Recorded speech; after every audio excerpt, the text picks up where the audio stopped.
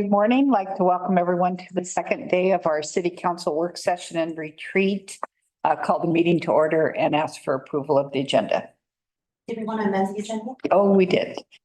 We would like to amend the agenda to add coffee with the counselors in the miscellaneous section at the bottom.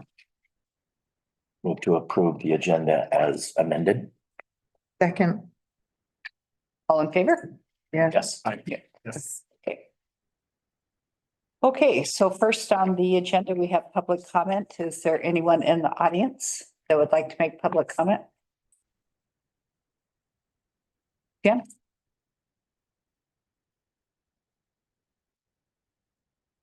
Van Siebert Ormond, P O Box 778 Cannon Beach. Dear Mayor and City Councilors, we're entering a new year and a new phase of our life here in our community. I've been involved in the Cannon Beach Elementary School restoration process from the beginning and have spoken with a lot of folks during that time. Majority of people I've spoken with or heard speak lately would like the Cannon Beach Elementary School restoration project at NACUS to go forward, but in a slightly scaled back, less costly manner with no weddings, no events center mentality, but a center where visitors, tribal peoples, and residents are all welcome and invited to partake in arts and ecology classes, salmon celebrations, choral concerts, and indoor exercise sessions, especially during stormy weather, etc. I suggest that all people interested in helping put together a positive solution could have a meeting here at the end of this month or in February, where the only item on the agenda would be the Cannon Beach Elementary School goose. The visions of the Clatsop Nehalem tribe, Pam Steidel, and others would be represented at this meeting. I've heard both of our new city councilors express interest in moving forward with a scaled back version of this project. Please, let's come together and work with each other. We need a gathering space where our entire community can sit together for an important meeting, memorial service, etc.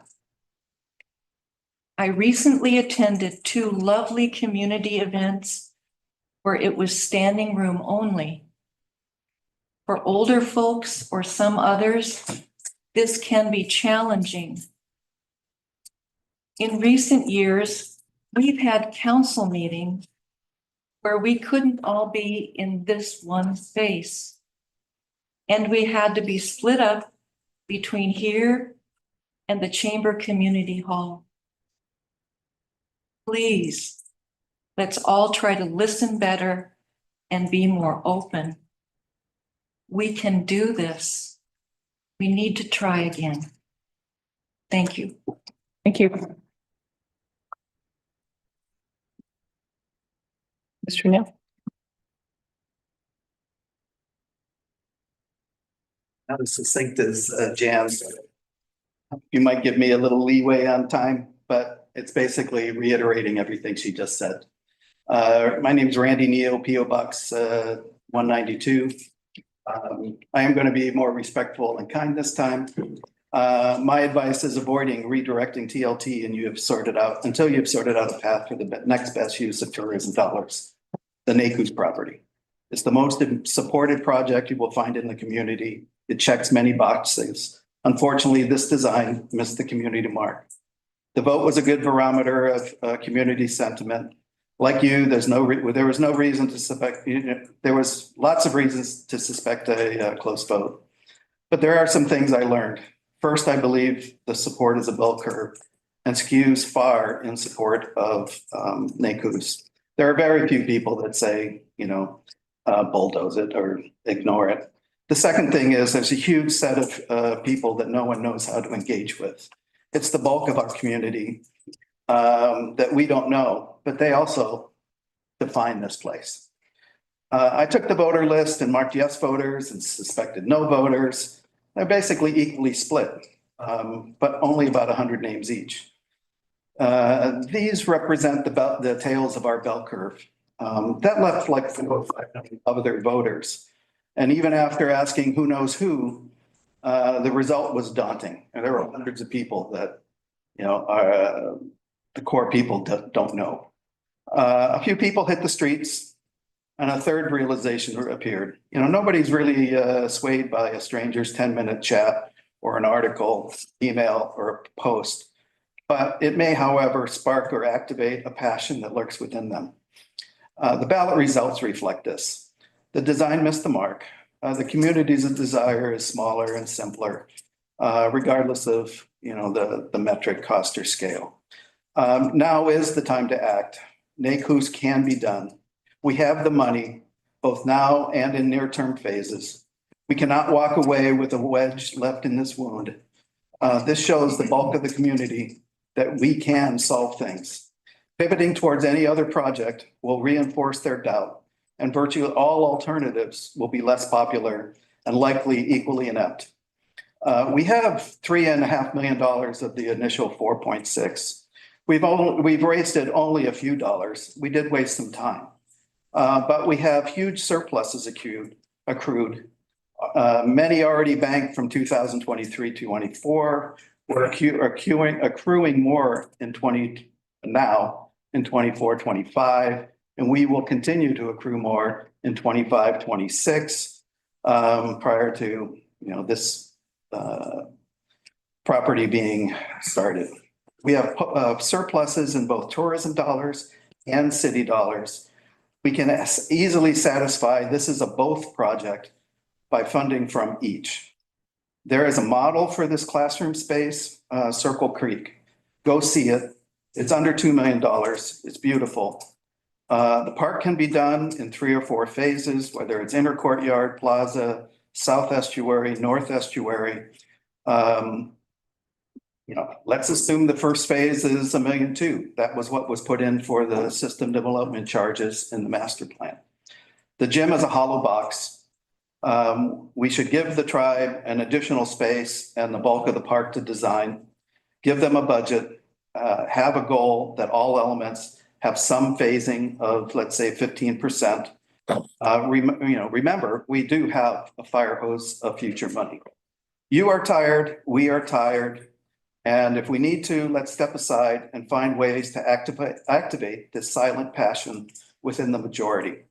Let the bulk of the community guide us. Hire a young, vibrant executive director to manage the facility. Let's pair this person with a respected community leader. I would have said Sam. Maybe now I would say Greg. But I don't know who that person is, but I think that's what is needed. Make an operating organization. Staff its board with a consortium of current and/or past supporters of the History Center, Friends of Haystack Rock, Polavana Colony, Chamber, and the Cannon Beach Arts Association. Each are the orchestrators of most of our tourist activities and our community functions anyway throughout the year.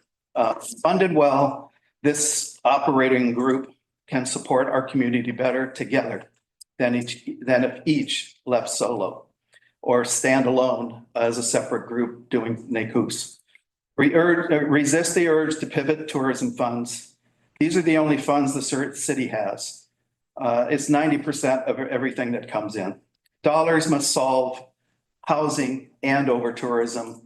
Let's use the school to show that we can work together and find great solutions and agree on how to creatively redirect these kinds of tourism monies. We must engage with our constituents better to achieve our big goals. Small top-down solutions are often suboptimal. Large engagement delivers the best in solutions. I cringed yesterday as I listened to conversations on something as simple as trails and S-curves. Jan's head was regularly shaking and I could feel my eyes rolling, and we are some of your best supporters. Let's make the school a great example of how we can re-engage with the town. We, meaning staff, leaders, community activists, businesses, nonprofits, and community members with expertise. Thank you. Thanks, Randy. Anyone else? In the audience, is there anyone on Zoom that would like to speak?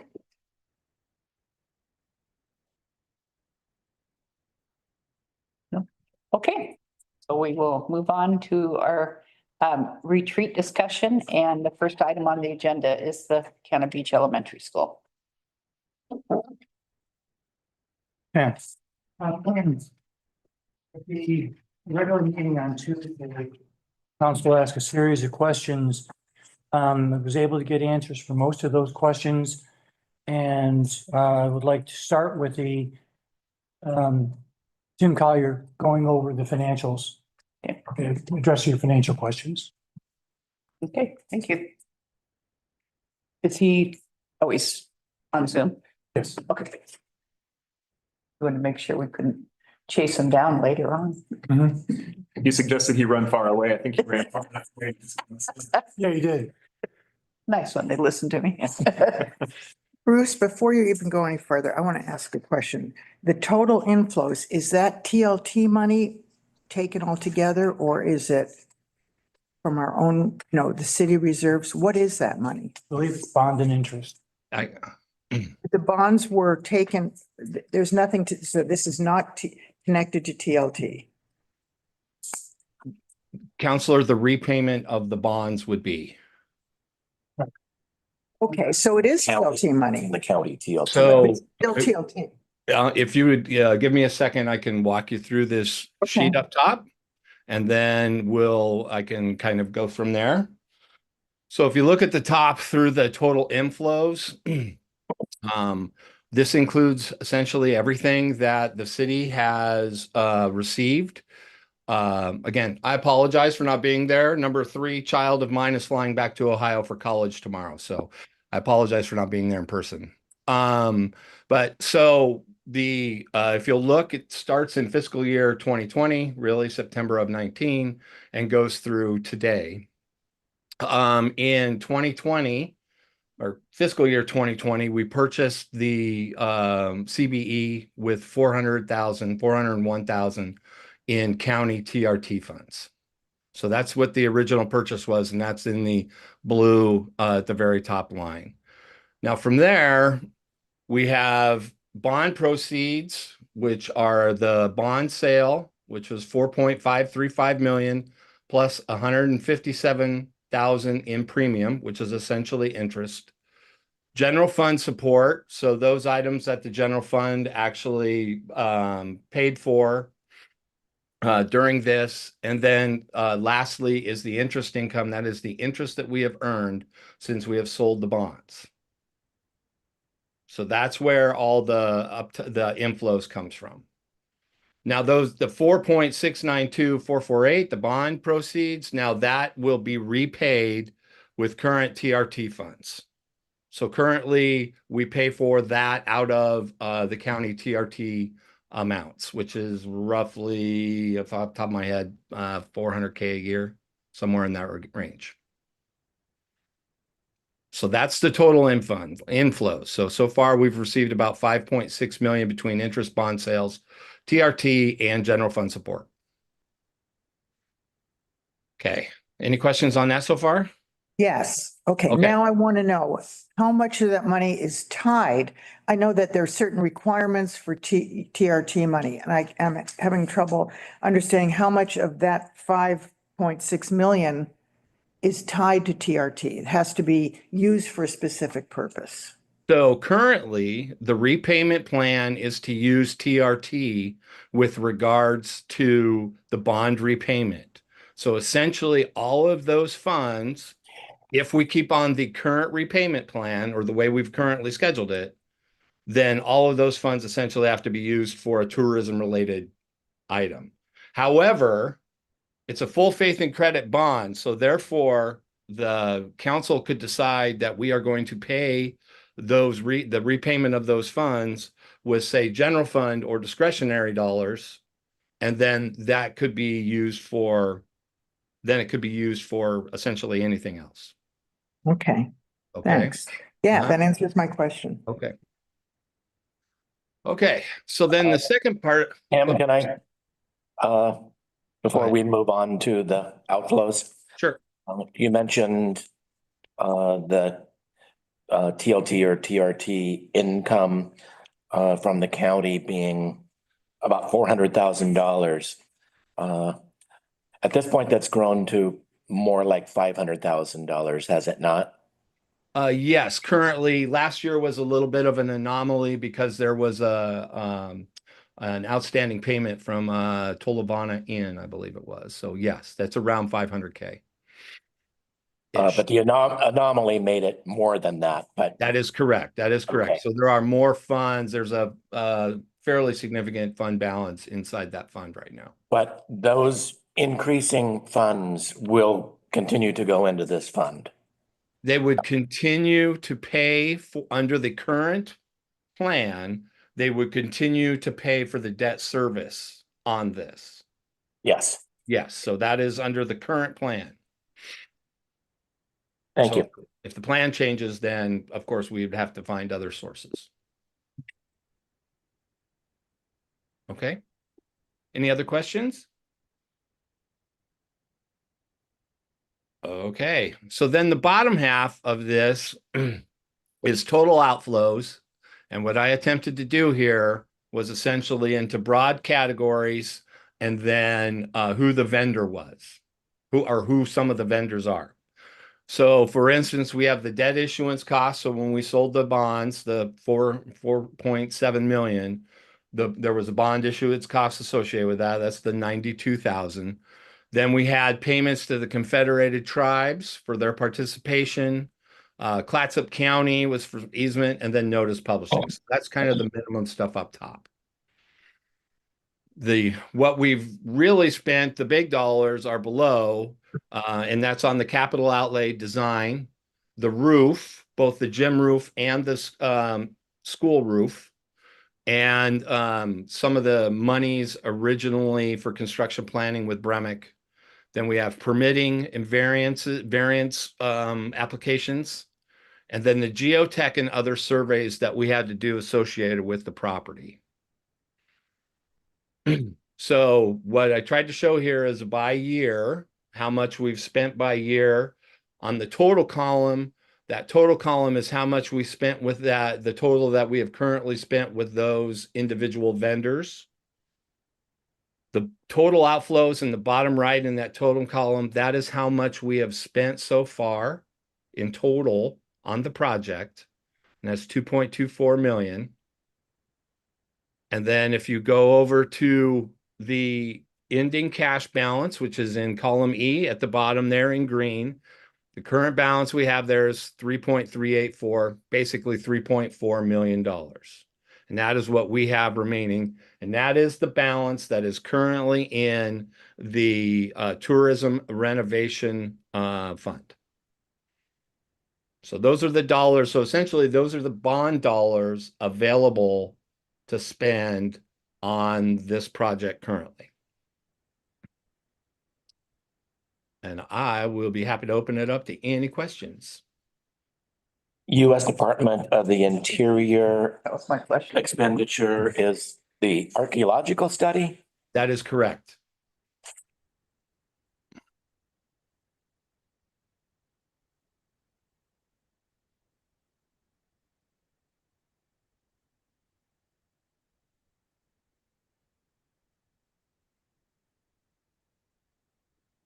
The asbestos remediation that was discussed, has that been done? And is that included in the construction roof/construction costs? Yes.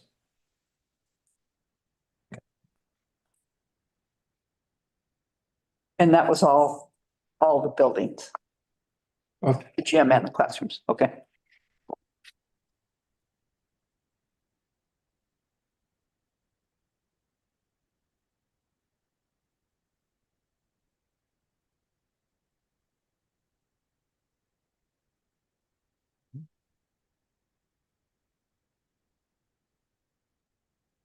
Any other questions or more detail I can give?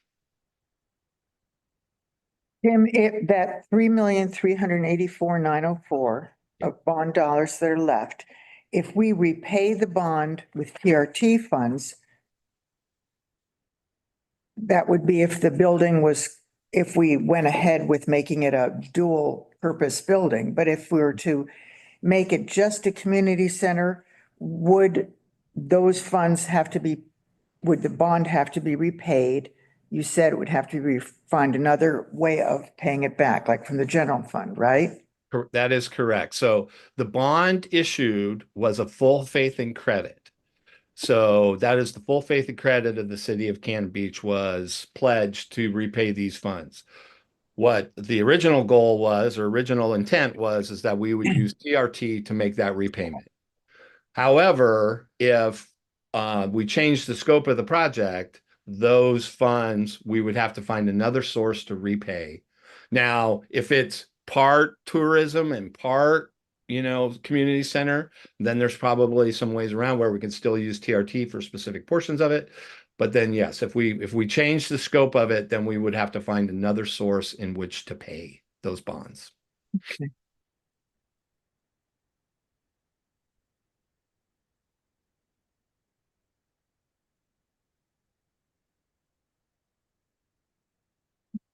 Any other questions? Thank you, Tim. That was very useful. You bet. Glad to help. Don't go too far. I won't. There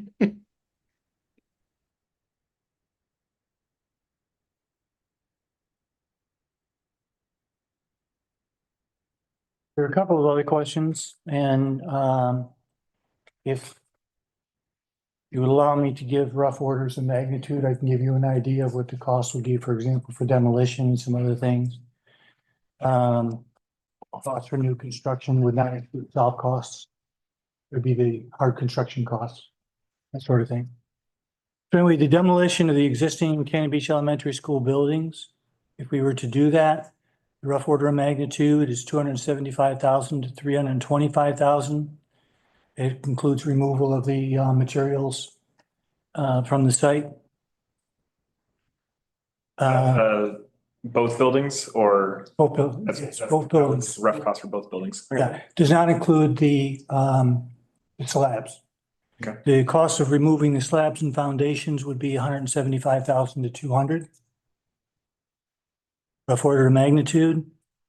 And new construction would be, again, it depends on when the construction happens, but new construction was to happen relatively soon, would be between $850 and $1,000 a square foot, not including soft costs. Could you give me this 850 to what? To 1,000 per square foot.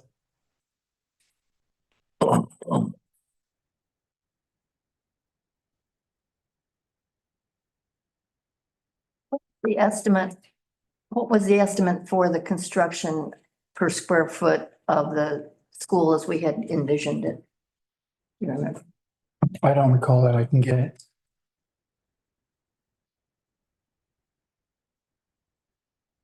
And for a comparison, are you looking for the hard costs or the hard and soft costs? Because that would be a different number. If this is just the hard costs, then I guess the hard costs. Okay.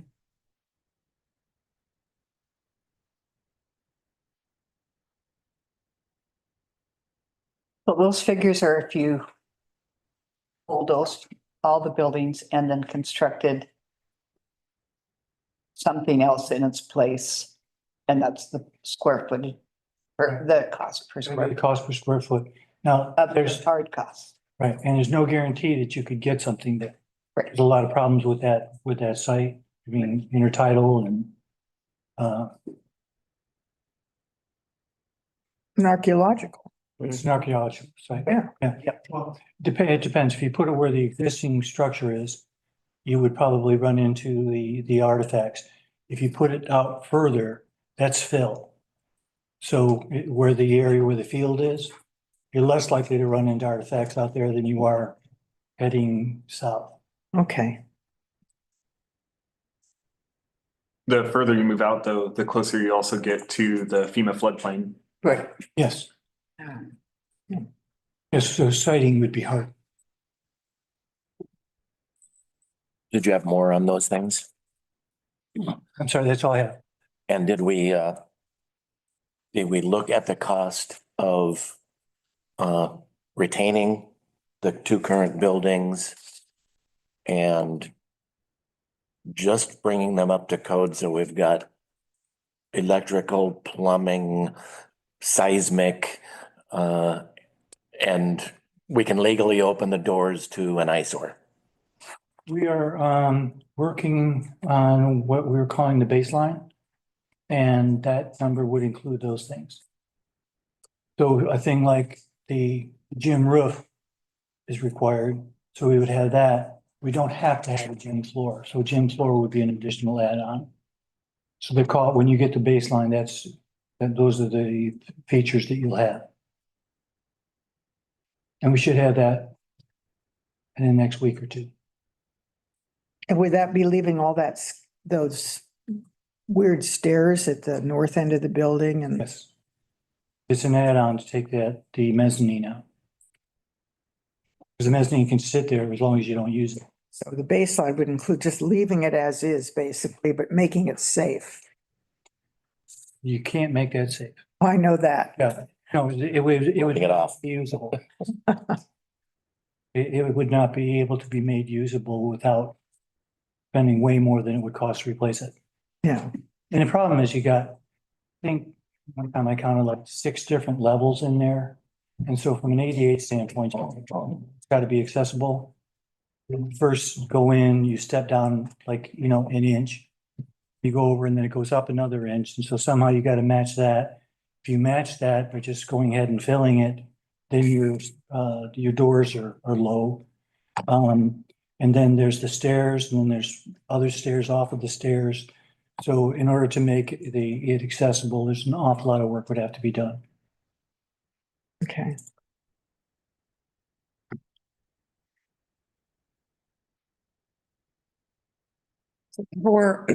There were 4 different options that were given at a meeting for the school.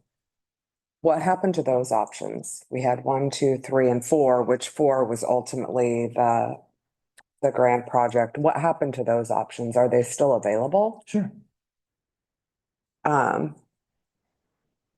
We need to be able to look at those a little more and see, because I don't think that they were ever really visited.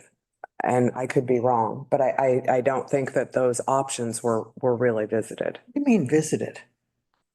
To look at, we were shown options Huh? and never given an option other than option 4. That's not true. Okay, well, There was a meeting where all 4 options were up on that screen and one time there was you're right, there was a big Yeah. discussion. Yeah, but I wouldn't call it a big discussion, but well, there was a. there was some discussion and then option number 4. So I personally would like to see what those other 3 are. Are those options still on our website? Yes. Yeah, they are, but we can, we could have CETA come in and go ahead and do a presentation on them because there's a lot of history with each one. Right. Because each one, like 1 kind of became the basis for 2 and 3 and on. Right. So,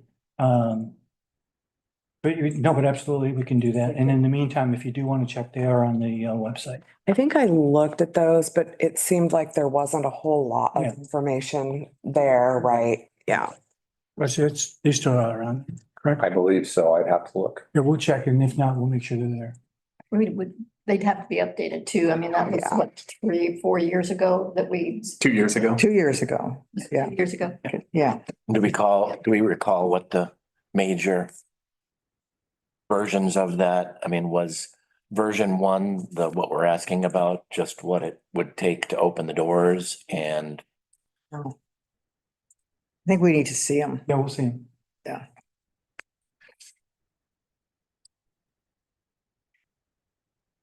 I guess my basic question in this whole discussion is, I wish I had the confidence of some of the people who spoke today, that they know what the people of Cannon Beach want. Because I don't feel that way. I don't feel like I know what people want. I know the majority of the people didn't want the project as was envisioned. And I assume it was because of the dollar figure mostly associated with it. So, but to get up and say, you know what people want, what the people want. They want this to be a community center, or they want this to be a dual use center. Where does that come from? Just from you talking to your friends? I mean, I guess, I mean, I don't want to go forward with anything till I know it's what, you know, that the majority of the people in this town want it. Not willing to speak for other people. We all have our own ideas of that, but I think some of the issue too is unrealistic expectations about it, that you know, we've talked about reducing costs. But that's not wave a magic wand. It's, you know, it's giving up something in the project. So I think, you know, it was easy to say we'll reduce the costs, but then when you start looking at what you get for the reduced costs, you know, you see the real picture. Yeah, and going back to that, I still see that, you know, the vote could be interpreted different ways by different people. I know that we're not, Ashley explained that we aren't bound to do nothing because of the way, you know, she explained that, how that worked, and I understood that. But by the same token, that vote said, we don't want the project. And it didn't say, but we want a smaller one. That was not written into the language of the ballot measure. So how are people so confident that that's what the vote meant? I mean, the wording on the ballot didn't say that, so I don't know what that vote meant. So I understand what you're saying. The confidence that I get from it is just from talking to people. I talked to well over 200 people in the community about when I was running for this seat. And obviously the school came up during a lot of those discussions, and the vast majority of them kind of revolved around three main points. Is that the scope and the price were too high. They weren't happy with that in general. In general, people weren't happy that there was no parking being provided for this facility. And then the third one was people didn't want another tourist facility.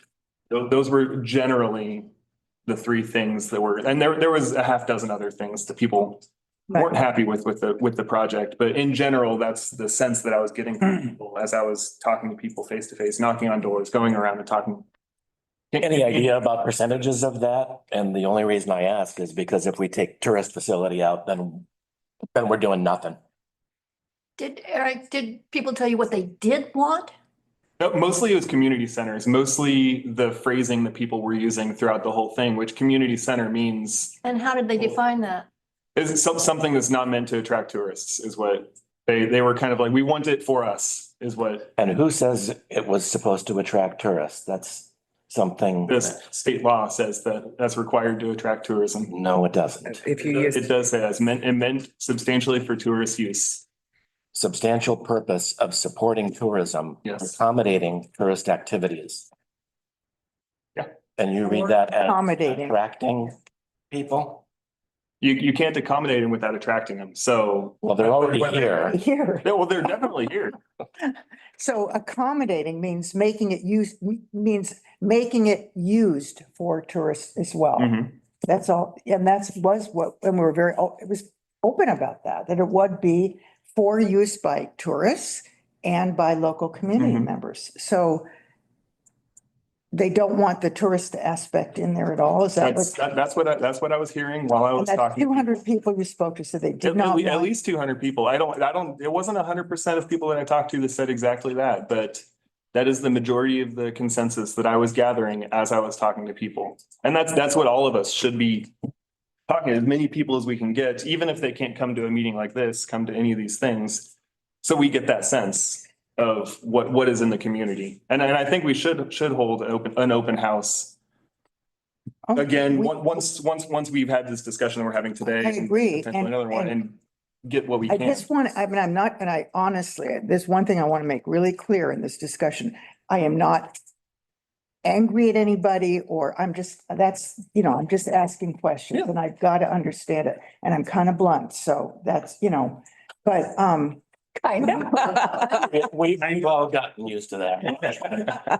but Eric, in your discussions with these people, did you remind them that we would definitely not schedule events during the summertime at that facility? Tourist. So that did come up in quite a few of the discussions. The majority of them were kind of laughing that off as, how are you expecting people to attend an event during the winter with no parking? They're not gonna walk from anywhere. And that was the concern. Pouring down rain, nobody's gonna walk to things that are there without parking. So the majority of them would fall when there's good weather, and good weather means people are here, so. And I agree with Eric. I heard a lot of the same things. One of the things that I did hear from several people was, they were under the impression that it was a community center, like it was initially, they bought into it when it was initially presented. And then they never really thought much more about it. And then it morphed into this other thing. But a lot of people that I talked to also kind of reiterated what Jan was saying, that having, supporting the tribes and having them have a presence and having classrooms that were interactive for tourists as well as community members, they were open to that at a lesser cost. Events was kind of a turn down. We have event spaces, we have limited parking, all of those things. And with events, I think that there's a big piece of this event center in the proposed plans that were proposed. I worked for the International Makeup Artist Trade Shows for several years. And so we did lots of events all over the world. And we would go into blank slates and literally have to build what we were going to do for our event. We weren't supplied with projection and all of those things. So, and we had to pay for power, all the way from power to somebody to clean the toilets. I mean, it was line itemed out. So, even if you had a space that was a community space that gave homage to the Indigenous people, had things, you could still have events in a space, but you sell it in a different way. And where you aren't footing the bill for that cost. So I'm not saying that I think we need another event center, but I think that the biggest thing was so many people that I did talk to bought into the initial conversation that Sam started however many years ago about a community center. And then they were happy with that. And that's where their heads still remained in that space. was there any discussion about how you pay for a community center? People don't think about how you're gonna pay for it, right? And so Our job is to think of that. that is our job. Yes, no, I agree with you. So was I asking people about that? I would say no, that I wasn't. Because then I did to a few people and I found that I was at a door for 30 or 40 minutes trying to explain how tourism money works and how all of which isn't a bad thing, but it's a hard conversation when people don't understand. Yeah, people, if they didn't understand, it's a problem because it was the tourist facility and the lodging tax dollars that we're going to make all of the community center, park benefits possible. But, we're also faced with tourist facility attracting tourists.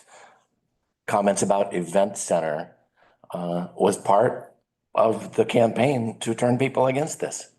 And when those things are at best misrepresentations of what we were planning. Event center, the use for events was like the bottom of the list for when it would work to have an event there. The tourist facility qualifies for supporting tourism or accommodating tourist activities, but who believes our cultural center, our Clatsop Nehalem tribe / nature center is going to suddenly attract hordes of tourists to Cannon Beach that wouldn't come otherwise. So I'm afraid that we've kind of made our bed here by some of the information that was spread. That you're perceiving was spread. Many of the, I would say 98% of the conversations that I had started out as a question to me, not a question that I wasn't driving the car. Were there people out there driving a car? Probably, absolutely so. I know, Because they didn't agree. So I shouldn't take this, what you're saying as personal, but I did there for a second. it seemed like a lot of the no campaign materials were no to a tourist facility, no to a $12 million tourist facility. Well, So, you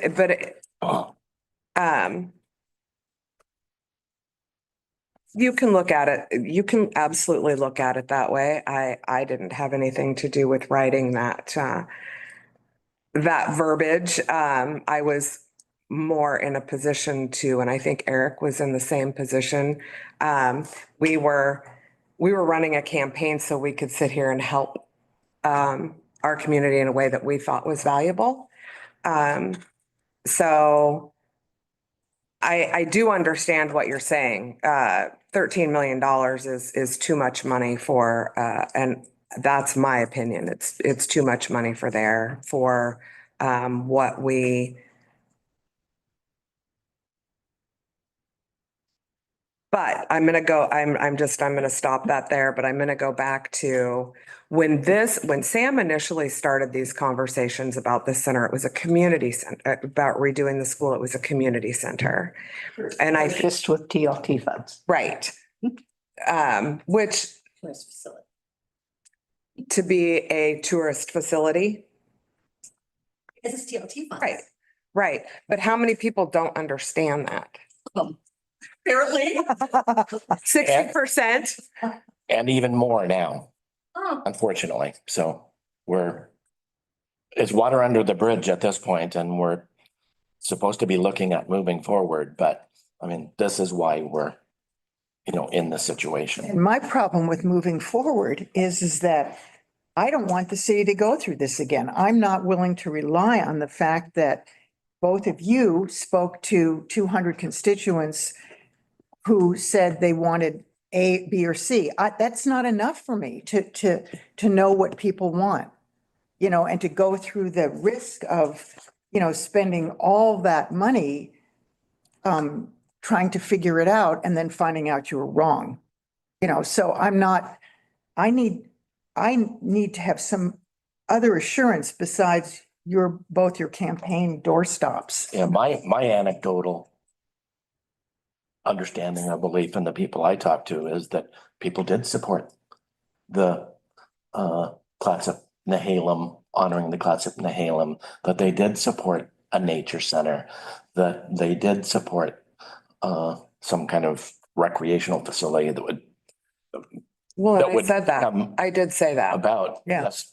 And it would but it costs too much, which again, it's like, what pieces of that pie do you start pulling out before all you're doing is being able to open the doors on a dilapidated eyesore or have it not qualify as a tourism facility.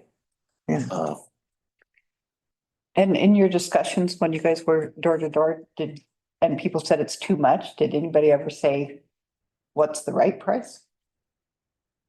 Actually, yes, between $7 and $8 million seemed to kind of be, at least for me, seemed to kind of be a key point. And then the next question would be, what do you want to take away? Right. And did that include the purchase of the property? Or was that, I believe that that was just kind of their ballpark generalization, and not everyone that I talked to. There were several people I talked to that were okay with the project. And I think that shows in the numbers, right? I mean, so, and I smiled and thanked them for their input, and I didn't try and talk them out of their vote. so do you have any? I didn't get any numbers Okay. on what people would be happy with. They're just not happy with that high price tag. I didn't go further and ask specifically like Right. what dollar figure, because I feel like to Gary's point, they don't know what to cut, so they don't know where it is. That's the job of us as the council to say, hey, this is too expensive. Instruct the architect or whatever, like provide us other options that are less expensive, and we can decide if that less expensive option has everything that we believe people are happy with. If it fits within the price tag that we're happy with, if it's cut, if there's still the remaining things that we like out of it and we believe the community likes out of this. That's our job. And it's not necessarily our job to come up with say, hey, you need to cut X, Y, Z, that this stuff is. For them to provide us those options and then for us to make those minor tweaks to what. So if we have a community meeting, as was a suggestion at the end of the month or in February, we've had community meetings and some people came and some people didn't. What's to stop that from happening again? And we'll end up with just a group of people who say they want something. We go forward thinking that's what people want. And actually, there's a whole bunch of people who didn't show up at the meeting who want something else. I mean, that's really kind of what happened before. We had I all don't think these that's what happened meetings. before. There was quite a bit of input that's in the surveys. The majority of the information that was in there from the community wasn't listened to. Are you talking about from how many years ago? In the surveys that are on the website from CETA.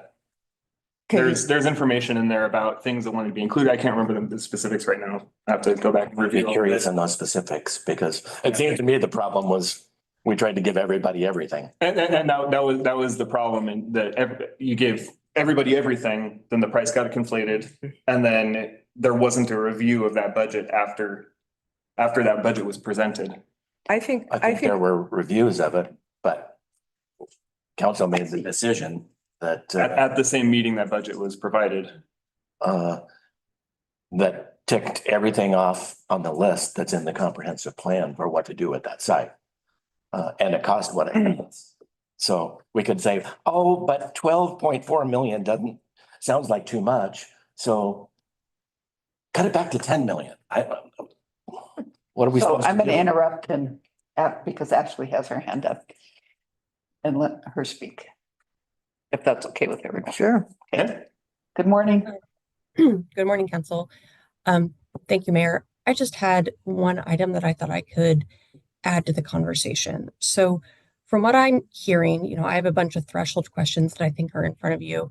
It sounds like everybody in the council would like to move forward with the CBE project in some capacity. Could I just get verification that No, What, are these your questions? they're my questions? Okay, I mean, I would Yeah. love to get to those questions because it sounds like Lisa's apprehensive about moving forward, but I'm Yeah. interested in what everybody, sees as far moving forward. Some of it, I'm sorry, we're rehashing the past and really we're here to talk about moving forward. So, Yeah. but So go ahead, actually, I'll but I get- hope we do get to those questions.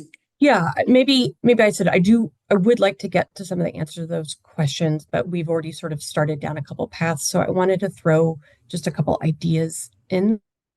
It does sound to me like everybody is interested in moving forward in some capacity with the CBE. It's just the question is, what is that going to look like? And of course, my role is, what are our obligations under the settlement agreement, and what are, potential legal barriers in the future. One of them you guys have already discussed a lot is that if we're going to use TLT funding to ensure that whatever we re-envision meets the statutory definition. And I think, for the benefit of the new counselors, the part of that definition that's always a little bit ambiguous is, what is a substantial purpose? And there's no case law that interprets the phrase substantial purpose. We do have legislative history, and we have an attorney general's opinion from 2008. But, whenever there's ambiguity in the law, there is some risk. So whatever the resulting facility is, if we'd like to use TLT funding, it has to have a substantial purpose of accommodating tourists, accommodating and providing resources for, supporting and accommodating tourists. So we also have some other options in terms of understanding what the voters want. If we use the same funding mechanism that we did before to get additional funds, because it does sound like, whatever we're looking for in the future does require some additional funding. We can get that through, funds already at the city, general fund dollars. There's not a lot of legal restrictions there. But the other options regarding funding is the same funding mechanism we used before, which did not require a vote. So that's under ORS 271-390. In that, we're under the auspices of the settlement agreement. We may need to make sure that this project is significantly different than the former CBE rejuvenation project. The other options we have regarding financing for this project is votes of the people. So if we want to do a GO bond, which raises property taxes, that would require a vote, and we'd have more flexibility in our project. If we're using TLT, we still have to abide by that.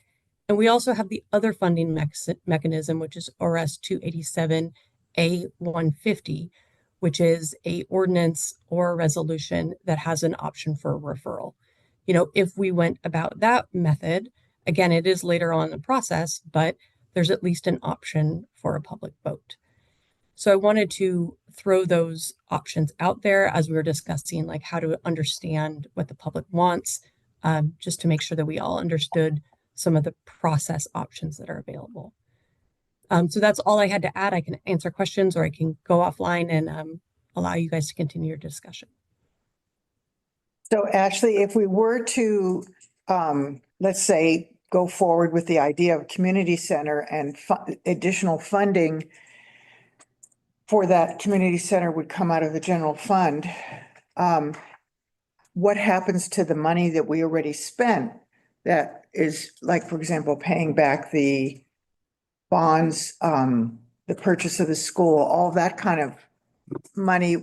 Would that also have to be repaid out of the general fund? And would the purchase of the school property have to be repaid out of the general fund? That's a great question, Lisa. And I was just thinking about that as we are going through this conversation. The answer is I don't think so, but I would need to get a legal opinion on that. Again, there's not a lot of legal interpretation of the TLT statutes, but certainly when the city purchased the property and everything that we've done up to this point, we have had the good faith intent to use it for a tourist related facility. And therefore, I believe that that should be sufficient. But I can, if the council would like, I can look into that further and provide an attorney-client privileged legal memorandum. I would like that. Yeah, very much. Okay, the rest of council, is that a directive for me? Yes, for me. Yeah. Okay. Deanna? Yeah. Gary? Fine. Okay, yes, thank you. On your question 5 and ORS 271-390, that could be a moot point after the May election. But if It not, could be. Yeah, depends on timing. And Ashley, the 287A, number 6, 287A.150 and 287.150. Is that language regarding a geo bond? No, a geo bond would be a different funding mechanism. And again, that would raise property taxes in order to finance the construction. That's a Okay. different option. Option 287A.150 is an alternative to the funding mechanism we used. And that would just allow a referral of the resolution and ordinance to the ballot if there's a sufficient number of signatures. So how does that differ from 271.390? They're different statutory mechanisms for financing. And, most entities that I work with, as we have discussed before, use 271.390 and 287A.150 is similar. I mean, they have slightly different scopes, but this project would fall under the scope of either one. The primary difference for our conversation is that 287A.150 allows for a voter referral where 271.390 does not. Okay, so voter referral, meaning that a voter could refer the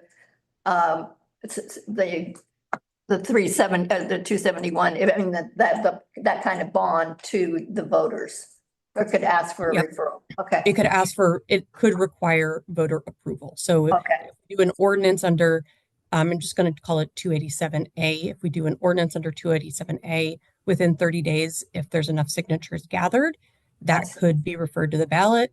If it's a resolution, it's within 60 days. And Ashley, when you say a number one, does the council want to move forward with this project in some manner? Well, I don't know. Okay, So- then let's start So there. you're assuming that the whole council does want to, I would like to, I mean, I'm open to being convinced. I'd love to be. I mean, if it was my personal preference, it would be yes, but I don't want to, right now I have cold feet. And I'm not sure if the community has an appetite for it or not. I know a portion of the community does.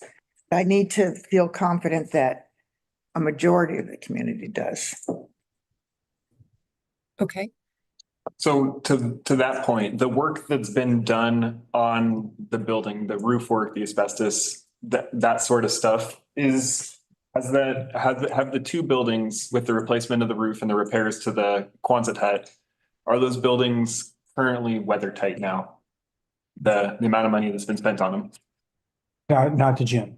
not the gym. The gym, there was minimal work. It was mostly seismic. There wasn't, the replacement of the membrane, that sort of thing has not been done. Okay. And there is leakage going in. What we're finding is that, there's not that much damage being done, that the structural engineers are concerned about the structure of the roof. Mhm. It's just that we are getting, water in there. We don't have that condition in the classrooms, Okay, so the classroom buildings are weather tight weather tight. currently, and so their condition will not degrade for the short-term foreseeable future. Being that the work has been done to replace the roof and seal up the windows that were leaking. I don't know if we've done any window sealing. I was just looking at, Yeah. it looked like there had been work. And they may have done that because we also had to tear out the wall, or a good portion of the walls to do seismic Mhm. work, so that we didn't spend too much time on the windows. But it probably was done that there's weather tight as they can get them. I have a question. When this, and I agree with you about going forward, Gary, but when this project was initially sent to the architects, were they given a budget? No, I think that would have been helpful. If they had had a budget to start with, to say, this is kind of where we want to stay. But Maybe for future. that's usually how a construction project happens. You get a Generally. budget and you ask them to design to the budget, not And we also have, Fine. I mean, if we can do something that's palatable, that we feel confident that we can sell to our constituents, in 3 years, we could do something more there because then we're going to be raising more money, right? So it doesn't mean that that's the end all. We could still do something that was probably nice, maybe not the Ritz, but nice that could be for the tourist and the community alike. And then look at further enhancing the lobby 3 to 5 years down the road. It doesn't mean that it all needs to be done all at one time. The bones need to be there. So I guess my question is, how do we decide on a budget? Let's just pick a number that sounds right. If I can, we didn't know the scope of what would have to be done, for example, in the gym and those things. And an engineer gave us just the cost of what they thought it would be to put on the seismic walls, that sort of thing. That's where the number, and I believe it was like 4.7 or some number like that, that was related back to ZCS. And that was never supposed to be the number of everything that we needed to turn it into the facility we were talking about. So, but at the time, we had anticipated or were looking for the budget to come in between 7 and 8. But we didn't set a limit of 7 to 8. And then after that, it was just like comparing, all right, now what is the difference between we're coming in when the number looks to be about 8.5? What's the difference between what we had when we thought it would be 7 to 8?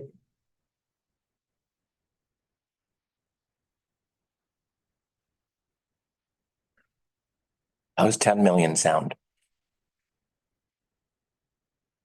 Say it again. 9? Didn't hear you. Well, here, 7.5. How about I think when what did you say? 7.5 million? I think it needs to be a conversation about what do you want the facility to do? And then the dollars will be what they are. Instead of saying, like go to 10 million or whatever the number is. You all need to be the ones, or the citizens need to say, okay, no, that's still too high of a number. Okay, fine. What do you want to go ahead and change? Do you want to do something less in the gym? Do you want to, that sort of thing? To get it down to where you want it to be, but to go ahead and set. In the process like we did it last time. Well, and if we can get those phases and we can actually see some of the paperwork behind those phases, I think we could maybe make a better decision. I understand what you're saying, Bruce. Yeah. It's interesting, though, me, using the term the Ritz. I didn't see it as the Ritz at all because, it's not like we were using exotic hardwoods on the floors. I mean, the interior was basically plastic, laminate, all the classrooms. It wasn't like, we're bringing in oak floors or anything, it was just all laminate materials, very practical, very plain, and the only portion of the whole building that was artistic in any way was the lobby. And that was honoring the tribe and was, sort of beautiful. And even that wasn't using fancy materials. It was a poured concrete floor and we couldn't even get it dyed because it would be too expensive to do that, to color the floor. So it was all going to be one color, which I was, not real excited about. But I'm just saying, to me, when people say the Ritz or lavish, I guess I don't understand that. If you're looking at our architectural renderings, they always look fancier than they are because they always make the people really teeny and they take it from the bottom looking up. So it looks like a very tall, gorgeous building. But in reality, when you looked at the square footage and you looked at how high the ceilings were, et cetera, I just didn't see it as lavish. Did I think it was expensive? Oh, you bet I did. It was expensive, but I certainly didn't see it as a lavish construction or a Ritz. And, Yeah, all the cost cutting was essentially removing something that we had hoped to have as use for the facility. It wasn't like cutting the cost of finishes. Right. It was like the projection and things like that. So instead of having an automatic projector that came down, it was switched to just painting one of the walls with that projection paint that allows you to show movies. I mean, to me, that's a big deal. I mean, I've gone to so many things here in the town where you want to show something on a screen and you can't do it. I remember going to a film festival at the Coaster Theater. Where the sort of scratchy little screen was pulled down and, I mean, that's what I envision in a community center, even in the community centers, that you'd have good, decent projection and decent acoustics. So that when people sing, but I don't know. I mean, I tell you the truth, I feel kind of lost about this. I'm not really sure what it is we want to do, and but I'm open, I'm kind of in the same boat, although I do want to see something happen. I would like to hear from everybody what they would be willing to support, at least as far as use there. I've never had an attachment to the buildings myself. I know other people in the community do, sitting next to one of them. But what I was interested in was the use as far as something where the Clatsop Nehalem people to honor that historic site and a nature center where we could educate and inspire people about our environment towards stewardship and actually mitigating some of the costs of tourism. and like the nature center, you sent out some pictures, I think, on one of the Protect Cannon Beach Facebook page of a nature center in another community. Sequim, Washington, has the But- Dungeness River Nature Center. But they didn't start off with a building that they had to refurbish. They started off from scratch, just as the North Coast Land Conservancy building was not, there was nothing there. They could build it from scratch, which is a whole different ballgame. And it, For it to build from scratch. then. oh, yeah. That's why I feel like, where we're at now, again, water under the bridge, but I think we've sealed the fate of one or the other or both buildings, because we're not going to be able to fix those buildings, do something that, as our comprehensive plan describes, for in 3 or 4 years or less money. I mean, So would it be useful for us to go through these questions? I would like to hear from other counselors, yes, what they would support. And how they'd fund it. Well, let's go through Yeah. these again. Let's go through these questions. Okay. And Brandon and Nancy, welcome your input also. But we don't have to make the decision. I know, It but doesn't matter. We want your input. Their decisions are done. I just assumed I heard her cheer over here. okay. Cheer a So number one, does the council want to move forward with this project in some manner? My answer is yes. My answer, I don't know. From what I heard in the community, my answer is yes on that. At some scope, people are in support of a CBE rejuvenation project.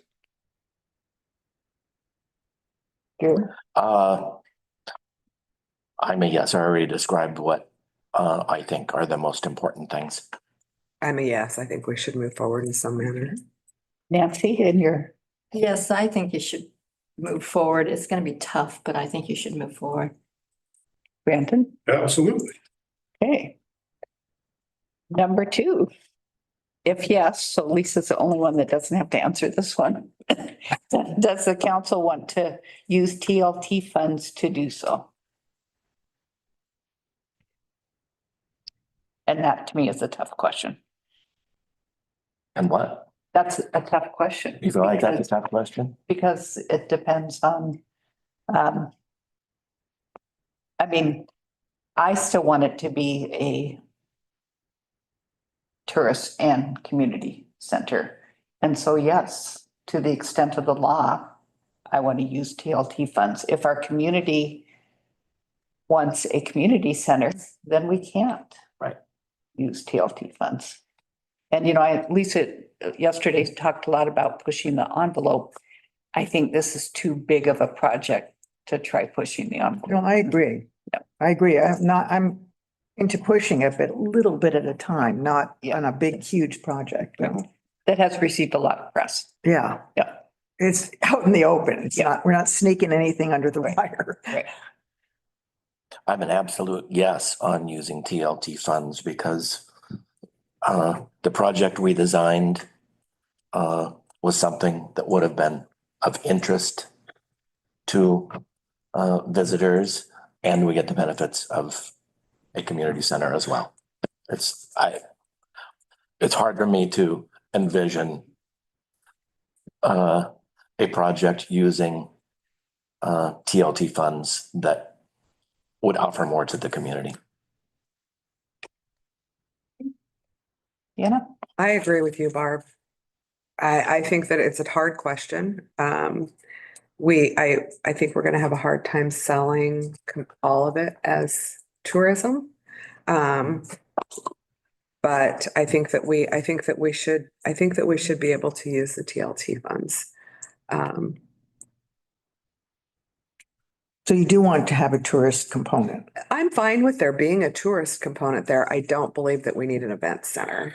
We need the nature conservancy type and honoring the tribe and letting them teach classes and have classes there. And there's a lot of fun things that could be done in that center for tourists and especially for their children. We really don't have a lot for kids when they're here in the summer to do. So I definitely think that could be a component. I do not believe that we need an event, a true event center there. Okay, Eric? I keep going back to a conversation that came up like a year ago, 2 years ago, maybe. I think it was you, Barb, that mentioned splitting, making the costs more equitable across different buckets of money throughout the thing. So not using exclusively TLT funds for this, but dipping into our general fund, whether it's into our reserves or pulling from another source within our stuff, but not exclusively using it. And especially if the community, which from what I had heard, which we can hopefully hear from more people, what I had heard is people are very much interested in a community center for them. And if we're building, if that's the route that people want, if that's the route that we go, it would be disingenuous to build something that could be used by tourists with tourism dollars, even if it does meet the letter of the law. It would be disingenuous, and I don't think it would be right to use exclusively restricted funds for something that has the intent for us as a community to use, but the tourists can use it as well. Okay. Brandon? I fully support using DOT dollars. And Nancy? I think it'd be very difficult not to use TLT dollars because you're not gonna, I don't want to see us wiping out the general fund for this. I've seen too many municipalities in my lifetime get down to the bare edges of their general fund. The only other potential is to go for a GO bond, general obligation bond, and ask people to raise their property taxes to pay for it. And I'm not sure that would ever pass. So, and I don't know how you balance, how you use TLT funds and generally general fund funds and still not call it a tourist center because the TLT portion.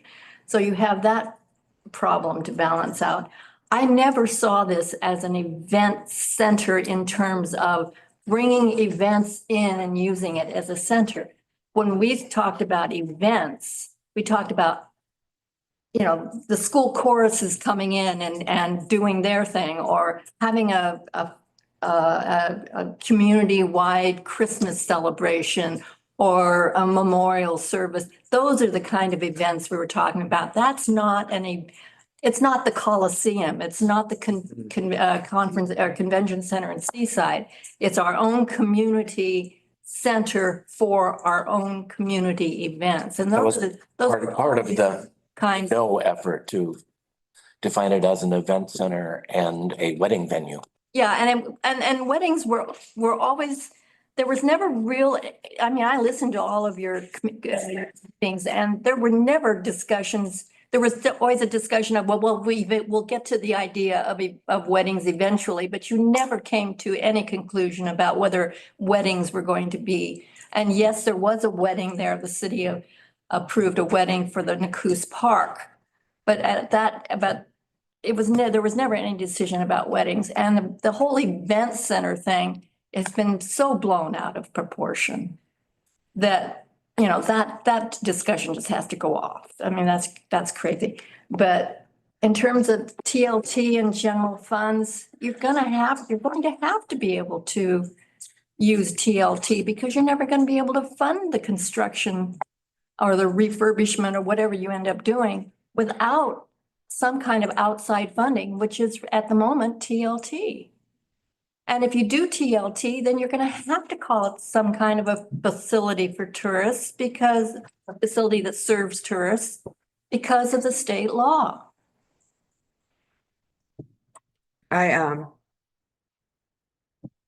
Nancy brought up a good point, and I think that I know that I use the term events. Community celebrations should absolutely be able to happen there. Right? I mean, I think that goes back to the community center idea piece of that. So I'm not in agreement with being able to use, I just wanted to go on record and say that. So you want clarification that it would be community events? Well, I'm just saying, I don't need any clarification in this moment. Okay. Yeah, just I'm clarifying that I wasn't insinuating that we couldn't have school concerts and celebrations of life and things. What about like if Travel Oregon wanted to have a conference there? And, you know, rent it to have a conference? And talk about sustainable tourism? No, talk about whatever they talk about. They usually stay at one of the hotels and use their conference center, so the people are right there within their hotel. Yeah, but I'm just saying, what if we're not that group, some other group? What if some, you know, nonprofit, or not even a nonprofit? What if a group wanted to rent it to have a conference? Or the yoga festival came back Yeah. and used the gym as a. Right, that, and I don't know what was wrong with the Travel Oregon reference. I would more think I don't know. Oregon Coast Visitors Association Oh, yeah. does an annual conference, you know, along the coast. Yeah, And what if they they, come in during the winter and rent hotel rooms and have programs for the community and, or League of Oregon Cities, let's say they wanted to have their, you know, fill the hotels in the winter and then have, you know, their presentations in the school. How would that work? Say no? I mean, if. Sure. Tourist facility? I mean, they would have to bring, if they wanted to do that, then I think we're going down a road here. I understand where you're going, but if they wanted to do that, then they're going to need to provide the things that they need to make that happen and pay for it, right? Right. They're not going to do that. They're going to stay at a hotel that has the facility that they need, so they can house all of their people. They have. No facility in town that would do the League of Oregon Cities. Have you ever been to one of their? I haven't. I've been to the There's- Washington ones though. There's no building in this town now that could house them. And they have had it in Seaside. Hmm? They They'd have, have to have it in Seaside at the And they have convention had it. center. And I was gonna say, yeah, I Yeah. know that they have had it there. So I'm just trying to figure out what the parameters here, where, when you say a tourist use, or only, events that are locally based. Is that right? I'm not making an opinion on. Okay, I'm just, Yeah, it's okay. that's That- why I'm just, I understand I'm, want to clarify. I do. Okay, we're on question number 3, correct? Well, actually, Lisa's the only one on the hook on that one.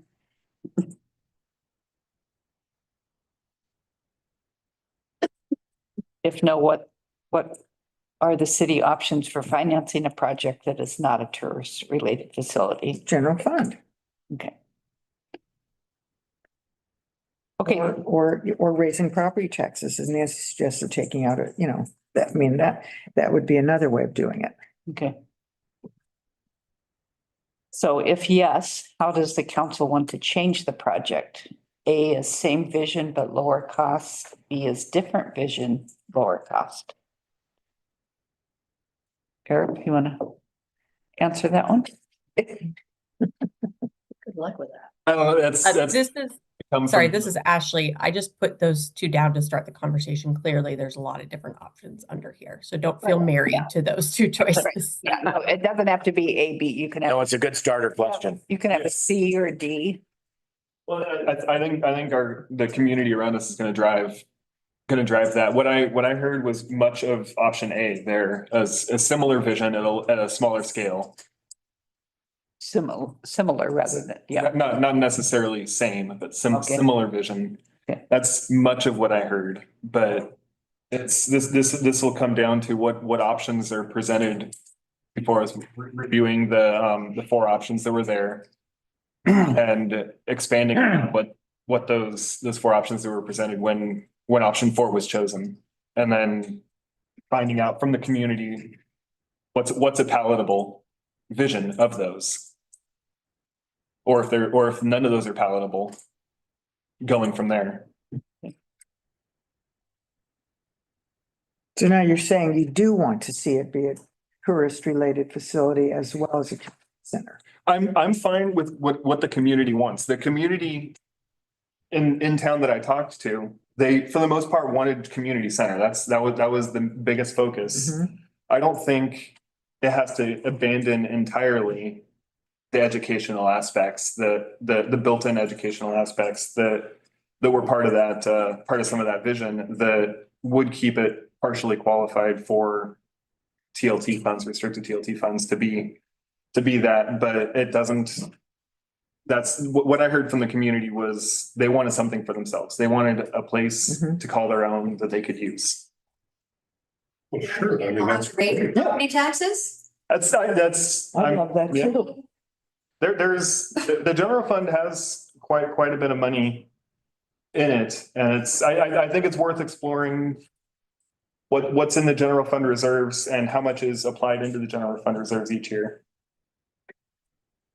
Yeah, There's also a lot of things that the general fund has to be used for that are coming up that I'm even more concerned about, like a new alarm system, which is very, very expensive and things like that. So I think, got to take, And this look at the project bigger might picture. need to take a back burner to some of these Yeah. other projects that are more pressing. Ashley? I see your hand up. Yep, sorry, I just had to unmute myself. One other thing I might be able to add to this conversation. One of the reasons why during the educational portion of this that we said in the materials that this was a facility to accommodate tourists is because we didn't know exactly what the facility was going to be used for. We are still developing that at the same time we are developing the project. If, for instance, we were going to do if we had a very specific project in mind, for instance, a museum or a cultural center for the Nakus tribes, we wouldn't have to say, very explicitly that this is a tourism related facility. We did have to do so before because we were still developing what it was for transparency in the community and also being able to use those funds.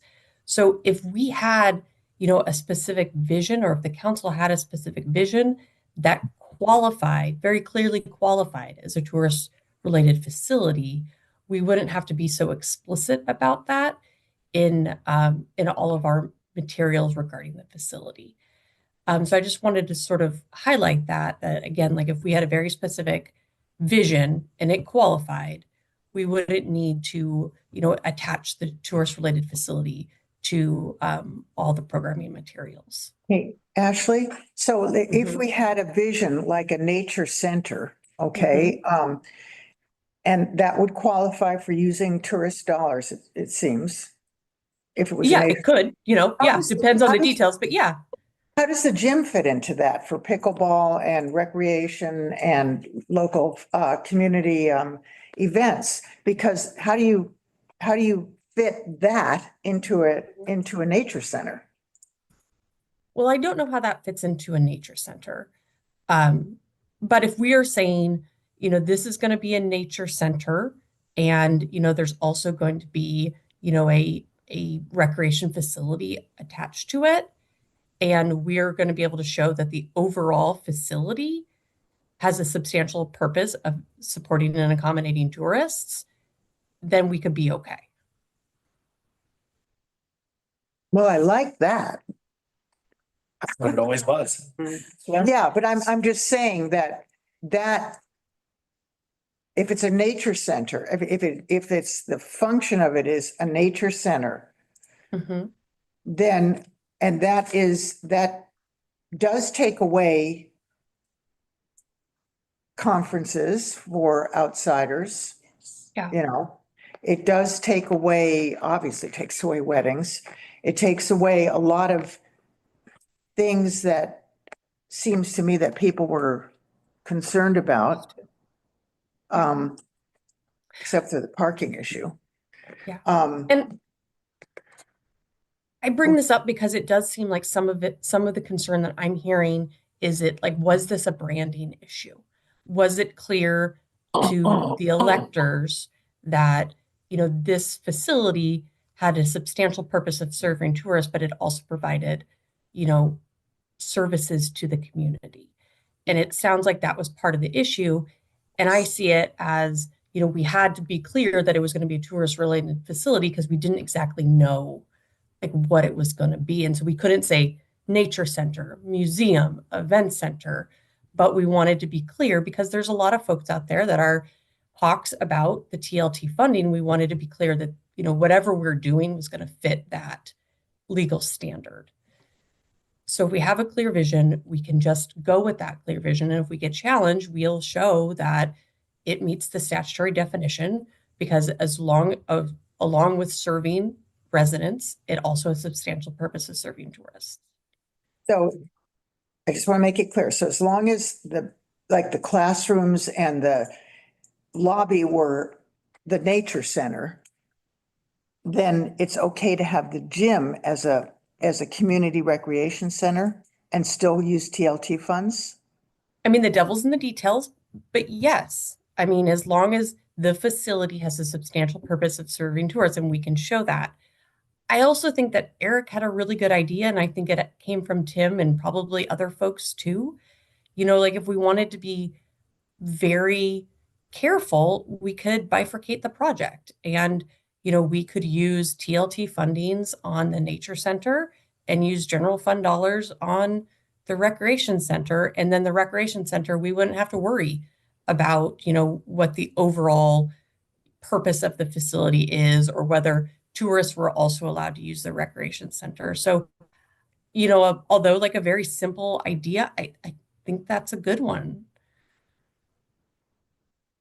Although I say simple, maybe more complicated in the financial bifurcation. I'd like the finances of that. I don't know that it has to be as defined as TLT dollars pay for this half and general fund pays for that half. But, Either. but if the gym was available to tourists, it could all fold into TLT dollars, correct? That's why I'm saying it Yeah. wouldn't have to be 100% funded by Right. by the general fund. Right. But And you pick, this is what the project was. And we said no to it and the amount of money that it would cost to get there. So at some point, we're gonna have to get realistic. But about cutting it back. Ashley did just say it wasn't defined, and if we could define it in some way, Branding was. branding, right, branded.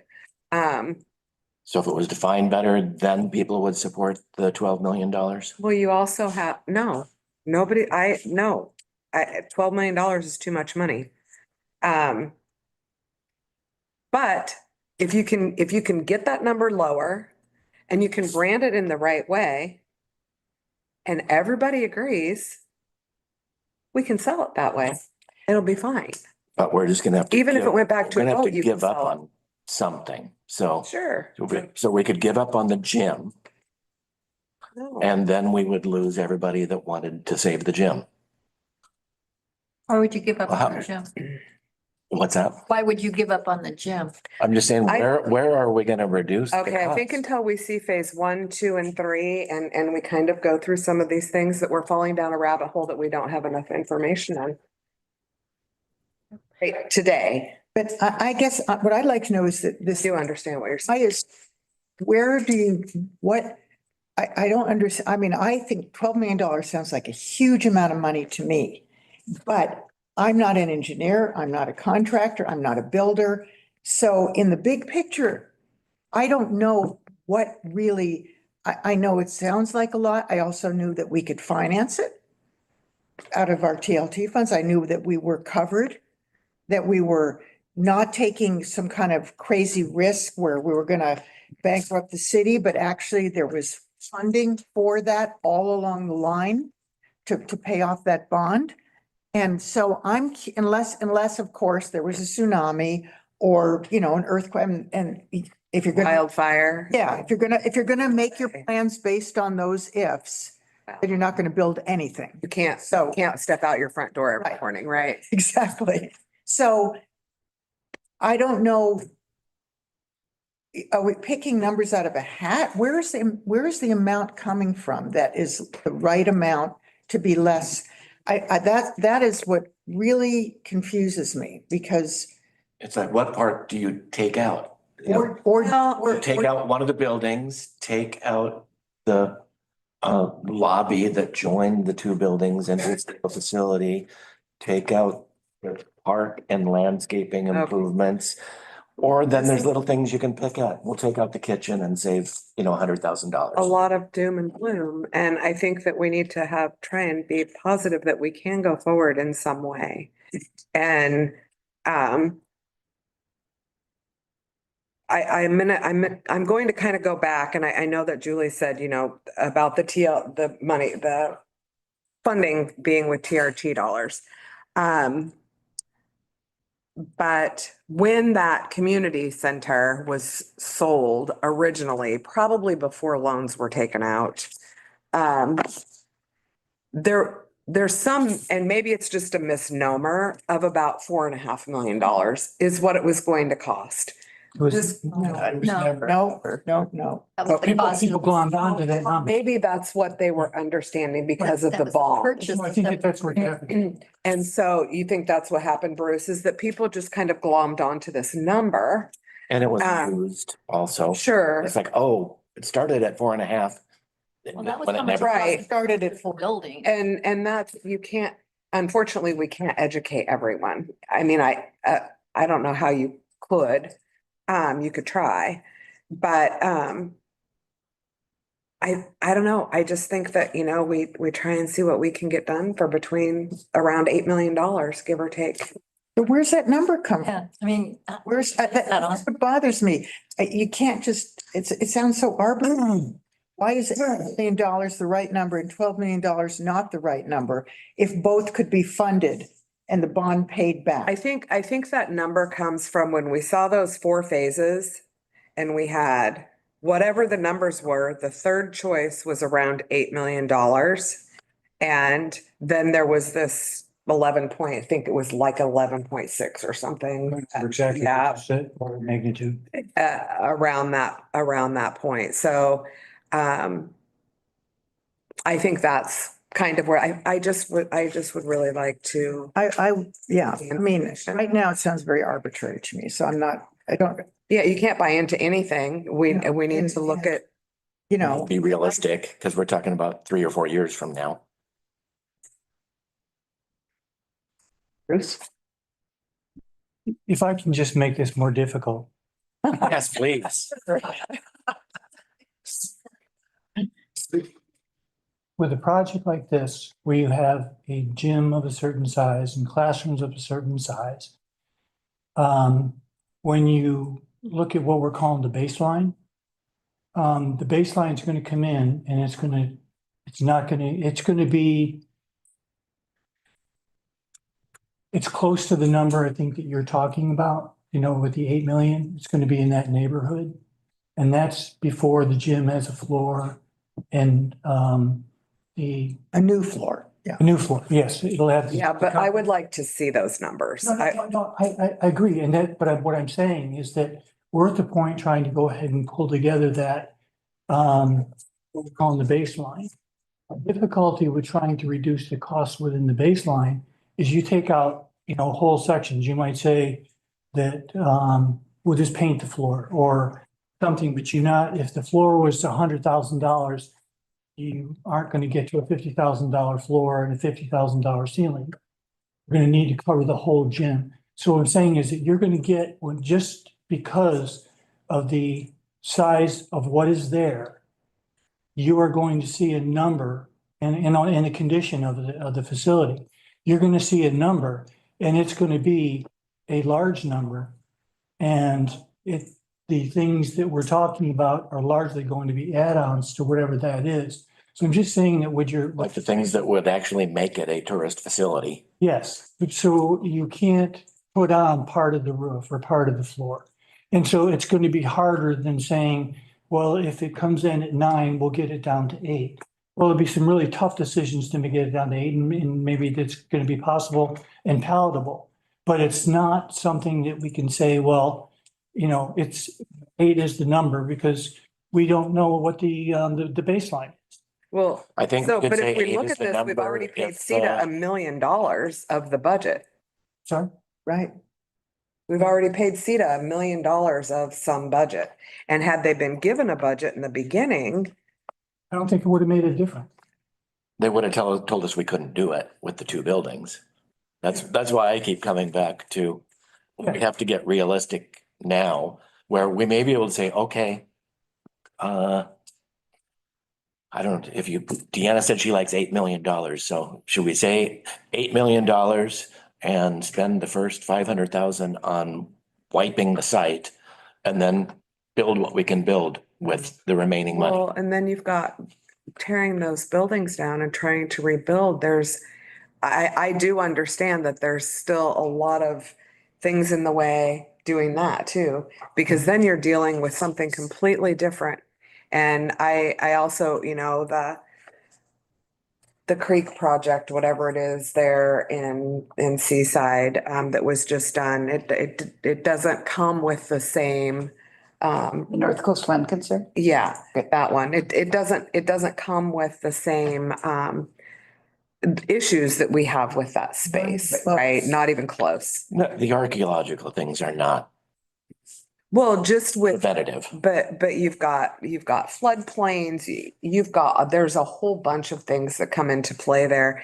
There's building regulations regarding just the tsunami zone that it's in.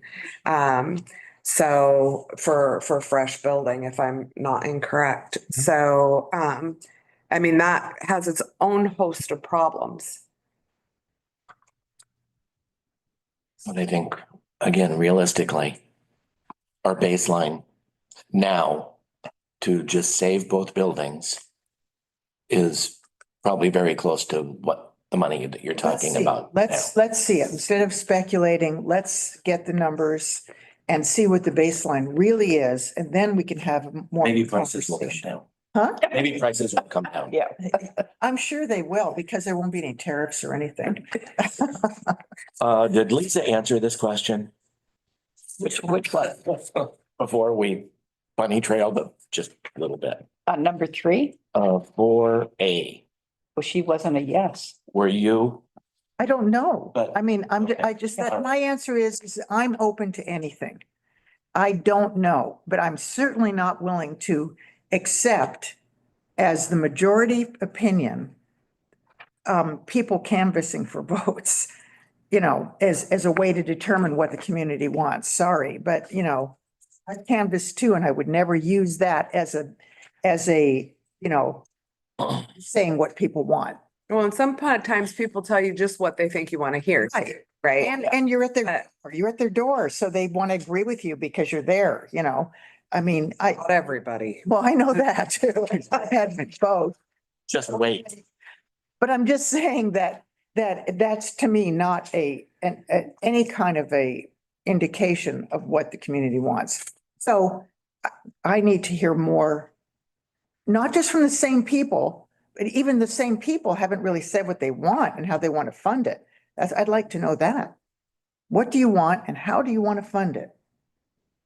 So maybe know. this is a good time to talk about if we were to have a community meeting in late January, early February, probably February. Right. How would we handle that meeting? Would we start with the four options that we had? Well, I personally think we need to look at those first, and we need to kind of to at least give people a ballpark on we were here, this is what we think, you know, we think we can do, and this is what we can do for that amount of money. What I want first is to know if we want to continue. I want to Well, hear from and- people what they want and how they want to fund it. Come in the door, yes or You no? know? The question I have is, looking at those four options, they are at least 2 years old. Yeah. So they need to be updated. Oh, yeah. And I want to know, Which is the gonna cost- baseline is to me, the most essential thing to know, what the baseline is. Just to make the building Today. operable Yes. today. Yeah. Without that information, I don't think we can make any intelligent I decisions. agree. Maybe we should in 2 weeks. Okay. Do you have an answer for 4A? I mean, do you feel like we've satisfied this? She was a no, so Barb said she didn't have to answer it. No, are you talking to Lisa No, or I'm me? talking to you. Oh, I'm, I think, we have to lower the cost. That's, you know, Yes. but I like to keep the same vision. And I don't know how we do both. I loved the vision that we had for this project. And I want to save both buildings. And when you say lower the cost, do you mean, would we pay for it the same way with the bond? Just take out a lesser bond or? No, I'm saying that I think the voters gave us a very clear message that the cost needs to be lowered. She's hoping for magic. Yeah, I think that they did, but they also didn't say what they wanted. Right. That's not how the ballot was written. It couldn't be. Right. multiple choice. It would have been all these multiple choice, A, B, C, D. That's not how ballots work. Yeah. But you wish they did, huh? I wish they did because we wouldn't be having this conversation now. We would know. Well, I'm the same vision.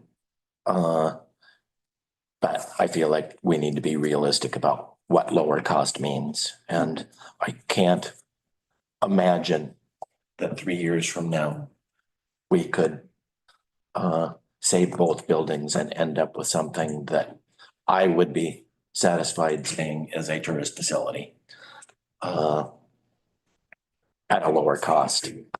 And I appreciate Eric's, well, I want to listen to people and see what they say, but it's really important that we're honest with people in the community. Yep. About the use and the funding of it. So it's like, yeah, I want a community center.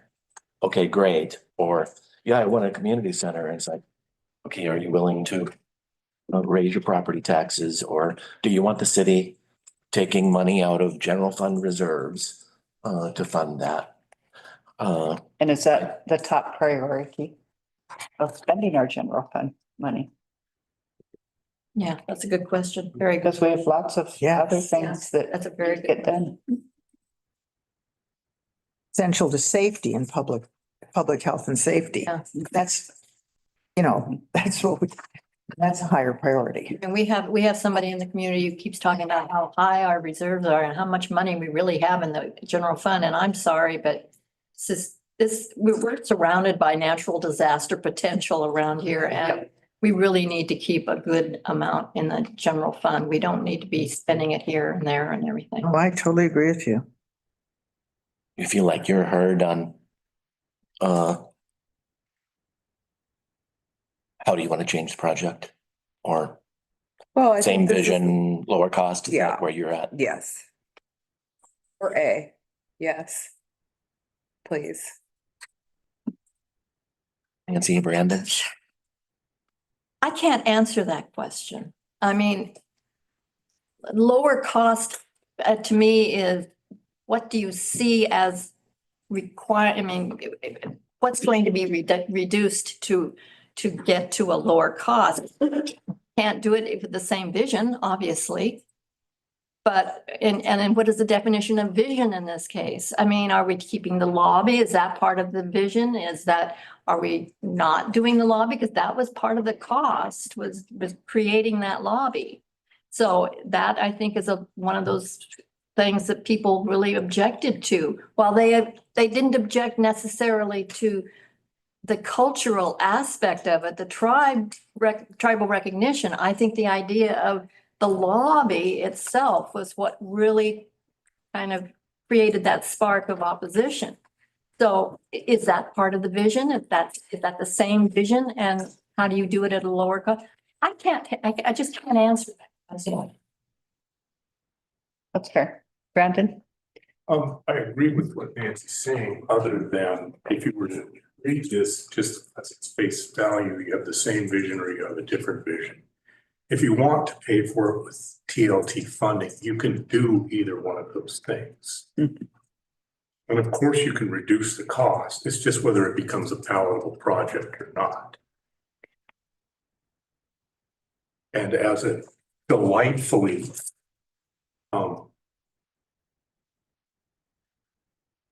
I don't know how to say this, but now I'm going to be able to come here and voice my opinion if I choose to do so or not do so. Well, we hope you do. And you'll be kind and respectful. But, I had my opinion, I had my chance. I think I've made that abundantly clear. But, if that's the will of the community, I just don't see, unless there's some other magical way to draw people from the community to these meetings, it's always been a problem and it will continue to be that way. So, I look forward to. What, you look forward to watching it? Yes. From the back row. Yeah, I'm, The comfort of my own. the campaigning group against this project. I mean, the problem is I'm afraid that in a community meeting, that's who we'll have, those same people again, who we've had all along, but not the other voices. And how do we, I don't know. I don't know how you get everybody here either. It's always seems to be this same core group of people for and against, and we've heard from them, that's not the majority of the community. Those two groups, the group that lobbied for and the group that lobbied against. That's just two groups that have voiced their opinion openly. But there's a whole lot of people who haven't. Well, we've heard from, like you said, the small group saying yes, small group saying no, that show up in person Right. or write letters and all that stuff. And then in the end, we heard from the community as a whole that 60% said no. So Right. somewhere in No that to what? process of, no to what the final decision was. So Right. somewhere in that process of the yes and the no, there's a middle ground in there somewhere between that is more towards whatever was being proposed from the people that were coming and speaking, saying, no, this was too expensive, Right. whatever they were saying when they were saying it. So there's a middle ground that the council didn't hit when the final decision came down Right. to this is the vision for the project. But It needs to shift. a lot of Another those direction. no's, though, a lot of those no's could have been just, no, don't do it at all. You don't know that. Some of You them, don't know that, that's what I'm saying, is we don't know the answer. So where they would fall on this continuum. Would they say yes, but lesser, yes, but different, we make it a community center? Would they say yes, but, or no, just cut the whole thing down, take the whole thing down? We don't know what people, because of the way because of the way the ballot measure was written and had to be written, it just said no to that particular project. It didn't say what you want instead. It didn't at all say, I want something lesser. Or if they understand the actual facts of tourist facility, Yeah. event It didn't center, say that. uh, It said, I don't that- want this project. lodging taxes are paying for community center benefits. So So what is our next step? Something that isn't being addressed, and Eric brought it up because he canvassed the community, was the parking. I Oh, think yeah. that's something that That's a biggie. the reason why the project didn't have the parking was because in order to do the project and have it meet code, the entire lot would virtually be covered with parking. the park would be Yeah. park. Yeah. it was 30, I think it was 32 spots is what was decided for that usage, right? That's what, I don't know. That sounds- On the use. yeah, and that's what. For that square footage. It was for the square footage for event center. That's what when the planning commission, before I got on the planning commission, had decided that. I think it was either 32 or 35. I can't remember that. 32 sounds right. Yeah, But trusting my memory.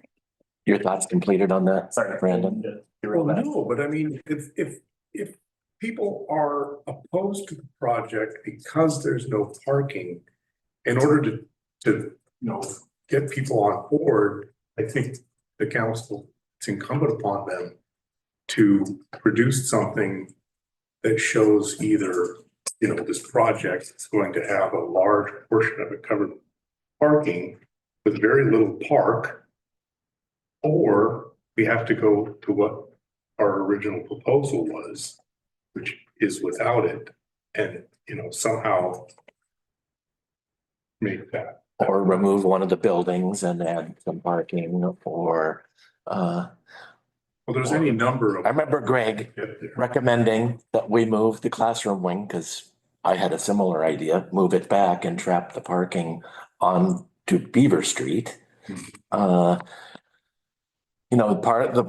parking problem is mainly created by where those buildings sit. Yeah. They sit where the parking should be. The classroom is right on Beaver Street. The end of the gymnasium is right on Beaver Street. So we're never gonna solve the parking. So it's never gonna be a suitable event center for people, whether event center is what it really is or not.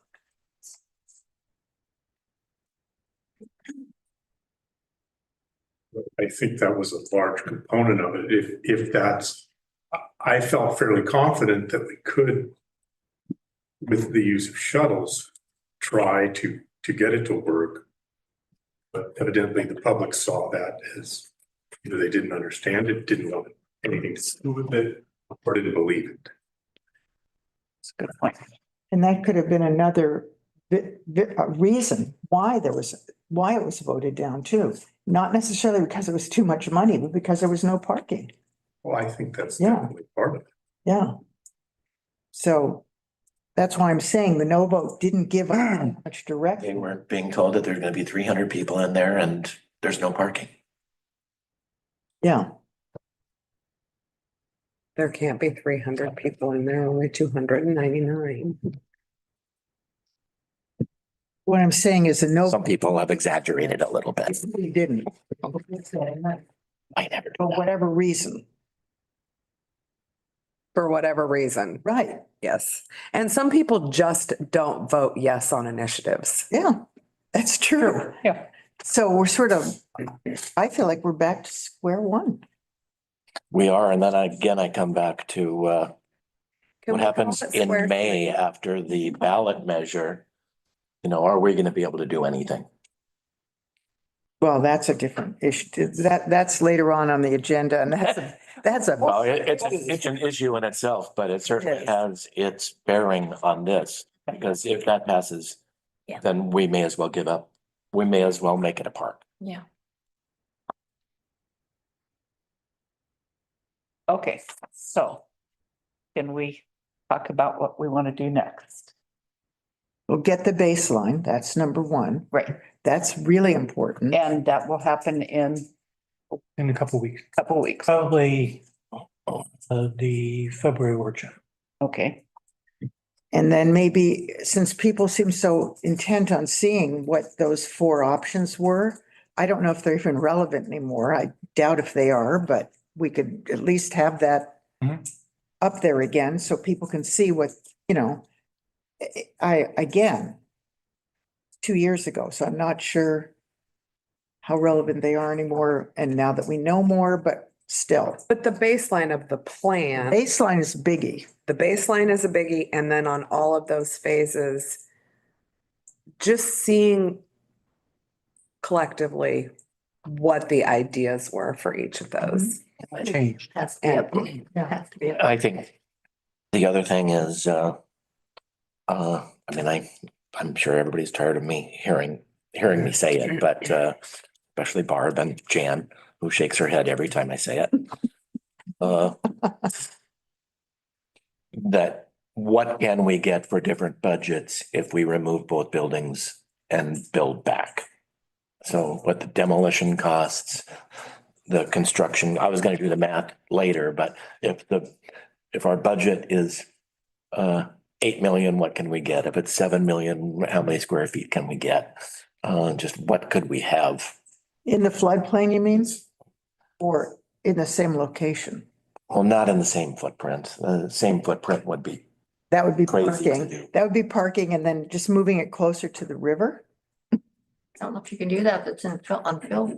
Can you do it? Hmm? Can you do it on Phil? Because that's all Phil in there. And I don't, Well, slightly back Well, to provide I think some it's more parking, Phil but from where the playground is beyond that to the, from the playground north is all Phil. maybe that would be. I don't know. I don't know how you figure that out, but would be interesting. seems like we need, Need to hear it. those are the options we need to understand. so at the February work session, if we had the baseline, if we had the four options and have CETA come and kind of go over the four options that we had earlier. Either that or I'd like to talk to Jen more about what the February workshop is. We might want to do a separate meeting. I was gonna ask that. So February workshop, we have the inflationary review for SDCs, recreational burning, gas leaf blowers, Oak Creek discussion. Oh, no. That's what we have now. But we did set up February 18th to discuss the STR cap. So I don't know if you'd want to piggyback on the 18th with that. Or, So then that would be your two items for that meeting. That wouldn't be that bad. No, The that other would be thing would be okay. CETA's availability. It would be kind of nice to give them a couple options. Mhm. and if we have to have another date for a workshop, we'll have to have one. So as This far is as important. other dates in February, that was 18th was the only date that everybody was there. There were a couple options where only one person would not be there. Was that me? One of them was you for the 25th. And the other two are Eric, because he's still traveling. 'Cause they were earlier in the Okay. month. So it's. And outside of those ones, there were more than one, you know. So, And you're out on the 25th, Eric? No, I'm here for, or 25th. Yeah, no, I was a yes, yeah. So what if we gave CETA an option of February 4th or February 18th? And, February. and then flip flop the two agendas. If they're available on the 4th, then we would have STRs and okay. Mhm. Yeah, that's a CETA. good idea. And then vice versa. We also need to scheduling of the GMP for police and city hall. We're gonna have, the council will be approving those. Right.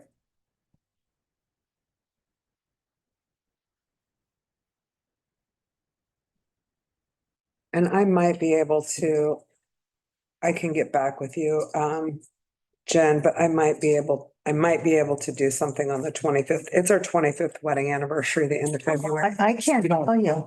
I can't. On that day.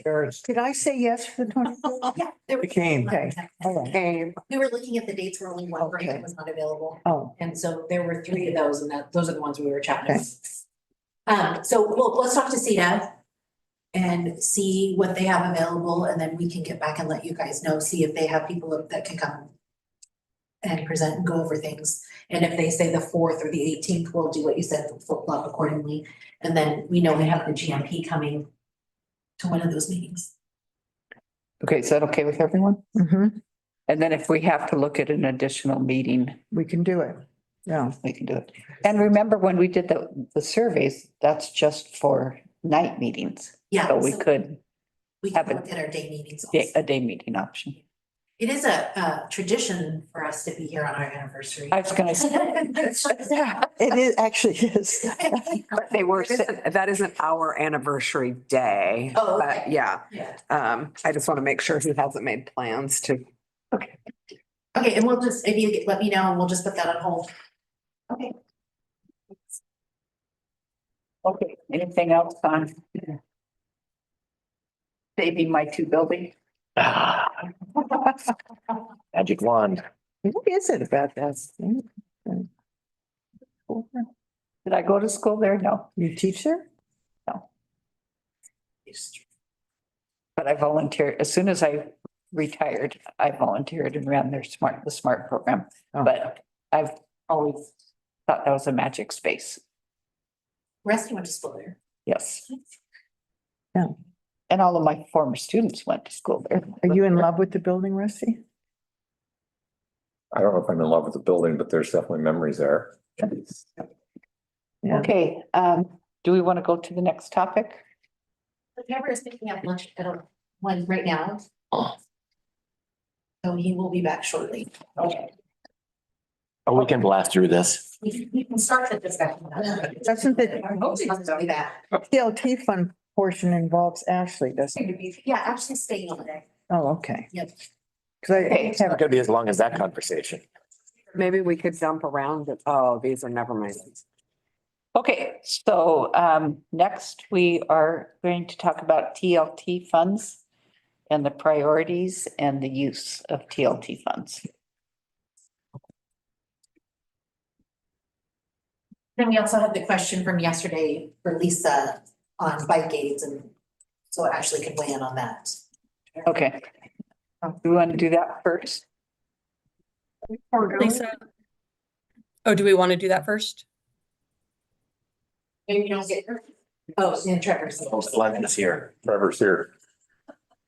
There's lunch. okay. I feel bad because there's audience members. I know. Do we not get started Just like a half hour break or listen to Ashley? on the Lisa question Yeah, was this the question about the money? Or, or bike aids. For For the S curves. oh, okay. Whether it could be TLT funded. Yes. So Lisa, I'm not sure that I'm going to have a completely satisfactory answer for you. So I'd have to know a little bit more about what the bike aids do. So, as we've talked about sort of ad nauseum, there's only two buckets that we can use the TLT funds for. And one is to fund a tourism related facility. And the second is tourism promotion.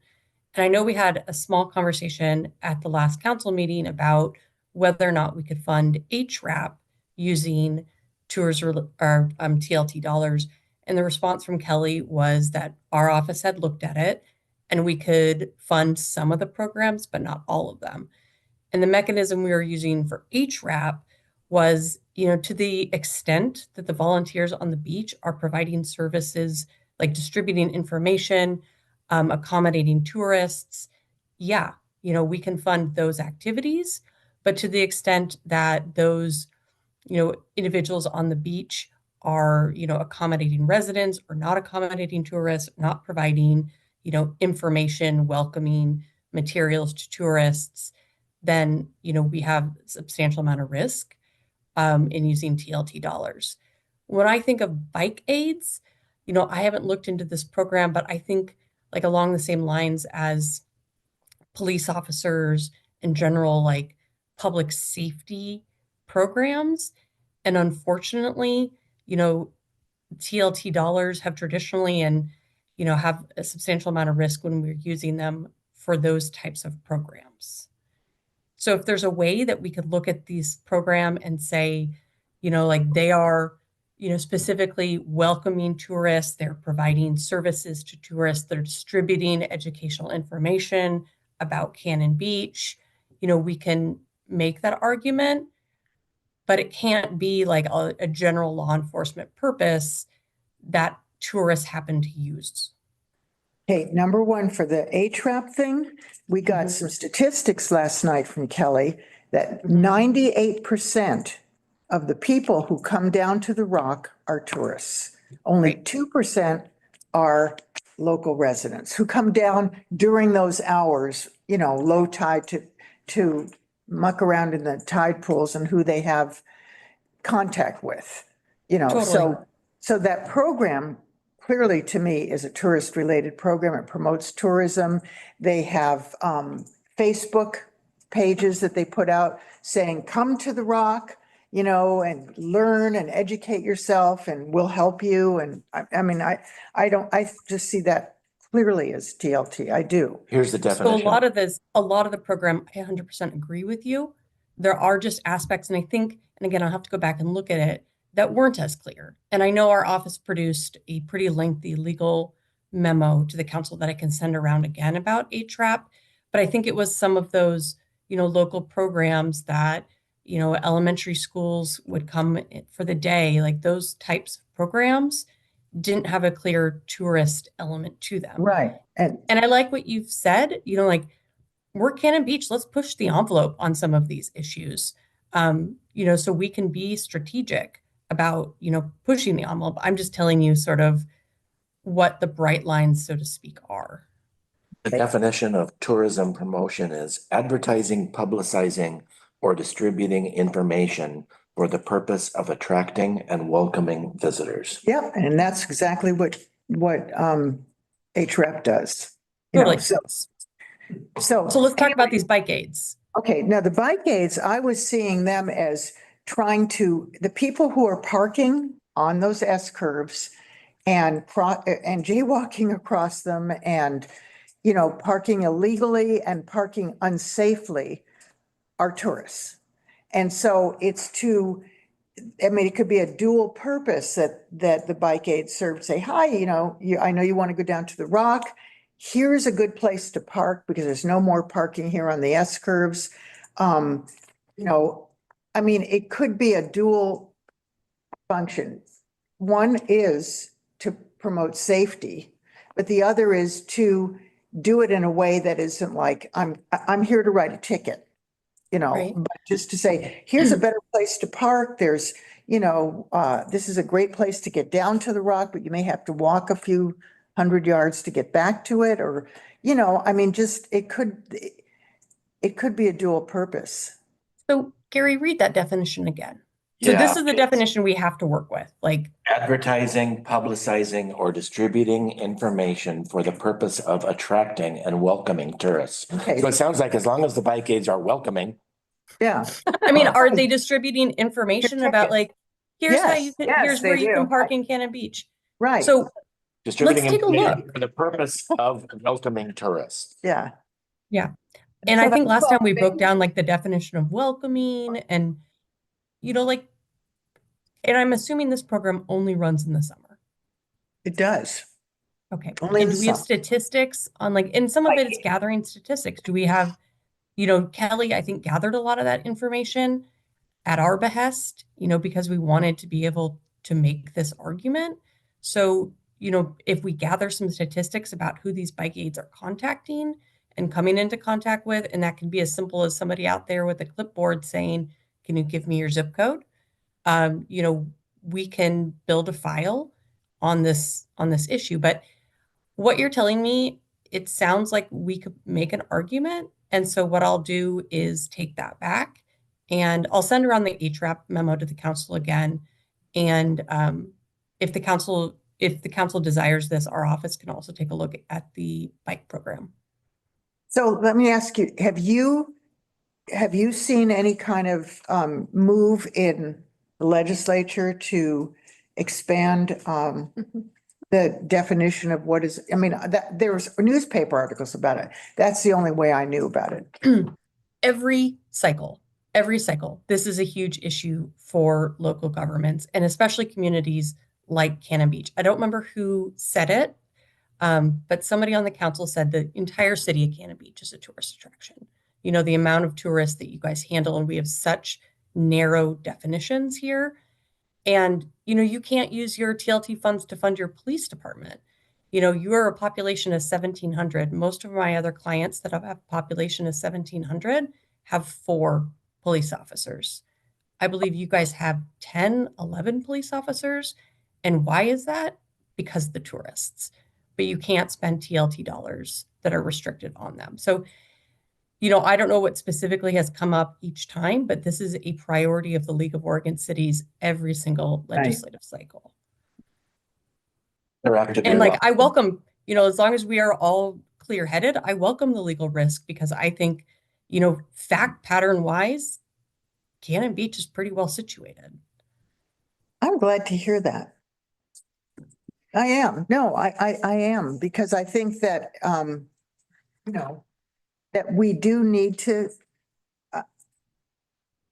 move forward on that incrementally on things that are low risk, like HRAP, which I think is clearly, you know, something that we could argue, you know,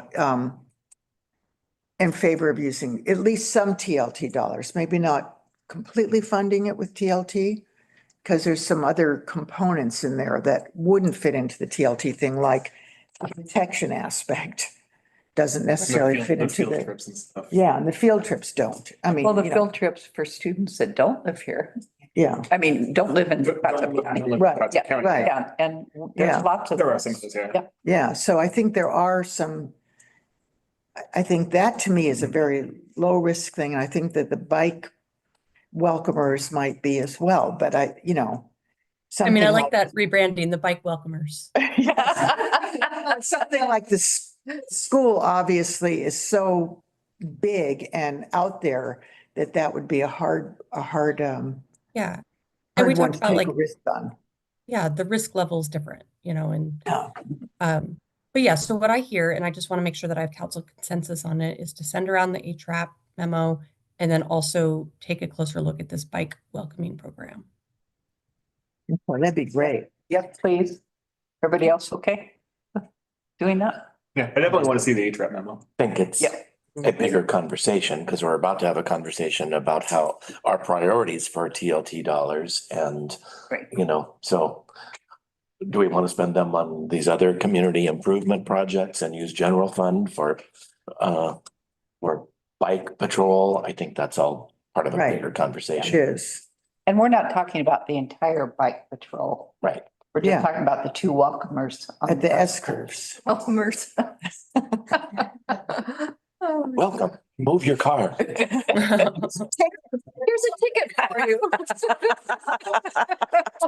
Okay, so is this a good time for, let's try to get lunch over as quick as possible because we have audience members that are Yeah. waiting to And Mayor, change world. I will- Yes. I will be here. I told a client I would talk to them quickly at 2 and then at 4. So, but generally I'll be here if you guys need me. I may Okay. transition to doing other work during times where you are talking about something that wouldn't impact me. Okay. Okay. Thank you. Right. Okay, so we're gonna take a short lunch, 20-minute lunch. About 1:30. That's good. Okay.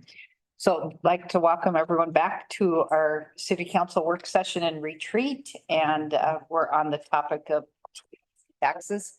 And we have some members of the TLT mission here. And TAC. oh, TAC, I'm sorry. My acronyms.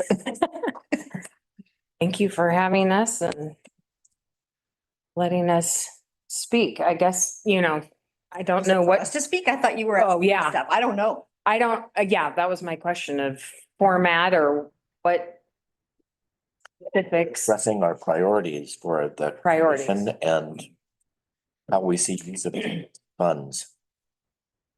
From us? No, Oh, good. Okay. well, But We any, haven't had a meeting yet to discuss what our. I'd like to hear it. Greg's got ideas that sometimes surprise me. Please throw something out. Yeah. yeah, I mean, I kind of made a list of what That we talked about. stuff we've talked about in the past. We have not prioritized them or anything like that.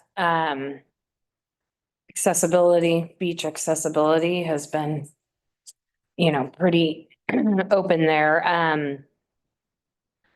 Art, whether it's, new art or we're looking at the case of an older piece of art and that Karen brought to us. Is she back there? Is it the Fisherman's?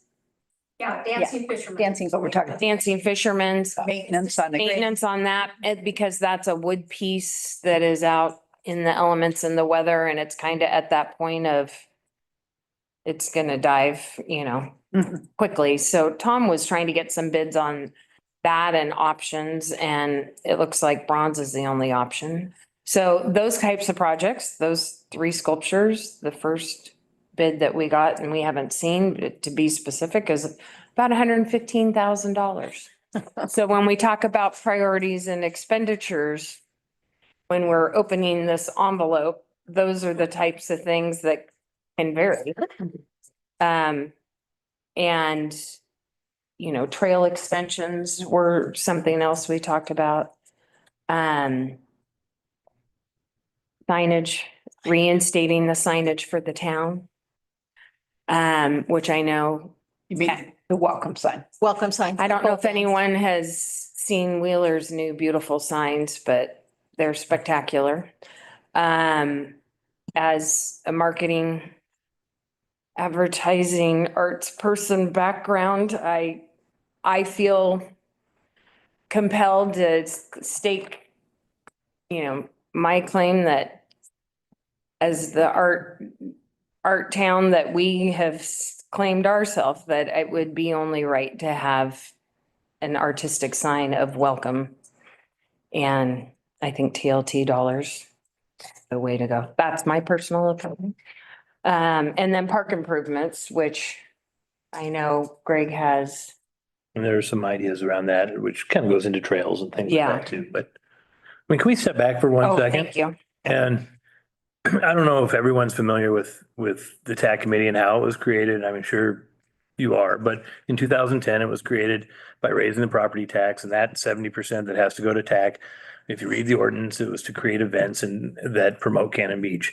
And so 15 years have gone by, and Cannon Beach is a different place, and we don't necessarily, some of us on the committee believe that we don't necessarily need to fund all these events, because now the budget's around $447,000 on the last couple of years. So we're getting this, ballooned annual collection of the restricted TLT dollars. So what we've been talking about is if the ordinance was to change from what was created in 2010 that says you have to create events to something about or destination management, or Development. development, yeah. But, basically, improving things in Cannon Beach that will benefit visitors and locals alike, which are all the things you just mentioned. In a case in point, we've already started doing it with the bathroom funding out of TAC funds. But, instead of, and if you look underneath the covers, a lot of these events, some of them are great and some of them bring in money and get to their ROI and so forth, but others, we're going on 15 years of just funding them. And then that just turns into paying for advertising and it goes outside of the community.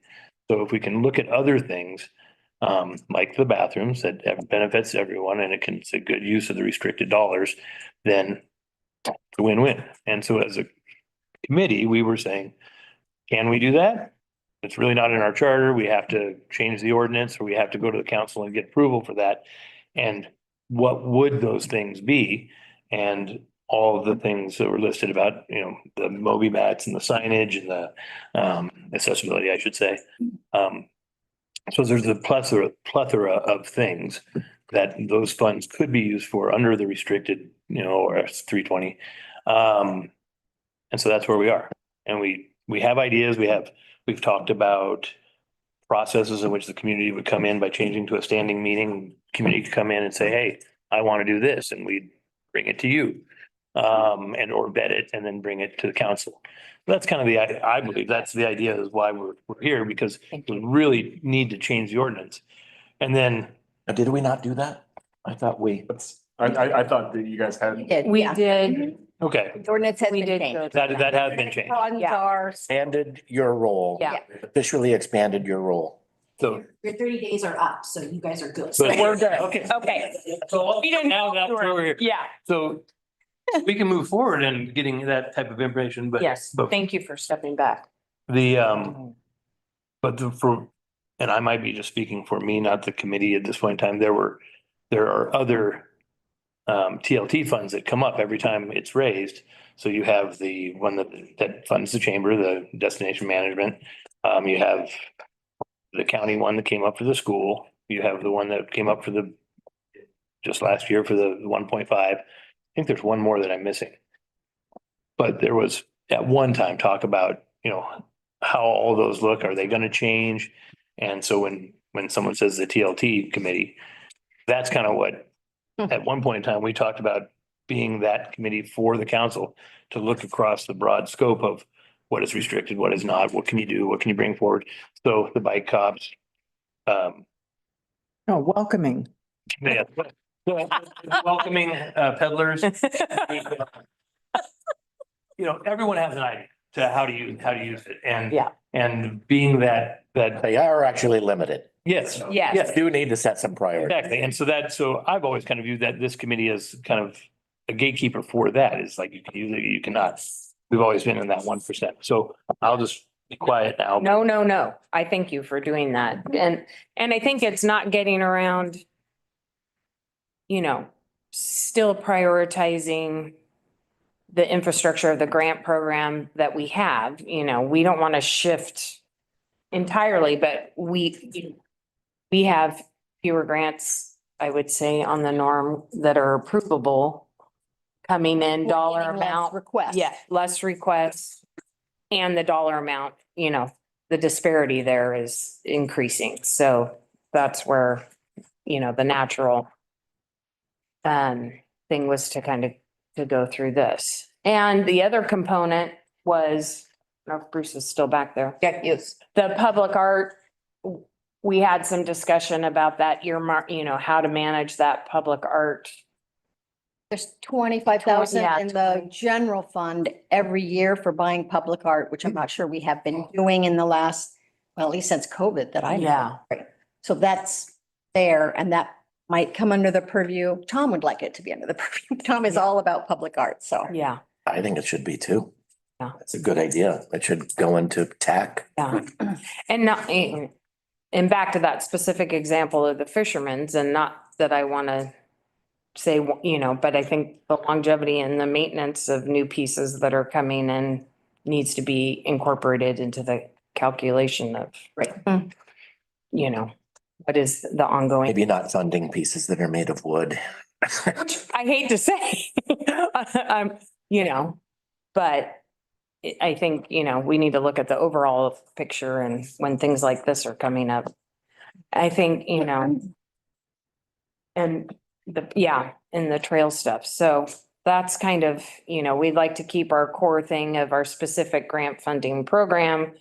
But then how do we prioritize? And if we're opening the envelope, you know, with new ways, what pot of TLT dollars are all these different things coming out of? And we've had lots of discussions with Ashley, even on the grant funding portion of how does this not, you know, yes, we could grant fund this section of a specific idea, but not overall program type of, you know. Give an example of that. The radio station. The radio station was one that we. Sea turtles forever. And Sea Turtles Forever, because we couldn't do the day-to-day operations of the program if it was hands on the beach, you know. Paying salaries. Yeah, Day-to-day operations, we can't fund. But you could do if they had an event.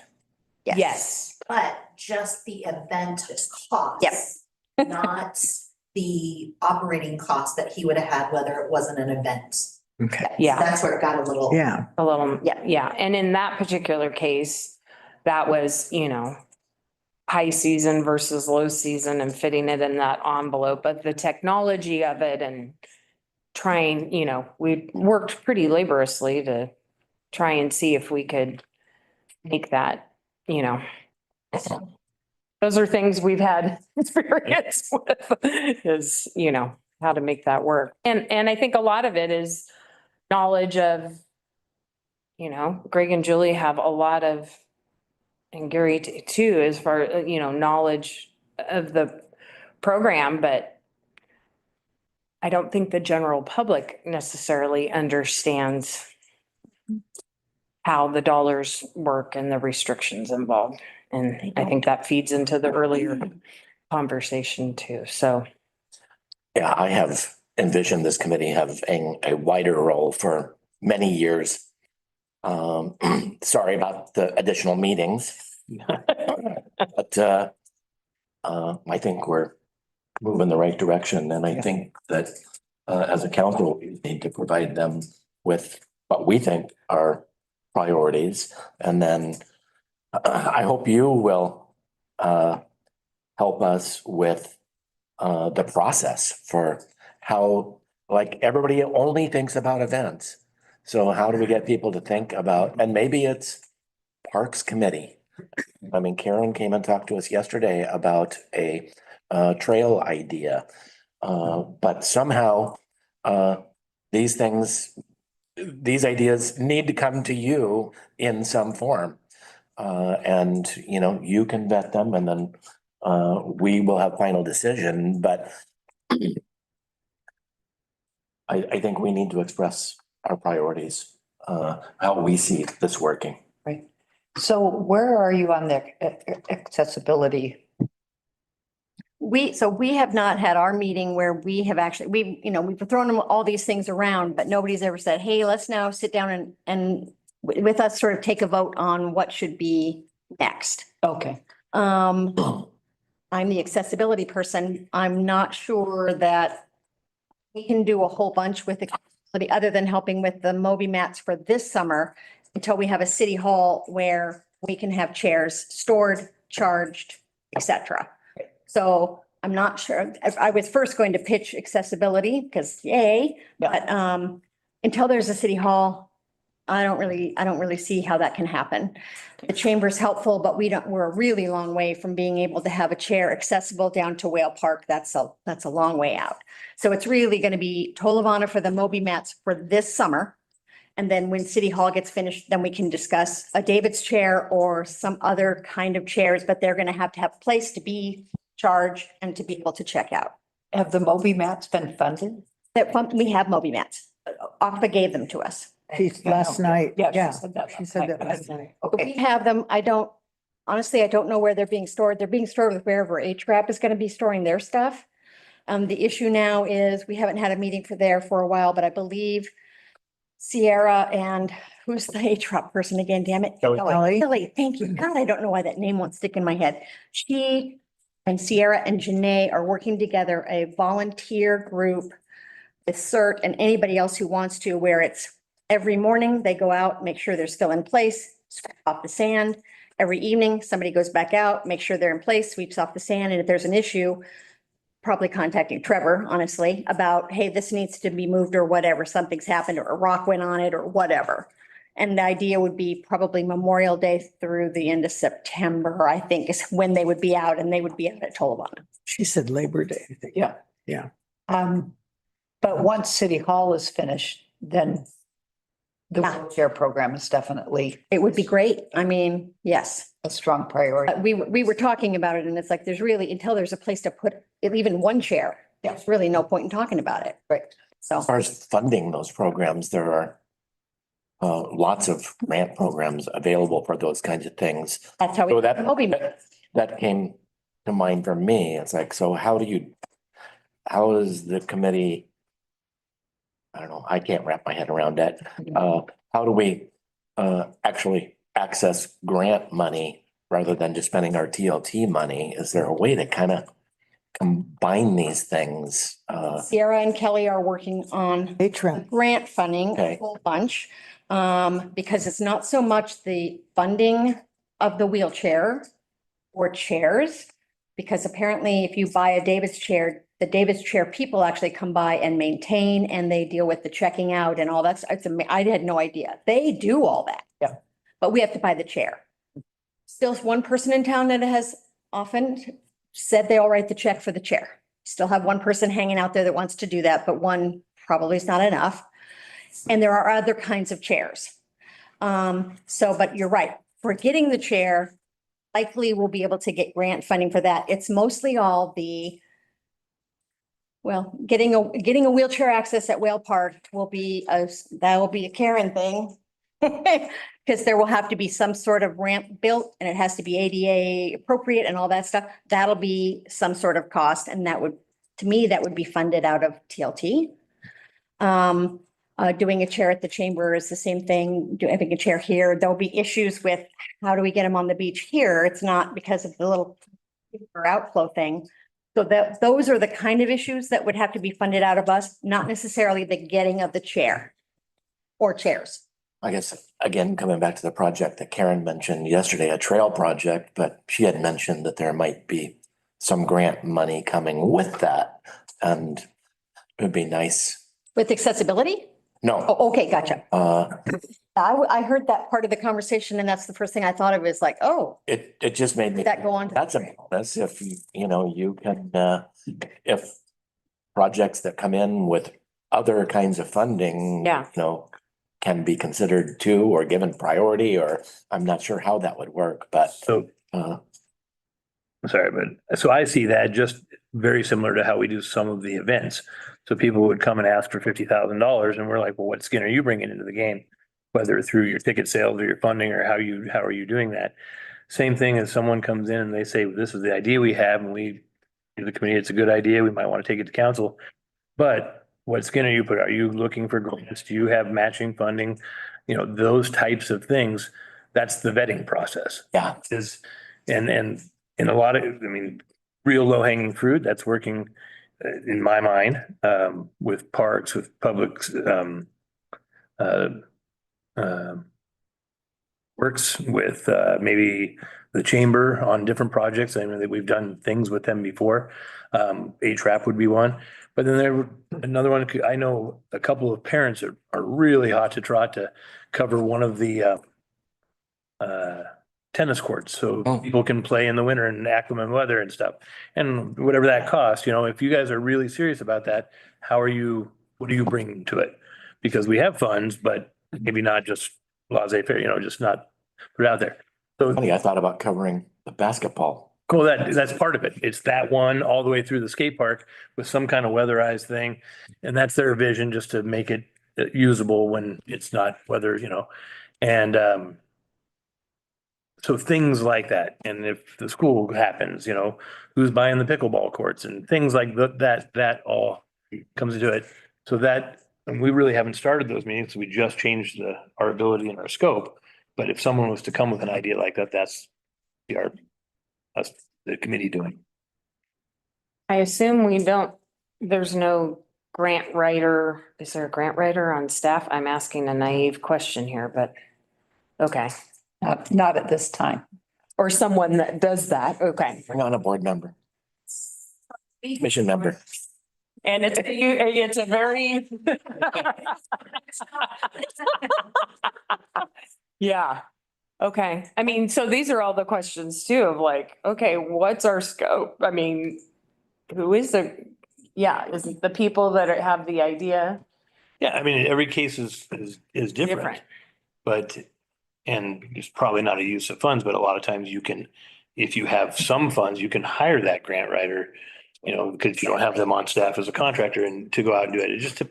It depends on the project. I mean, a perfect example, which I believe was the first one, was the 20 some odd thousand that we gave to Clutchie Creek for the development of their trails, which became a very popular destination bike circuit trail system. And whatever, how many years ago was that we gave them the money, you know, they basically said what they were going to do with that money was to hire the designers and do all the things. In the same vein, we just, can you use that money to get a grant writer to help do that? I don't know. It depends on what it is. Mobility for sure. So obviously, No doubt about it. some things in the park, maybe not, but Well, somebody at the city wrote a grant for Travel Oregon regarding accessibility because the chamber did too, and they sort of conflicted. You did that? Kelly did it. Okay, well, of course Kelly did it. I should have known. She's the accessibility person.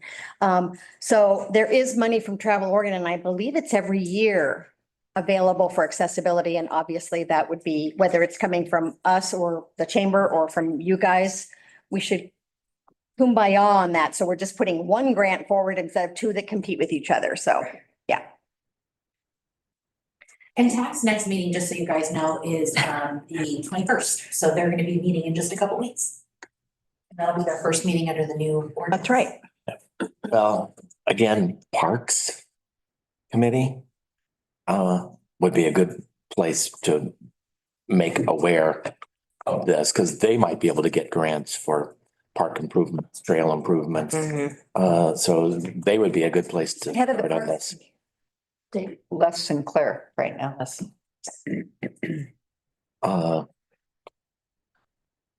But here's my priorities. It may show my lack of imagination. Trails, parks, Shocking. public spaces. And by public spaces, we've talked about things like the Second Street Plaza, other kinds of, I've thought about overlook areas along trails, restrooms, and then personally, I'd like to see an arts component combined with everything we could do. Arts. Arts, Greg was giving you kind of a history of tourism and arts fund. It really started with the arts. That was the intention. That was kind of like a 1% for the arts, and then reality of state law came in, and but I think where we're at now, that the public arts programs or adding public art to any of those things is, we should consider, even the restrooms, if we can bring a public art component. Or any of that. across the street. Anyway, that's Wait for those suckers to open, let me tell you. Man. that's my short list, although About restrooms real quick, like, are there any issues once this is done? Not quite. They're working through their punch list.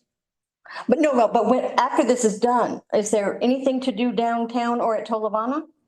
Or is Tolovana, that's state parks, isn't it? That's not us. Surely. it's obviously Forgot about that. complicated right now, but restrooms for the Nakus area would be something in the future. City has done, An outdoor restroom rather than anything inside the building. the city has already helped by trimming the lower branches on that wooded area, so. That is the outdoor restroom. Now it's no longer a restroom. Or previously, that was the outdoor restroom to that part of town, because people can't walk, the 3 blocks. But I would think that's one that I know of that would be a priority if there's siting that makes sense. And I was wondering about that because I think the city owns the lot that's north of Sea Sprite. That's the last. Sea Sprite's the last one. I think there's a city lot there, but it's kind of a dune area. Right where the roadway or the access point goes. It may not be appropriate for anything, but I was always wondering about that. Not to go down a rabbit hole, but the old school building, the 2 restrooms that are on between the gym and the building, could they be retrofit, just those, be retrofitted to be used? Can do anything, but I think that's. I mean, even if the building doesn't have, Immediate. or if people are gonna talk about the building for 2 years, 3 years, is it worth putting in a restroom? Now. Because there's infrastructure there. Bruce might be able to better answer The that question infrastructure is about good. the current Yeah, I don't. status I don't of the think it sewer is. system there. It would have, well, there is none, but Bruce is putting one in. And then, or whatever you put in, you would have to meet ADA requirements. Oh, yeah, it's like. Anything happen to happen with Les Shirley? Is Les Shirley looking okay? Well, that's what I was gonna mention is we always talk about adding new stuff, but we never addressed ongoing maintenance. Right. And if I could do something in the bathrooms, that's what it would be across the street. When we open this, you're gonna see, you see the new part, you go into the old part, and it really is in your face of how much needs to be done in the bathrooms. Just taking out the old tile that's destroyed and replacing it, either at just a polished concrete floor and a different type of wall texture, which we put into the new bathroom. Maintenance is needed in all of our public bathrooms. We've just kept limping it along and our teams are doing repairs in-house, that kind of stuff. Our sculpture over by Breakers Point, which is a favorite of a lot of people in this community, the wire. Yeah. It's really cool. It's failing. And our team is trying to limp that along and keep it, that it needs repair. So as Kurt explained to me in the beginning, when we take on these pieces and they get to a point where they're in disrepair, if the artist is still around and the artist wants to address it, like the artist helped with the bench, they do. And if they don't, then the city replaces it with another piece of art. And that's just simply not happening. We're not even doing the repair on the art, much less replacing it. So, I mean, I would want to see those things as part of this, that beyond just continuing to add things, we have to take care of what we have. Yeah. So the restrooms there, it was the addition and kind of the roofing, but the old part wasn't addressed. Is that, I'm just trying to get Yeah, for the 400 and whatever. the new part was a complete brand new. Okay, In the old, what they did is they added additional fixtures. okay, And made some minor repairs. We painted the ceiling, there were big holes in it that we had to find vents that could close it. It's just damage that's been done by the public Gotcha. in the past that had addressed, to the magnitude that our team just could no longer do it. okay. I really like the idea of these tourism funds supporting projects that improve livability, while qualifying for the state law. It just seems like there's a lot we can do that, are a good example of the way tourism dollars are actually improving this community. Can I ask if there's anything outside of that we've talked about that is something you guys have considered? Aside from the welcoming peddlers? Yeah. How do people feel about the welcome signs? Do you think that should be a? Oh, I think that should be a priority. I know. And I know it's a divisive topic. I know. Yeah. It is, but May I ask, what is specifically, what is the divisiveness addressing? I think some people think that having We don't want to. signage will bring, bring people here. Now, I would argue, I think we're an end game destination. I mean, Yeah. if you're already going past, I think you have us on your, Hoping people drive by and don't even notice us. yeah. I look at it as a point of pride, like why, we should be proud of Canada Yes. Beach. And we should have that beautiful artistic sign letting people know, hey, you were going to Cannon Beach, because to be honest, people are coming here. This is a destination. Letting them know, hey, welcome, you are Yes. here, you have. And art is As important. opposed, and Right. making sure that it's a beautiful artistic sign. Well, they're not going to increase tourism, just like the fancy ones in Wheeler aren't going to bring more people into Wheeler. I think. No, but think it was- but it's a sense of pride, like we were. Understanding was Yeah. the signs itself weren't divisive. How to choose the sign is divisive because we're a community of artists. And so so the TAC committee gave, I don't remember how much money now, to the chamber to deal with that. And the idea was maybe there's RFP the artists in town and give us your ideas under these scope, the ODOT scopes, because there's a ream of stuff that you have to do for ODOT.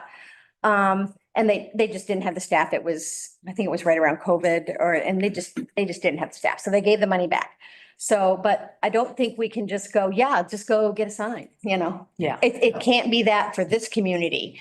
And so it's not just money. It's also whatever that process is going to be to decide what the sign will be. Yeah. Not everybody's going to be happy with everything, but that's just the way it is. But I don't think we can just go down to sign one and say, just make us a sign. Like me, I think the current status of the sign is better than the previous sign. Yes, I would agree.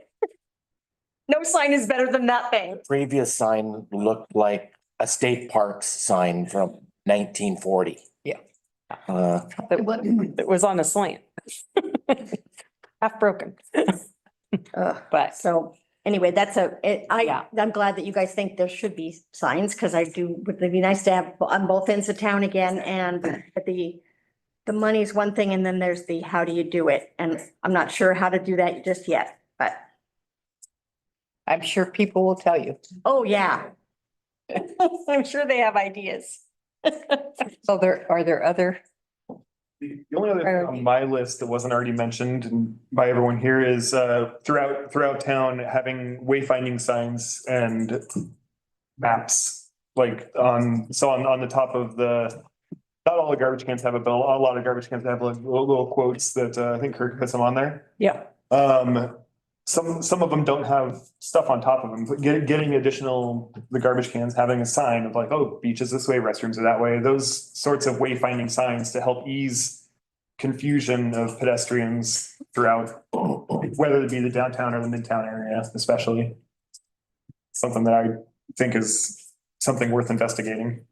Yeah, I don't want to put up new signs, but if we use. Existing infrastructure. Yeah, right. And reusing those for usable signs, like signs that are actually intentional and have provide a service that's actually.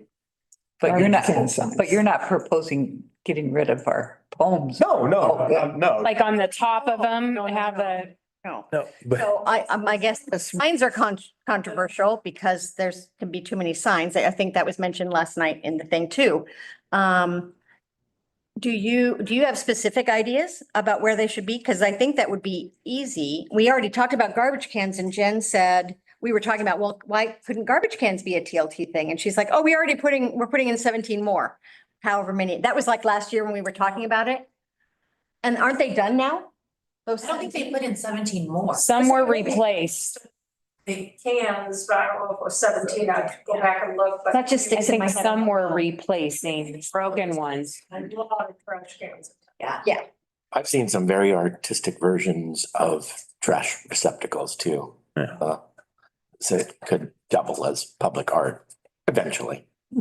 We got our thing going now, but But on the same vein as there, not necessarily signs, but wayfinding and geofencing, geocaching, or not caching, but geofencing technology where we provide, it's a welcoming marketing tool to the community. And all you do is pick up your phone and you find out where to park, where to go, what to do. And nobody's putting any money towards that right now. Right. You know, that's another thing. But the chamber is. They are. Working on that. The app is working on that at the chamber. But that's true. And that's coming out of TLT fund. Yeah, it is. So, LT. but that type of thing, until it's there. So I've been a little bit out of the chamber stuff, but, The sign conversation made me think of perhaps interpretive stuff, and we don't necessarily want more signs, but a program like that, that's, and to me, that's like parks coming and saying, hey, we need to do all the things a little bit around Little Pompeii or on the end of Second Street and all that. And that's $12,000. Well, why don't we use TLT funds for that and free up 12,000 of parks money to spend on things that are not restricted? You mean adding new interpretive signs? No, but as they wear out or whatever. Right. I'm thinking of adding new signs. Oh, I don't want to see new signs. Well, new That's what I'm saying, not signs, but But the educational. interpretive information. Yeah.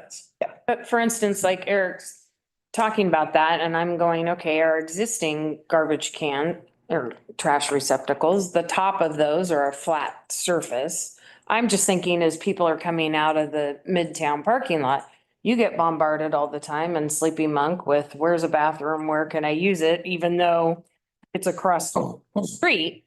Huge restrooms. If you had some kind of sign on the top of it as you're cruising past that was artistic and wayfinding, you're not creating another staked planted sign, but it's the top portion of the receptacle. I would also remind everyone that nobody reads signs. That's Being in retail, I can tell you, I got a big pink thing on the front of my door. People walk in, did you see our sign? Oh, no. What sign? Nobody reads signs. Common question at the visitor center. Where are the restrooms? Oh, yeah. And you go, Right? Turn around. We actually put up a QR code and people use it a lot. Interesting. Yeah, directions to the bathroom. To the bathroom. I do too. They work, so. It's giving me COVID flashbacks. Yeah, go with Aaron. If I could just throw one thing in for your consideration that we're having to deal with right now is our bus shelters. They're between 15 and 20 years old, and we've had some makeshift repairs, especially the one at Les Shirley. That, you know, it could become a public safety issue. And we're having to get estimates right now to basically rebuild all but two of them. I've also had one of our elder residents that's been playing with Trevor and I for a couple of years now, add a bus shelter over by the Nagus area. And I've let her know that this was something that we had added in during this project, that we would try to time it during that, and I would pursue the funding. Now, if this doesn't go forward, I would still like to be able to get a bus shelter over there for her and others that have asked for this. I would love to see TLT money considered for this project. Is that for tourists though, or is that for locals? We ask people to get out of their cars and use the bus and whatever, so. They'll have a bus. substantial use? The one. Create public art installations out of them. Bus shelter. They already are. Pretty awesome, right? This is why we have the etched glass in there to make it artistic, visually appealing. And to me, I think this would be a very viable project to be considered. We're telling people, leave your car in the hotel parking lot, leave your car at your rental house, take public transportation or walk. So it is for, Have public transportation anymore? I think it's going to improve. yeah, You think it is? yeah. Because that reminds me of another topic Because we I talked about on was, this list, but we don't have money for that. no, I mean, we talked about trolleys. I mean, these are things that weren't at the top of the list, but definitely got thrown out was, yeah, and That would be nice. I would sure love to go back to the 90s and when it comes to that. Well, Julie, we have talked about that and I'm afraid it is just talk, but I know. the response from Sunset Empire Transportation is that they can't, it didn't even seem like with funding, I won't go that. Days mostly. Yeah, drivers are the issue. Yeah. Sorry, if only we hadn't given. And insurance, isn't that I right? totally agree with that. I think we need to have a more robust shuttle program, especially during the summer months. Yeah. I wish we hadn't given ours up, but sadness. Well, and then I even brought up, I was like, well, could we volunteer drive it, and then there's insurance issues and, you go down the. Sure, I'd volunteer, right? Yeah. Ever. Go get your special permit. Go get that CDL. But I mean, those are all the things that we start going through these talks and then we're like, okay, are we dead ended, But I think that going back to the regular, the other question was, how do we get people to know that we're here to discuss the things and, having a regular meeting. Some months we may not have one, but at least I think, and also educating people that aren't, as knowledgeable in the program and how things work. Would the city ever consider bringing back a shuttle? Certainly. Really? If there was a possibility, again, if we could work it out with, Sunset Empire, Oh, you don't want to own it yourself like we did in the old days? Times have changed. Investigate it. I'm not sure that would be the best, deal for the city. It was better when we owned it ourselves and we controlled our own destiny. Yeah. It's no fun being, I understand. yeah. That's what there's by regulations that you did have to face. Say that again? But there's regulations that we would be facing now that Oh, that weren't there then. Yes. Yeah. Okay. It was a simpler time. It was a simpler time. Okay. This may be a little off the subject, but I'm just curious, you listened to our discussion about using TLT funds for the school. How do you all feel about that? Well, I was a yes vote, so I think, I'm not gonna call it an event center anymore because apparently that was branding the wrong way. But I am for essentially the way it was set up, which is we get a community center that we use for tourism. And bringing people to town for the AQUA meeting or the Travel Oregon thing can't be done in our current hotels. There's only 3 that have meeting rooms of any that are an appropriate size to be able to use.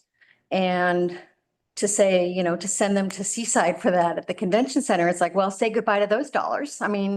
Isn't that what we want to come in February and March and October is those people coming here to see our beautiful city and to stay in our hotel rooms and give us money and eat dinners and go and shop at boutiques and art. Yes, I'm a yes. We did include that question in our application process the last couple of years of if the school was in existence, would that be an avenue for your particular event or program? Whether it would be. I don't want my property taxes to go up either. Yeah. Mad. And so, I think, kind of, we didn't know what it looked like at the beginning, a lot of questions were, well, what would the flex space look like? Would we be able to downsize the gym to be a smaller space if we were to have a smaller group, but it was bigger than what the classroom would allow? Those were all kinds of ideas that were thrown around. Not everyone would be able to use, I'll cite like the comedy festival, for instance, maybe for an offshoot thing, but the Coaster Theater really serves the purpose of the venue and the seating arrangement and that kind of stuff, but. Get Lit at the Beach has been struggling with events for years. Yes, yeah. So you would love to have the school. Yeah, that would be one that I would say on the other end of the spectrum. So I think, again, it's all back. The pot is growing, but the pot is not endless and becoming the priority, keeping an emphasis, not losing our grants, not losing, I don't, No, I just want to hear what he has. to I know, say. me too. How much time you got? Yeah, go. I too was a yes vote, and I mean, you can't have it without TLT funds. It's just, unless people want their property taxes raised. So it's just not gonna happen. I don't know how big the League of City, whatever it is, a couple hundred people maybe. Oh, no. Way more than that. Okay, so I personally believe this community has no business attracting that kind of crowd. I agree. I just use that I as an agree example. with that. Of all the League of Cities. Yeah. I mean, But they have some small city meetings that. yeah, so, meetings, conferences and retreats is what the chamber tried to position years ago. And like right now I have 22 people staying in my hotel that are with George Fox College. And they're eating at all the restaurants and they're staying there and they're affiliated with the conference center. So they walk over there and do their meetings and stuff. And that size, that wheelhouse, whether it be Nike or Intel or whoever you want, is really who this town can compensate. So if you have 150, 200 people, event goers showing up, our restaurants would be full. You Yep. literally could not do it. I mean, the ballroom and Surfsand maybe. So what do you think is the optimum size for that kind of group? I always say 50 less. Okay. Sometimes you could get away with 80 at the right spot. Surfsand and Hallmark, I don't even know if they use their room at all anymore. But the chamber can hold, X amount. And if the gym was an event center, probably while you can get people in for a concert to sit there more, probably about 80 to 100. And that would be pushing it, plus the parking issue. But to answer your question, Nancy, I mean, I don't think you can do it without TLT funds. I certainly don't want to see TLT funds increased. But a lot of the questions I personally have around it are, once you build it, how are you going to staff it, run it, maintain it, if you're not charging events to come there and pay to be there? So if it's not being used, and I get the summer, but if it's not being used for fee paying customers to rent the space, how do you pay your bills? So that's ongoing. And I've never seen that really answered. I know there was some budgeted, and so forth. So, I mean, I think at the end of the day, would I like to see the facility as it was, envisioned and presented? Yeah, that's why I voted yes for it. And I think there's a huge opportunity for people visiting here if it's done properly.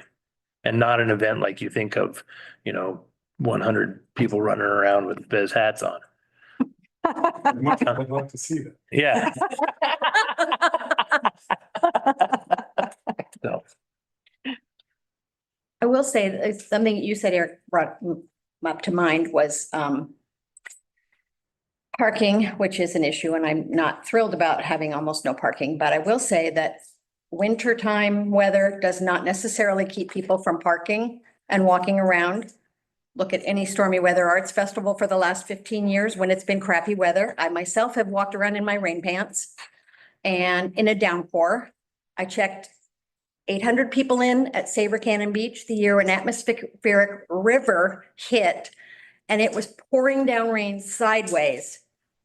Every single person showed up and they walked around town. They parked and they walked around town. So I think people who come here for those kind of events understand you're going to walk around and it's going to be rainy. Welcome to Oregon. And there's free, And pardon? there's free wine too. Well, that did help. So maybe they can only be wine events. I don't know. But Stormy Weather is our free wine too. So maybe that's it. But I don't think that just that issue in the off season should be taken at front because these are people who are coming to town and kind of expect what they're going to get. And that's my customers when they come in for stormy weather. It's like, well, you never know. Sometimes you're here in shirt sleeves and sometimes you're here in rain pants. Oh, well. Free parka with every purchase. Yeah, so I understand why some locals would be laughing it off, but it's like, but these are people who are coming for a thing. They will walk in the rain.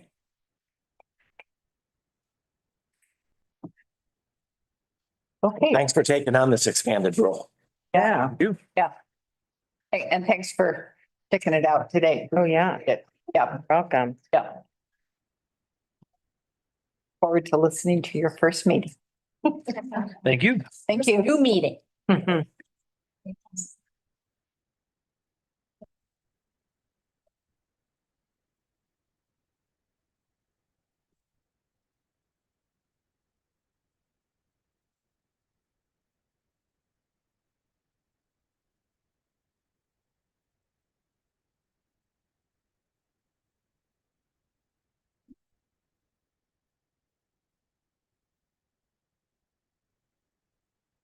Okay, anything else on TLP from anyone?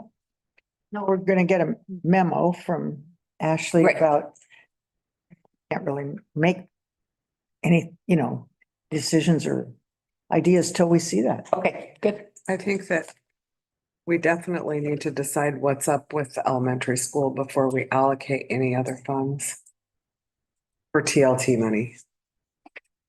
Like, we need to get that out of the way. That could be a little. Well, it couldn't be, I mean, we just need to, You're talking about the tourism and arts fund? pardon me? Well, you just expanded, so maybe I'm We expanded their role two, to vet projects. right, They have their own. It's not, they're not getting any more. money. out of their own funds. Out of their own bucket. Okay, There's public safety projects that they want to take on, and I'm not willing to wait. so I meant that was my novice misunderstanding. That's okay. Okay, And now I'm clear. okay.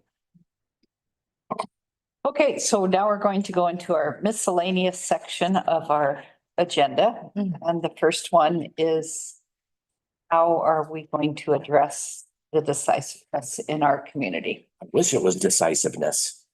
What you said? Divisiveness. Oh, God, that was a Freudian slip. Yeah.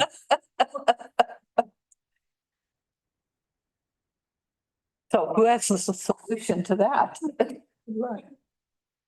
I'm happy to talk well. Yes. Occupy your own thoughts without any. There was a comment made yesterday, the gentleman that addressed it. Kyle. And I wanted to specifically speak to his concern, which is something that is a real problem for the city council, is how to take information that is out there, whether it's from a meeting, whether it's from social media or whatever, and respond to it. And whereas his suggestion, I believe, if I'm hearing him correctly, was for each of you individually not to participate in. Which that's your own business of whether or not to do, but I think from the city's standpoint, that somehow, and this is something we've talked about for the entire time I was on the city council, is how to get a message out. And if you don't get the message out, the message becomes whatever the message is, and it takes over the community, and then you're just responding to it. So my point being is that somehow, and we talk about this all the time, is how to get our message out. And Yeah, I had the same reaction. I didn't know if, what he's referring to is, us responding. well, I think on an individual level, what I've heard from, especially with the LOC classes that they offer, is that in their opinion is a best practice, is not to respond to every comment through social media. Is the best way for city government to do that is through its own official channel. Its own efficient channel, is that what you said? Official. Official. Can you Which give an we're example going, of that? Could you? Yes, and the example that they would give is whether the city has its own Facebook page. They have a response that's a city response, not something that responds to every single little comment out there. You can respond factually, and we've spoken about this in the past, and I think Bruce has done a very good job articulating that, is that if your response is something that offers facts, that, in my opinion, that goes farther than to say, well, no, that's not the case. It's this is the way it really is, Yeah. kind of thing. And you like the newsletter idea, you thinking? Yes. Yeah, community bulletin. We really Community would like to bulletin. see, we used to have the municipal memo and it was short and sweet. Yeah, I think But that's. probably was the excellent best idea. read section of the newspaper, I would say, besides Nancy's column. When we had a newspaper. Yeah, Yeah. right, when we had it. And what we have to do is we have to become the newspaper. And that's, the community bulletin mhm. is, Because trying to do is to recreate the community bulletin. I think one thing too, if we do recreate the community bulletin is that we need not only to present the city's position on things or the facts as Brandon says, but we need to go out and talk to people who have concerns about what the city is doing and get those comments as well as get the position of the city so that people do feel like they are being heard. Danger is presenting that in a way that doesn't see you as being biased towards one part of the argument. No, I think you can balance, you can balance it in an objective situation. But I think that's, I don't think you want to see just one side because you're going to get people to say, well, that's their side of the story. Yeah. How come I'm not being heard? How come I'm not being talked to? How come I want to say something and nobody's listening to me? I think there needs to be a combination of. Acknowledging people's concerns is Exactly. something that Yeah. I know I can do a better job on and, well, I won't speak for anybody other than myself, but, I also think it's important to make a distinction between divisiveness and disagreeing. I think it's our job to clear up misinformation and misrepresentation. It's our job to tell the community our position on issues and explain them. I do that when someone reaches out, but nobody reaches out. Not many people really reach out. But I see divisiveness as spreading personal attacks. There are unfounded accusations. There are claims of negligence out there. There are claims of evil motives out there. There are claims of not listening. There are claims of rubber stamping the city manager's priorities. And divisiveness is intentionally spreading misinformation or misrepresentation. And those are things that, they do damage to the public trust. They're intended to do damage to the public trust in city efforts and really have no positive impact on this community. I got no answers. I believe in the community bulletin, but I hope that we all reject those things. I'm always trying to be better about the way I say things. And I'm certainly not perfect, but I think we need to be clear about what the problem really is. Well, I feel really sorry that, I know there's been some vitriol aimed at particular people. And what makes me the saddest of it all is how demoralizing it is for those people. And that really bugs me because a lot of it is not even based on facts. It's clear to me that some of the things that have been written, no one has bothered to listen to an entire meeting or understood what was said at the meeting. And yet it really affects people. It affects people. People feel bad when they're in a public job that serves the public and they are slammed down personally. I'm not, I just feel so bad for people who are trying to do their best and then they get denigrated without even a factual basis for it. I can't, and I personally have responded to that because I'm allowed to, because as a person, and I just don't, but we can't, not everybody feels comfortable emailing back somebody who says something, and it's just such a waste of energy. Well, I think that, and I agree. I think that this conversation is not just about city employees and other people. I think it's community-wide. I believe that, that's what the spirit of Karen's email and what Kyle got up and said yesterday. And misinformation, misrepresentation, spreading personal attacks. I think everybody's done it in their own way. Maybe not everyone, that's a loose term, but, and I think sometimes when we don't agree with things, even though one of us might not be right or wrong, we don't agree.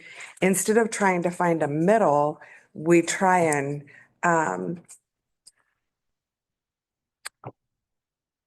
make those persons' comments or whatever unvalid by saying other things. So I think sometimes things that are being said aren't necessarily that it's misinformation or that it's being misrepresented. It's just that I don't agree with this. And so I'm going to say this, and we've had so many feelings in this town are hurt. So many feelings. And it would be nice if we could walk down the street and smile at each other and say hi. I think I wanted to go into this conversation with, has anybody bought eggs lately? Seriously, has anybody? I buy lately? eggs all the time. How much were they? I spent $9. Yeah. Anybody else buy eggs lately? If you guys buy eggs, were you kind of taken aback by the cost of eggs? We all have something in common. That's where I was going with that is we all have something in common, and our feelings, it's hard to set those feelings aside, and it's hard to set feelings aside when you work in a public place. Because you feel attacked, and I'm sure that Karen, you felt attacked, and Bruce and everybody, and sometimes we need to say things that we need to say them in a kinder way. And well, we can't stop people from saying things, though we can't do that either, but there's got to be some way to, I agree with Brandon with your, being ahead of the game instead of being reactive to things on a city level. But just as people, I think that, I don't know, I've just kind of taken I walk by people and I smile and I say hi, and I am not going to say I've never said anything bad about someone in my life, but I try and stay out of that because I don't want people to talk about me like that. I think we all have things in common, and we're all doing this for our community.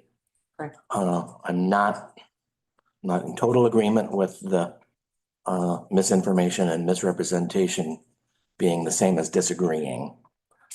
I see that, and maybe there's some times where it is just because you want bit more something and gray. I don't, doesn't mean that either of us are wrong. No, that's disagreeing. Right. The misinformation or misrepresentation I see is different from that. Accusing someone of doing things that they're not even doing. We got an email recently, the whole city council got it, and it had several things in there that were just blatantly not true about people. You might not agree about issues. You might have an idea that there's, I don't like this policy. I don't like the way this policy was handled. That's a whole lot different than saying so-and-so did such and such when they didn't. It isn't that, it's a complete fabrication, and it's done, I think, partially because it's makes a person feel important or whatever the reason is. I don't know. I'm not going to go into the psychological Sometimes you just have to consider the source, right? Yeah. I mean, But when it goes out in a public forum, becomes difficult to just consider the source. Then it becomes hurtful. You know, if you want to say it to your friends, say whatever the hell you want to your friends, you know, but when you're saying it publicly, it's different. I think the problem too is, you're right, consider the source, but we might know who the source is and what the source Right. thinks or it does or doesn't do. But the followers of that source who have no connection with the city hall, I haven't been to a meeting, I haven't heard anything, believe that person, thinking that that person really knows what's going on. Right. And so that's where the problem is. Then you get the followers that keep going on and on and on. And so, and then how do you and how do you stop that? You really can't. Can't, because it's free speech, but you can Truly slanderous. you can try and discourage it, you know, you can try and. I know that personally, there was something that was going to be coming out and I said to this person, it is the holidays and I don't think this is the time to be doing this. Holiday schmolidays, it's never the time. Yeah. But it's never a good, no, you're right. It's not ever a time, but I mean, all you can do is try. I mean, I guess that's what, you get to the point where you at least try that you don't want to hear it. I don't want to read those things. I don't want, I've actually gotten a hateful email from someone that sits on the planning commission. And it was completely uncalled for when you say, please don't email me at my work address. Here's my regular email me there. And to get just bitten back and just raked over the coals. So it does go both. I mean, there's a difference between that and just untruths. But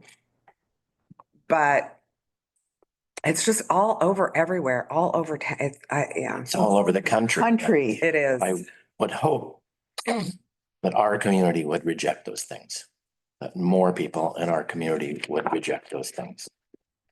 And the answer, how to push back on personal attacks, misrepresentation, misinformation, I don't know, other than our official sources, as working on our official voices through the bulletin. I mean, I try to let people know what I'm thinking and why I'm thinking it. I don't want to think that's a bad thing. I'm not trying to be divisive, but I may be talking about disagreements. Well, we've had. And I agree with both what Deanna and you, Gary, said. There's a big difference between the disagreements and divisiveness. Divisiveness is all of the way we're defining it is all of these things, these negative, these hateful, all of the personal attacks things. Disagreement is not. We've defined what we're talking about here between the two. Right. And the way I have seen things over the last few 5, 6, 7 years is there's people in the community that they'll disagree and we'll go back and forth. People will disagree.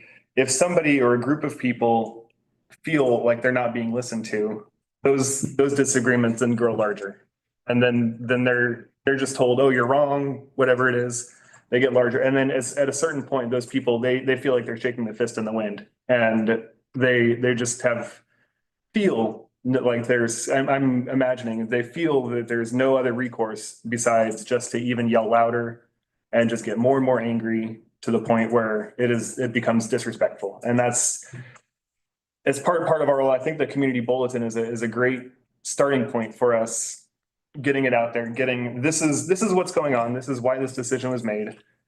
But making sure that there's enough transparency out there that people understand why a decision's made and what the repercussions of that decision are going to be and how we got to that point, as opposed to feeling like, I hear it in the community a lot. They feel like they don't know what's happening until it's already happened.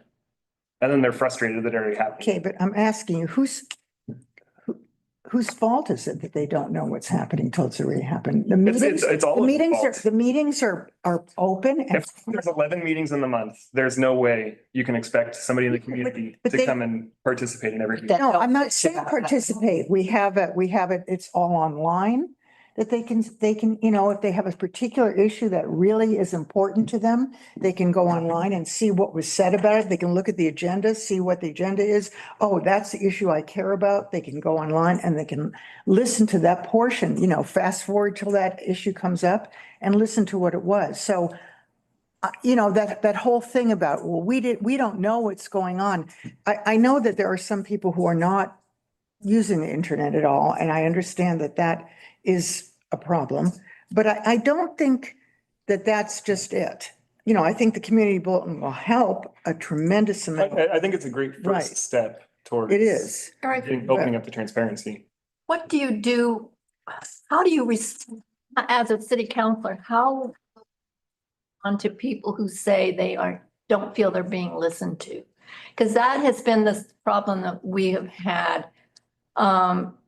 And first of all, how do you reach those people so that you can listen to them? And second of all, what do you do when they keep saying, you're not listening to me, you're not listening to me, you're not listening to me? What do you do? Having a personal conversation with somebody, I've found before this whole election cycle, I had a conversation with, I guess it was right after, it was 2 years ago, right after the last election. I think I had a conversation with Barb and a different conversation with Brandon here. And I felt like we had a conversation, a personal conversation, and that felt like, okay, they understand where I'm coming from, kind of have an idea of where they're feeling. I don't agree with what they're doing, but I feel like I've been listened to. So making those personal connections with, especially if I've identified somebody that's like, okay, this person, so-and-so is very mad. They're reaching out and making that connection with them and finding out, okay, what decisions have I made that have pissed you off? And why has this pissed you off? What can we figure out? Where is the middle ground in our opinions? Maybe there is no middle ground in our opinions, but maybe we can, if we have a personal conversation. I don't think I've talked to anybody in the community in a face-to-face manner where they're just shaking their fist mad at me about anything. You haven't made a vote yet. That's true. But even so, when you're face to face with somebody, they're much less inclined to spew the vitriol that you see online, you see on Facebook, you see. That's true. Through that stuff. So having a real person-to-person conversation with somebody is so much more impactful to ensuring that they understand that their voice is being listened to and their opinions are being heard by the five that are up here. I would agree to the part that I think I can be better at acknowledging people's concerns. But when I'm being told, you're not listening to me because we disagree about something, is wrong. I'm listening. We're just disagreeing. Right. And that's really what has happened a lot recently is people say we're not listening to them because we don't agree. What, you know, I'm talking about the school in particular is a great example. You know, we voted, I think it was, you know, unanimous to go ahead with this project. And then we were accused of not listening. And I listened. I remember that meeting. I wrote down, I think, over 70 comments. I wrote them all down in a notebook by hand. But then we got accused of. And then got our accused notes and not listening to. Yeah. I demanded that we have lodging represented here so we could hear concerns. Yeah. Well, the problem, not to go back to that meeting again, the problem that I saw out of that is there was a dozen or so issues. The lodging community said, hey, these are questions that we want answers to. None of those questions were answered prior to moving forward and saying, yes, we're going forward with this project. And that's what made me as somebody in the community. Yeah, Because I think that's true. that after that conversation, I believe the whole project switched from being an event center to being an interpretive and nature center. It didn't switch at that point. That was the beginning of it. It began moving forward as is. And that created quite a bit of frustration that I saw. So I would like to redirect us that we're going to talk now about how we're going to do this in the future. Let's not hash over what's happened. Let's come up with a plan for how we move forward as a council to try to. I think that's a great idea. I think that sometimes getting in a social media setting, if someone doesn't agree with you and not clapping back. Well, that'll be easy for me because I don't. See, I don't respond. I don't even do it. I Get your face in the book because needs I to. have to. And I've got to stop doing it, especially now that, you know, I'm really down on Facebook right now. So But it's easy to get in a conversation and to clap back. It's a terrible place to do business. It is. It really is. So, and the community, what did you call it, Brandon? The Official media channels. memo? Oh, the community, municipal memo. I like that. I think Should that have that in the Gazette. It was like. we could, that It would was be a it good was a name. legally required, well, not legally required. It was a legal, actually kind of a legal thing that the city, this was years ago. This was a decade ago at In the least. good old. On mine, it was yesterday. Yeah, well, look at how old we are. It was something that the city bought. Space, it was about a half a page in the Gazette. And they had all the minutes, not all the minutes, but they had a summary of the meetings that took place and a summary of the decisions that the council made. And I think planning commission might have been part of that and some of the other meetings. And it was long before we ever had like 11 meetings a month. I mean, it was like 2 meetings a month for the city council and so forth. But it was about a half a page and was called the municipal memo, and it was something that the city put out. But that's the long ago. That's not going to happen anymore. Right. You know, that's But not something going to similar happen. could- But the community bulletin could easily take its place. And I'm not sure about social media. I mean, I think social media gets carried away where it becomes argumentative, but I do respond with factual things. I do respond to misinformation. Otherwise, it's all out there. Some of the things out there, like If you email, take it group pers- emails to the community, you can't respond to. Right. Facebook pages that don't allow comments, you can't respond to. But when there's misinformation or misrepresentation out there, or I can answer questions, I do it. And I don't know, maybe League of Oregon Cities says don't do that, but As a practice, that is their response. Right. And I believe their reasoning is sound, just for I've heard in the discussion. Everything you've said, Gary, makes sense, but in reality, that's not what winds up happening. I'm not sure what you mean. There becomes this back and forth dialogue. Yeah, it can. It just doesn't end. And it doesn't really matter what you say. If you put out facts there, I am guilty. I do the same thing you do, Gary, and it's almost like I can't help myself when I see a piece of misinformation. I just have to, you know, and I'm trying really hard not to do it anymore. In fact, I haven't done it in quite a while. Is that your New Year's resolution? Yes, that's my New Year's resolution, not to respond on Facebook, except to, you know, to friends about jokes or whatever, you know, and maybe even to get off Facebook altogether.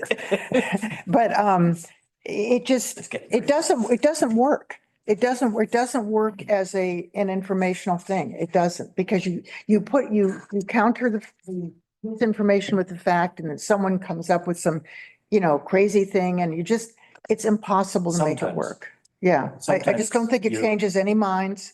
I don't think get your own fan club riled up to back you. And even if you're correcting something that's wrong, I have personally, for things that if I feel like something, I'm like, I don't respond, because now I've taken it personal and it feels different. It feels different when it's personal than if it's just business. So yeah, you won't see me. Yeah, it just, I'm remembering the response to this, before, forget it. It's that the purpose of city governance is to govern as a body. And the impression you're leaving by giving individual information is that you're somehow offering legislation individually, or making a decision individually, or there's the possibility of leaving that impression. So that the more that you can provide a collective response to the issue, that's what is considered good governance. Whether you agree with that or not, is up to each of you. So Brandon just said we're all banned from Facebook. I just say that. I'm kidding. Well, it's clear that Facebook has just, I know I'm very Come. careful when I respond to questions on Facebook. And it's usually to try to correct misinformation, like there's 500 STRs and illegal STRs in Cannon Beach, or that's something like that. And I try to be as factual as possible without trying to put any other kind of language in there. This is, this is where we are. This is what we're thinking about. This is, if you need information, contact so-and-so, and just leave it at that. And I don't usually have any real horrible feedback. And if I do, I just ignore it. I'll get argumentative feedback sometimes. But I just I'm- ignore it. And then I try also to, for instance, the retreat, I try to in advance tell people this is going to happen. And I think, that's my responsibility to let people know that it's going to happen. The retreat is going to happen. It's public. You can come. It's being recorded. You can see it later. This is what's on the agenda for each day. Things might change. We're not going to make any official decisions. And then just let it go at that and just tell people, okay, now it's your turn. It's your turn to participate if you want to, but now you know what's going to And happen. now we won't have to do that because we'll have a community bulletin. Well, you never know. Use Facebook. Yeah, it's just difficult to push back against the sources of misinformation out there, which is why our politics are in the state that they're in. Yeah. It's just, Unfortunately, we have to, ignore stuff sometimes, and it's hard. It took me a long time not to clap back on things. Really long time. I feel so much better that I don't know. There's hope, Lisa. you moved up to the front row, Karen. She did. Did you have something to say? I would love to be able to speak if I'm allowed. Of course. I'd love to hear from you. Come on up. On it.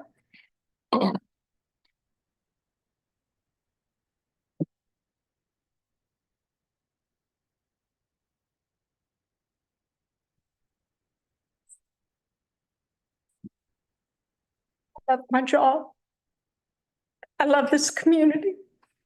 This is why I came here. I'm invested here. I have no intentions of leaving. And some of this behavior makes me want to stay far longer than I would have ever stayed here because I don't like to see bullies prevail. And I certainly don't expect any of you to defend me as an individual. And I'm sorry, Deanna, but saying that we've all done it, that's like me going home from school saying, I want to go to this party because my friends are going. And my dad said, you're not your friends. What I would expect is what I did in my personal home with my children. I set an expectation of how I wanted to see them behave. I can't control what they do when they go out of the house. But they get the consequences of their decision. Whether it's our committees, our commission, our council, we should all have expectations of some level of code of conduct while we're here conducting business. But just like I've had discussions in 4 years of dealing with a stalker, it's perception and whether I have done something or I haven't. If the perception is there, you're defending that as well. And so people that serve in our community as volunteers, if they're out in the community and they're attacking someone individually, it's unbecoming to what this community is trying to achieve together. And I would think that, as other cities have done, that setting an expectation that that is not what we want here. And because I've been identified today as one of the people that have received some of these emails, a lot of people have come to me and said, speak up, stand up, defend yourself. This has gone on long enough, you know? And I've been torn of whether I do or I don't. And it really just came down to the decision that I said, do I feel good about getting out of bed and going to work every day? All the grants, all the loans, all the projects really don't matter if the community doesn't trust me. I don't have respect, and especially from this body that I'm serving, my city manager. But when my own team is asking, why don't you speak up? Why isn't the city leadership speaking up? You allowed me to create a path for my guys from the field to come in and be future leaders. So you never have to hire the person off of the street. We should be promoting our people up. There's been several of my guys that said I would never come in to those chairs because they watch this. You need to know that as the city leaders, whether I'm sitting here or some other director is sitting here. The emails that some of our staff have received as they've gone on to other opportunities have been the most vile, disgusting thing I've ever seen in 31 years of my career. I've never seen it so personal as what I've seen in this town. And yep, I've been one of those people that have been a victim of that, but I'm not alone. There's a lot more of that going on in this staff than you could ever imagine. And we keep quiet and we keep serving all of you and this community. And it's gotten to a level where something has to change. It has to. Been a great person that was part of our Public Works Committee for many years. And she left this state, not just the community. She left this state. And it was because of some of this that she was experiencing outside the known of any of us. And she left. And she told me after she left why she left. And I still stay in contact with her today, and she's watching what's happening. So all I sent that to you for is said, I have decided I won't accept it anymore. And I'm asking you to join me in taking that position. It is freedom of speech. You're absolutely right, Lisa. But the expectation is that emails of that substance contributes nothing to solving issues. But that person's feeling is, if I get fired, then that issue's been solved. That's not a disagreement. That's a witch hunt.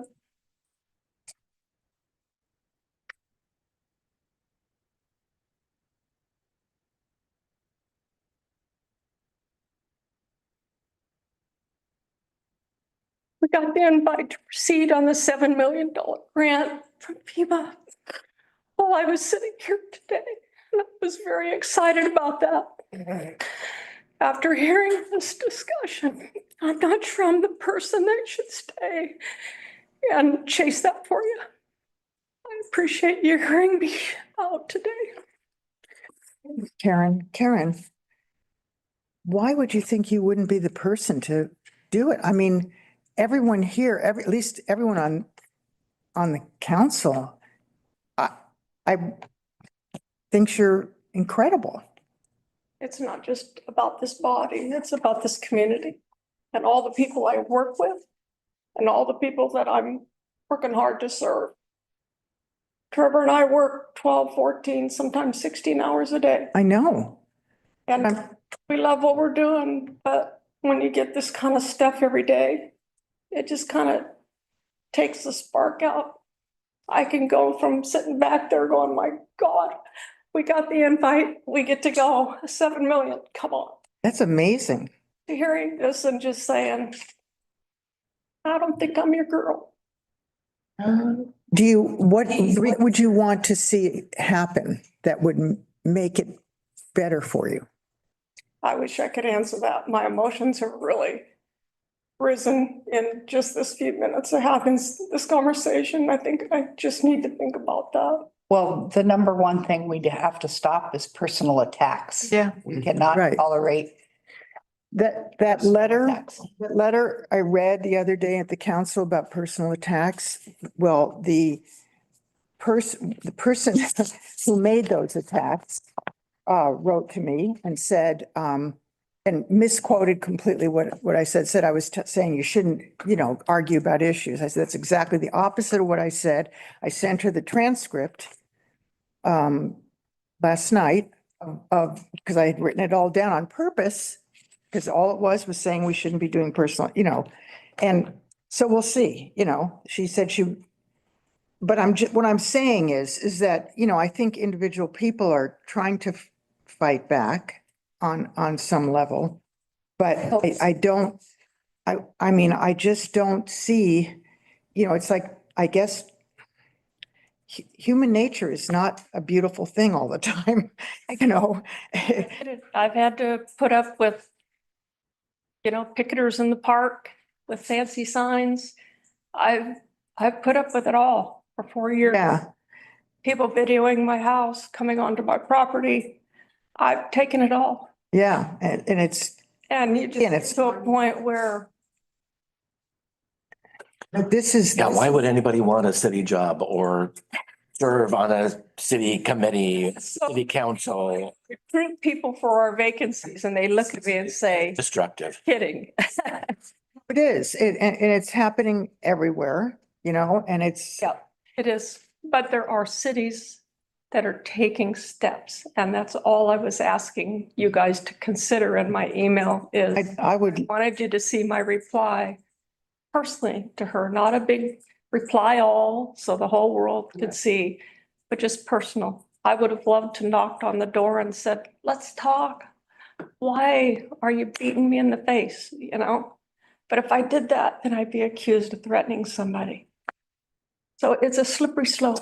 I would love to have a face-to-face conversation. I've tried with several of these people that are doing this. I haven't been successful. No, it won't be successful because they're doing it because it gives, they get something, it's feeding something that they need. Yeah. So you're not going to be, they don't want peace. They want to keep it up because it gives them a position in the community that they think is important. So I wouldn't even worry about trying to talk to them. That's an expectation that has no gravity. And I know I'm being supported. I feel support from this body. It's, yeah, I don't know. I don't know how to describe it. I really don't. Never experienced anything like this in my life. So publicly, you Google my name, used to see the great things I experienced in my corporate life or my achievements in owning my winery. And you Google it now and you see an ethics investigation that was absolutely unfounded. You see pictures of the picketing in the park. I could go on and on. You've seen it all. That's what you see. When my dad was ill and passing and my mother was ill, my mom said, don't disparage your dad's name. It devastated me. And I've hung in here and taken it and tolerated it and tried to rise above it. Now both my parents are gone and it still continues. For a stalker to go visit my mother in an assisted living and hand her the newspaper that had my face on the front of it about an ethics investigation was devastating. And I've hung in here and I've taken it. Well, Karen, I hope you'll continue to hang in here and just let us, we're trying hard to figure out how to deal with this. Special people in our lives right now that are laying in a place that none of us ever want to be in. And that's what I just have to say to myself, is it really worth it? And you're doing great. I know, and thank you, boss. And thank you. I appreciate those words, and you say those to me regularly, and I appreciate it, as do several of you. But also congratulations. That's on the back I'm looking for. It's an expectation so that no matter who's sitting in this chair, that they have a confidence that they're being supported by the body they're working for. That's what I'm looking for. And I appreciate hearing me out. I needed to move forward to see your eyes and to really see where you're going with this. And it's a tough decision. I had far more responsibility and a budget that was 100 times the size of the one I have now, and I worked really hard. This job has kicked my butt because it is very personal. There's so much drama. Corporate politics are not fun. This is a bird of another feather. Thank you. And you did get the FEMA grant. Yep. Wow, that's incredible. I'm going to take the rest of the day off. That's, oh, you deserve it. Yes, yes.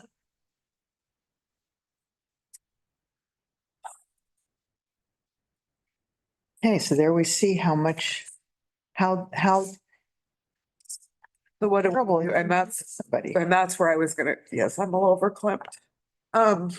Because I feel bad for Karen and I've been in her position. And sometimes people wonder why I'm so gruff about things. And it's because I've been in that position and it's not fun. But what can we do? How do you, I mean, I think the first thing is setting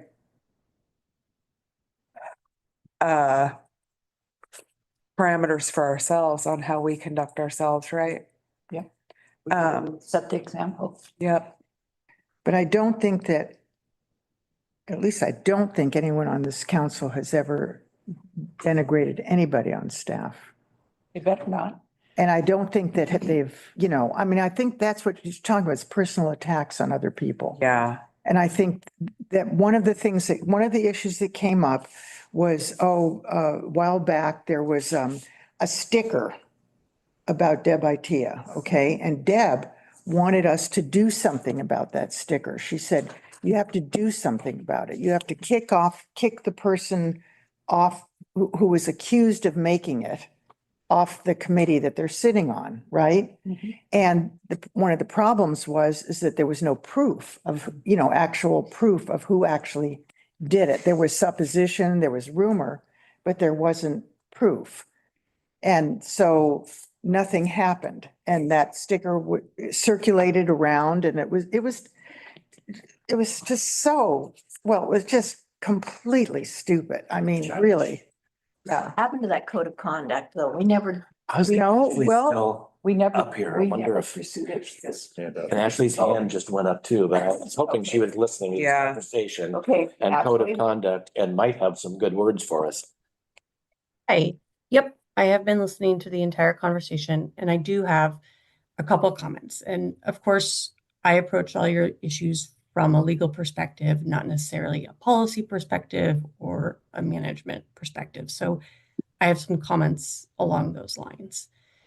So first of all, I mean, we do have to be really cognizant of everybody's freedom of speech. If we open up a public forum to allow folks to speak, we can't moderate that speech based on content. However, sometimes the antidote to speech that we find offensive is in fact more speech. So, when misinformation or personal attacks are prevalent, there's certainly nothing prohibiting members of the city staff and members of the city council from countering those attacks with their own words. And in situations where, people in the community are trying to influence elected officials through these sort of communications when they involve personal attacks, oftentimes, and again, this isn't legal advice, it's a little bit more policy, but oftentimes a clear message that you are not receptive, nor are you influenced by personal attacks can be an effective response. Same when those things happen at city council meetings. You can't necessarily cut somebody off when they're speaking, when they have, a legal right to be there and providing comment. But you can certainly let them know that that sort of speech and those sort of comments are not welcome, nor are they persuasive to the body. We are not talking, to my knowledge, we are not talking about this, but there is also a line where these sort of comments, particularly about staff, cross the line into to harassment based on protected activity. For instance, if somebody is being attacked because of their, membership in a protected class, whether that be their gender, their race, their whistleblowing activity, again, we are limited a little bit by the First Amendment, but we do have a obligation, or the council does have an obligation, to protect employees to the extent they can from that sort of conduct.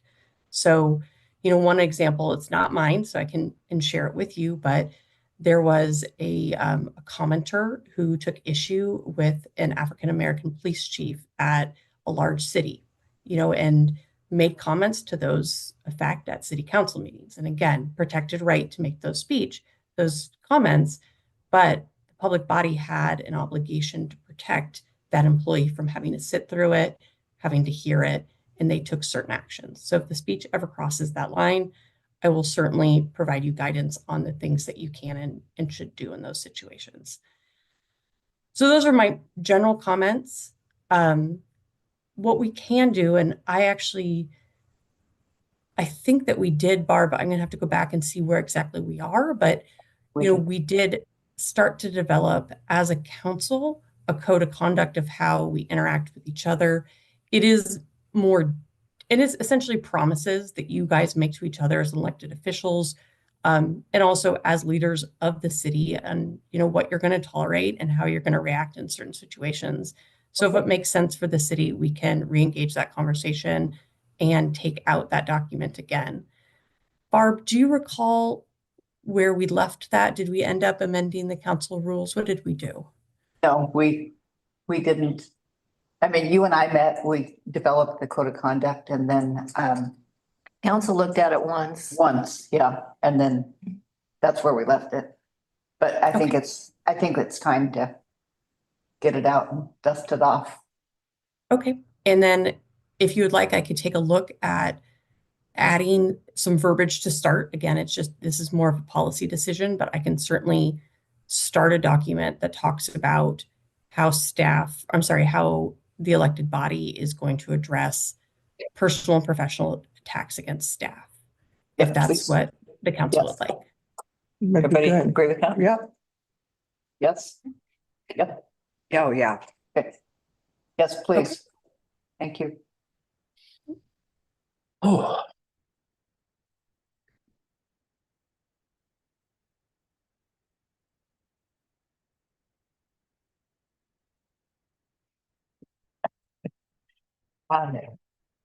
Can I just real quick on the muni memo, switch topics there? Please. We're talking about the muni memo. We were getting a lot of feedback of people saying, all you give us is old information. And so we switched it out. We had a lot of complaints about that because we gave during the community bulletin. No, the municipal. Votes we made. Oh, Yeah, because the municipal memo was a overview of what happened the previous month. right, yeah. And everyone complained that all we did is put out old information. Right. And so we switched it up and we were running ads for all of our public input meetings and things like that. And then now that public input meetings have slowed down, we do things like White's Called Pipes, things like that. If that is something you guys are interested in putting back out, we can, because we do have a half-page ad with the Gazette. I've been running things for Haystack Rock volunteers, reminding people not to clog their pipes. If we have public input meetings, we'll run the ad for that.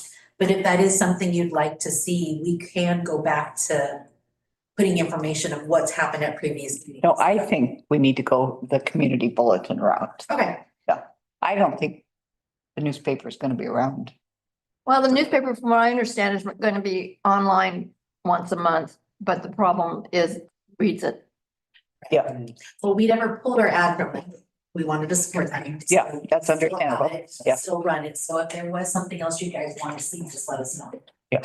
I want to put stuff in there like link, like if you're on it line, visit us on the city's website or the city's Yeah, we could do that. page.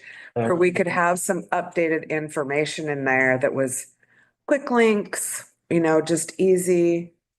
Well, if they go. They make it sound Do quick links. If it's print, we can't. right. But that's what I mean, because I know, is somebody, I think Julie is gone. But you could put a QR code in there, Lincoln. So there's a few options that you could do and try something fun in there and see if that gets a little more engagement, and then you should be able to see how much traffic the Facebook page gets from it. It might take a little while. Yeah. Or the website. We do, whenever we have something big, we do try to encourage people to go to the website. We give the link to it, or not the link, but the URL. And so we do try to put information out there when we can. We haven't had quite the public input meetings for a while, so Yeah. it has been a little dry. But just since it did come up, I wanted to let you know that that's why we stopped doing it, was we got a lot of complaints of just regurgitating old information. Yeah. And I Well, think it that, depends a lot on how you do it. Just putting a sentence in there doesn't necessarily do the job. It depends on how you put in the quote unquote old information. Because you should always be looking forward while you're giving information about the past. And that doesn't, a lot of people don't realize that actually is what helps people understand what's going on. put the new schedule in. Looking like a true journalist. Yeah. Have you guys used the Civic? I have. I have. It's a little rudimentary, but it's nice to be able to go in and get short recaps on everything. If it's a short meeting or a short topic, it can usually do a pretty good job of consolidating it. On larger ones. It's not quite, but AI is not where it needs to be yet. It's getting better. Yeah. Yeah. It's obviously all AI, so. It's all AI driven. But I will say that on the QR codes, because I see people use them at the shop, and it's mostly older folks. Which would surprise you. It did surprise me. And the girls were like, oh, yeah. I mean, I probably saw like 5 or 6 It is. older couples. I've never And used one in my life. I hadn't either until recently. I use the QR code. Okay, Yep. so let's get back. And But we haven't solved this one. no, but we're going to work on it. Going, We were gonna solve everything today. Yes, right. Before that. gonna make it a better. Problem is that it's not what we're seeing on Facebook, it's the people that are making these vile comments specifically toward to the city employees. I mean, Karen described several events that we don't even know about, much less Right. actually handle. So how do we make it so in this community, people aren't liable to do that? I mean, there is one particular person that is, you won't be able to stop, we won't be able to stop ourselves. But, I mean, there's got to be some way of improving the community spirit and cooperation so that these comments and these emails, these personal emails aren't being sent to to the employees. There's got to be some way of doing that. What's out there publicly never touches on all of the positive accomplishments. Right. So we're not really that great at Tooting our own. promoting. Yep. I mean, water resiliency, what an amazing project. Just got a $7 million grant for the city. FEMA grant. Jeez. That's So incredible. That's one way to not counter it directly, but at least, Kill them with positive. yeah, I mean, let people know that positive things are happening. Not that it stops the problem, but is there some way that emails such as that could be filtered? So like they would, Oh, you've got the free speech issue. Yeah. Ashley, well. Yeah, so I was actually just thinking about that. So I've definitely had occasions where a member of the public was harassing staff through email. And generally, individuals have a right to petition the government, but that doesn't mean that everybody at the government has to receive all the emails. So in this case, if the harassment really is via email and it would be effective, the targets of those emails can be protected by that, by having the email to them specifically be blocked. But somebody else at the government who has the authority to handle that email has to be able to receive it, if that makes sense. In other situations where somebody's been harassed, for instance, and I'm not suggesting this here, but my office received all the emails, and then we were able to go through them, give them to the right people at the city. Therefore, if you didn't need to receive the email for your business purpose, you didn't have to see the vitriolic comments. We need to do that in a right way to make sure that we're not impeding on any rights, but that can certainly happen if it really is one person receiving, frankly, terrible emails from a member of the public. Is that what you're thinking of, Deanna? That is kind of what I'm thinking of. That way it just helps protect that person. So, because there's nothing good about your feelings, feeling like your feelings are hurt every day, or you're being attacked every day, not knowing what you're going to get when you open your email. We all receive the emails in other locations besides the city, so even unfiltered also. Plus that email is going out to many members of the community. Right. Some of that. And that's what, It's what you see when you read it, but it's also what you think when everybody else is reading. yeah. It's that personal. I mean, and absolutely understand. I've heard, I'm sorry to interrupt, Ashley, but I'd really like to say this, is that I'm not on the council anymore. I'm not bound to anything. Code of conduct for you. Well, I'm not about to let loose a bunch of vitriolic comments. I'm filled with absolute disgust and hatred, and I'm going to conduct myself as best I can. What I have heard is that it's incumbent upon us to go into the community and express our support for the staff members that we are in support of. And to allow the type of information to go forward like it has been is just not okay with me. It has real consequences. These are people's lives, they're their careers, and the people that are making these accusations have nothing to lose. And other than, whatever sense of decency, gratification they get from doing it.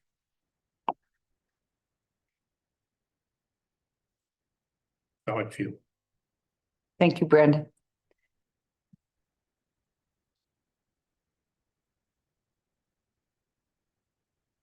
So Ashley, were you going to say anything further?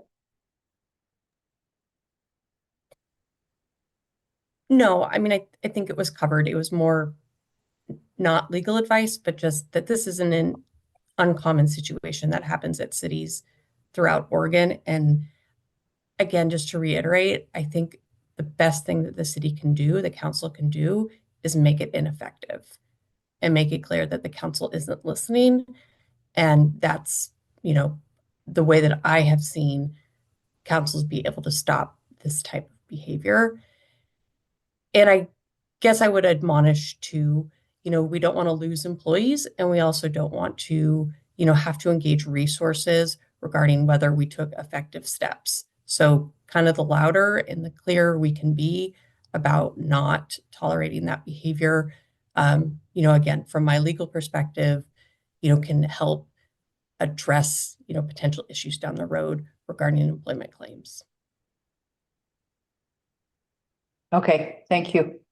And I pulled up the code of conduct that went to council last March in the minutes, and I sent it to you and Ashley so we can keep things. Okay, we'll get it taken care of.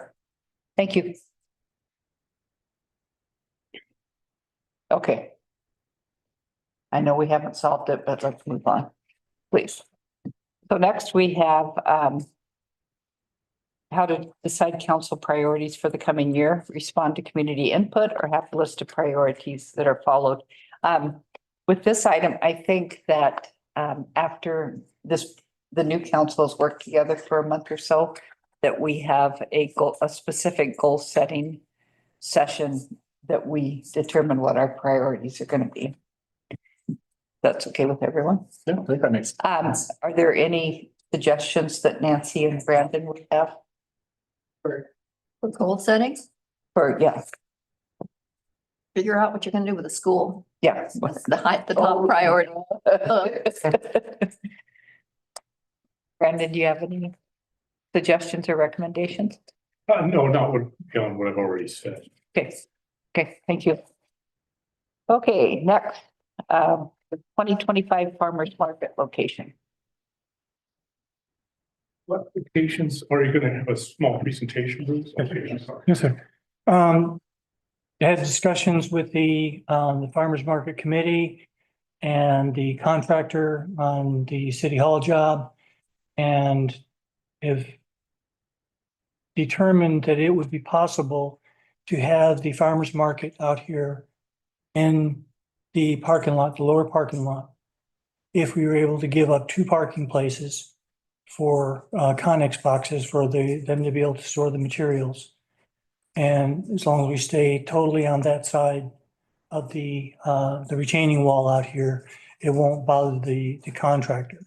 So the question is whether or not the position is of the council, because the project will be disruptive to the neighborhood and the community. And that's one more thing. Part of what they talked about was to shorten the hours.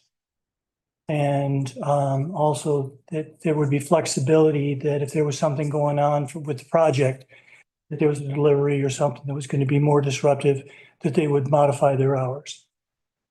They being the The farmers farmers market. market. They would like to see the farmers market continue. It'll be at least one season and possibly part of another season is the time frame that the project could be going on here.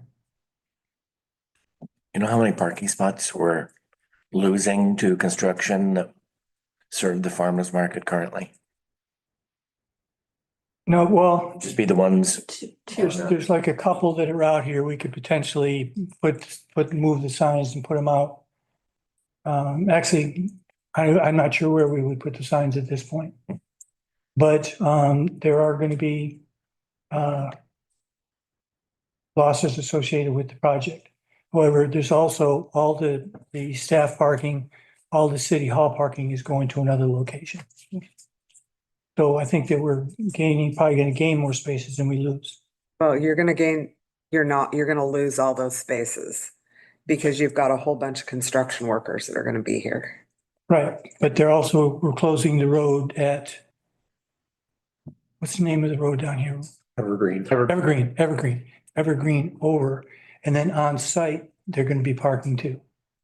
Right, but all the city staff parking wherever they need to be, right? But we'll be down in Second. Right, so it'll take those parking spaces from that side of town. Mhm. It's just all. That many. Yeah. No, it's going to be. As many. But there will still be, I agree with Deanna, there will be people that are going to park, the employees that are going to park that are working on the project.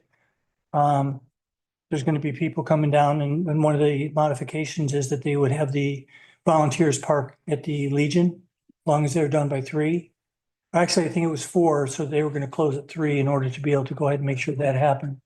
But it's not as disruptive as it is normally. It's going to be a little bit more disruptive to continue that. That's why we're asking council direction as to whether or not you want us to go ahead and keep that operation going. It'll be a little smaller. They won't have a community booth. They won't have the music booth or the music group. But they think that they'll have pretty much the same, other than that, the same number or a little bit less vendors. It might be slightly smaller. And then they're gonna have to deal with all the construction people and Yeah, trying to the get around them. to Construction get their noise. Stuff set up. They'll be doing they'll be having Yeah. construction. That's gonna be our music, is the construction. Yeah. Yes. And there's no other place to, Around and round, and there really isn't. And shortening the farmer's market hours, aren't they only open now from like noon to 4 or something, or 11 Right. to 4? You're talking about going to 11 to 3. Makes sense for them to load in and No, out. they would open earlier, like do it like from 11 to 3. Oh, So that. Okay. so they can get the Legion parking lot out. excuse me, as long as I thought I heard him mention shorten hours and Maybe a shortened season. Like Yeah. only go from like middle of June to end of August. I think it was like the first week in September. Yeah, shorten their day. Yeah. That just doesn't make any sense. you know, part of the concern of not having it is those volunteers. I mean, they have an amazing volunteer. They'll find other things just to volunteer for. It's easy to do in this town. And All the vendors. yeah, and the vendors. I mean, we've had vendors that have been here forever. And they enjoy the market Mhm. so much. I mean, they've kind of become part of our family. And so I would hate to not have farmer's market, even in a modified form. gee, I should go through their spot to have. Well, they looked, you know, And to old school parking lot? Nikus. No, Yeah. Well, there's no running water or bathroom facilities. Oh, that's right. Yeah. But there's there's the Les Shirley bathrooms across the street, Yeah. Place to go. across the bridge. Yeah. Our committee talked about it. Right, they did, yeah. Oh. In fact, if you go back and listen to their, I can't remember which month it was, but yeah, they really. looked at Nothing different else things. worked. I mean, they looked at like the parking lot at Tolavana Hall because the school would not be in session. Right. And they're worried about people finding it. And, you know, here it's in the middle of town. And it's Second be at the Street. same location. you have to accommodate their booth and their parking. Right. And there's really not a lot left at the school. Yeah. Second Street. Closing second. Second Street, at the same time as the city hall is going to be moved there. And how far west is City Hall? It's most of the two-lane parking going all the way down to the fence. The cycling, most of the way up before you get to the angled parking. Okay. You take a lot of it. Yeah, and there's already a lot of concern about making that such a congested area. But to Yeah, it's right by the put farmers depot. market there. Tracy also found a spot for the volunteers to park that would not impact this area. Right, at the Legion. At the Legion, so Right. they won't even, any of the vendor markets and things are volunteer, well, no, the vendors can't park in that spot, but all the volunteers, their parking is taken care of. And the Legion doesn't open on that day until 4. And they've already had a discussion with the Legion for, I believe so. They had an agreement last year. Okay. And the only issue was that the market closed at 4 and the Legion closed it, or opens Open at at 4, and the volunteers were running to get their cars. So that, you know, it was made for some interesting. And the event will not go past 3 o'clock. Right. I was looking, she had sent an email with a little update on it. so I was checking. So does that not need to go before the council in a regular meeting? It's up to you. If you're willing to do consensus today, that's fine. Otherwise, we'll put it on the voting item. Let's do consensus. You want to do consensus? or Yeah. Vote. Let's just do it. What do you think? Why don't we bring it back for a vote in case anybody questions whether or not And give everyone the chance for the public to. yeah, and Win. the retreat is marketed as no decisions are being made. Yeah, it's true. Right, Right. yeah, Good point. okay, so Yeah, I'll put it on the February. My only concern is when Tracy comes back from vacation, she was hoping to get her marketing stuff out. at the as soon as she gets Can- back, because she usually doesn't. We haven't submitted, well, I don't know if that is the January 14th packet posted? Oh, that's a work session. it's a I have a special meeting and we have a public hearing. Oh, okay. We can add that. I can amend that packet and add that as an item if you guys would like to vote. Just Tracy is out of town, so she wouldn't be here, as long as you guys are good with that. Okay. If not, then it would be February 4th or whatever. And that was one of the things before she left, where she wanted to get her marketing materials out, so that way everyone knows we are definitely having the market. That was her only concern. So if it helps her to put it earlier, let's do it earlier. So do it next week, next Tuesday, Yeah. amend, okay. I'll amend the packet and just do a short staff report that says that we will be considering an alternative market space. And then I'll put it on. And have the hours and the date, the duration of the market. The thoughts were June 17th through September 9th. Is that correct? I think that's what she told us. Yeah. And then what would this, I have the ending time is 3. Do you remember the start time? 11. 11, okay. Do we look at, some of the public spaces and public lot, and private lot between Coaster and Sandpiper Square? They did talk about that at their meeting. So somebody went down there and So along large and maybe one row of Right. parking Yeah, spaces they went- was considered. yeah, they went and talked to them. No, I thought they did a really good job. In fact, it reminded me I didn't of all the expect times that. we looked for school sites and Yeah. deja vu. Okay. Thank you. Yep. Okay, next we have the topic of council absences, and the reason that's on there is, with everything that's going on in the city with the projects and everything, there might be some, times when we have to have a meeting and we're not gonna have all 5 members be able to attend either in person or in Zoom. And so, I want you to think about, whether or not you're okay with us having a meeting with only 4 members of the council present. If something came up that we had to act fast on. And that could happen with everything that's going on. I know it's happened once or twice, but we've been managed to schedule those with non-crucial things, but. But this could be a case where it could be crucial. I know there's a meeting I'm always not at because of scholarship night. And we have modified the agenda a little bit, but if there's a time where we have to meet and make a decision and only 4 members can attend, are you okay with still having the meetings?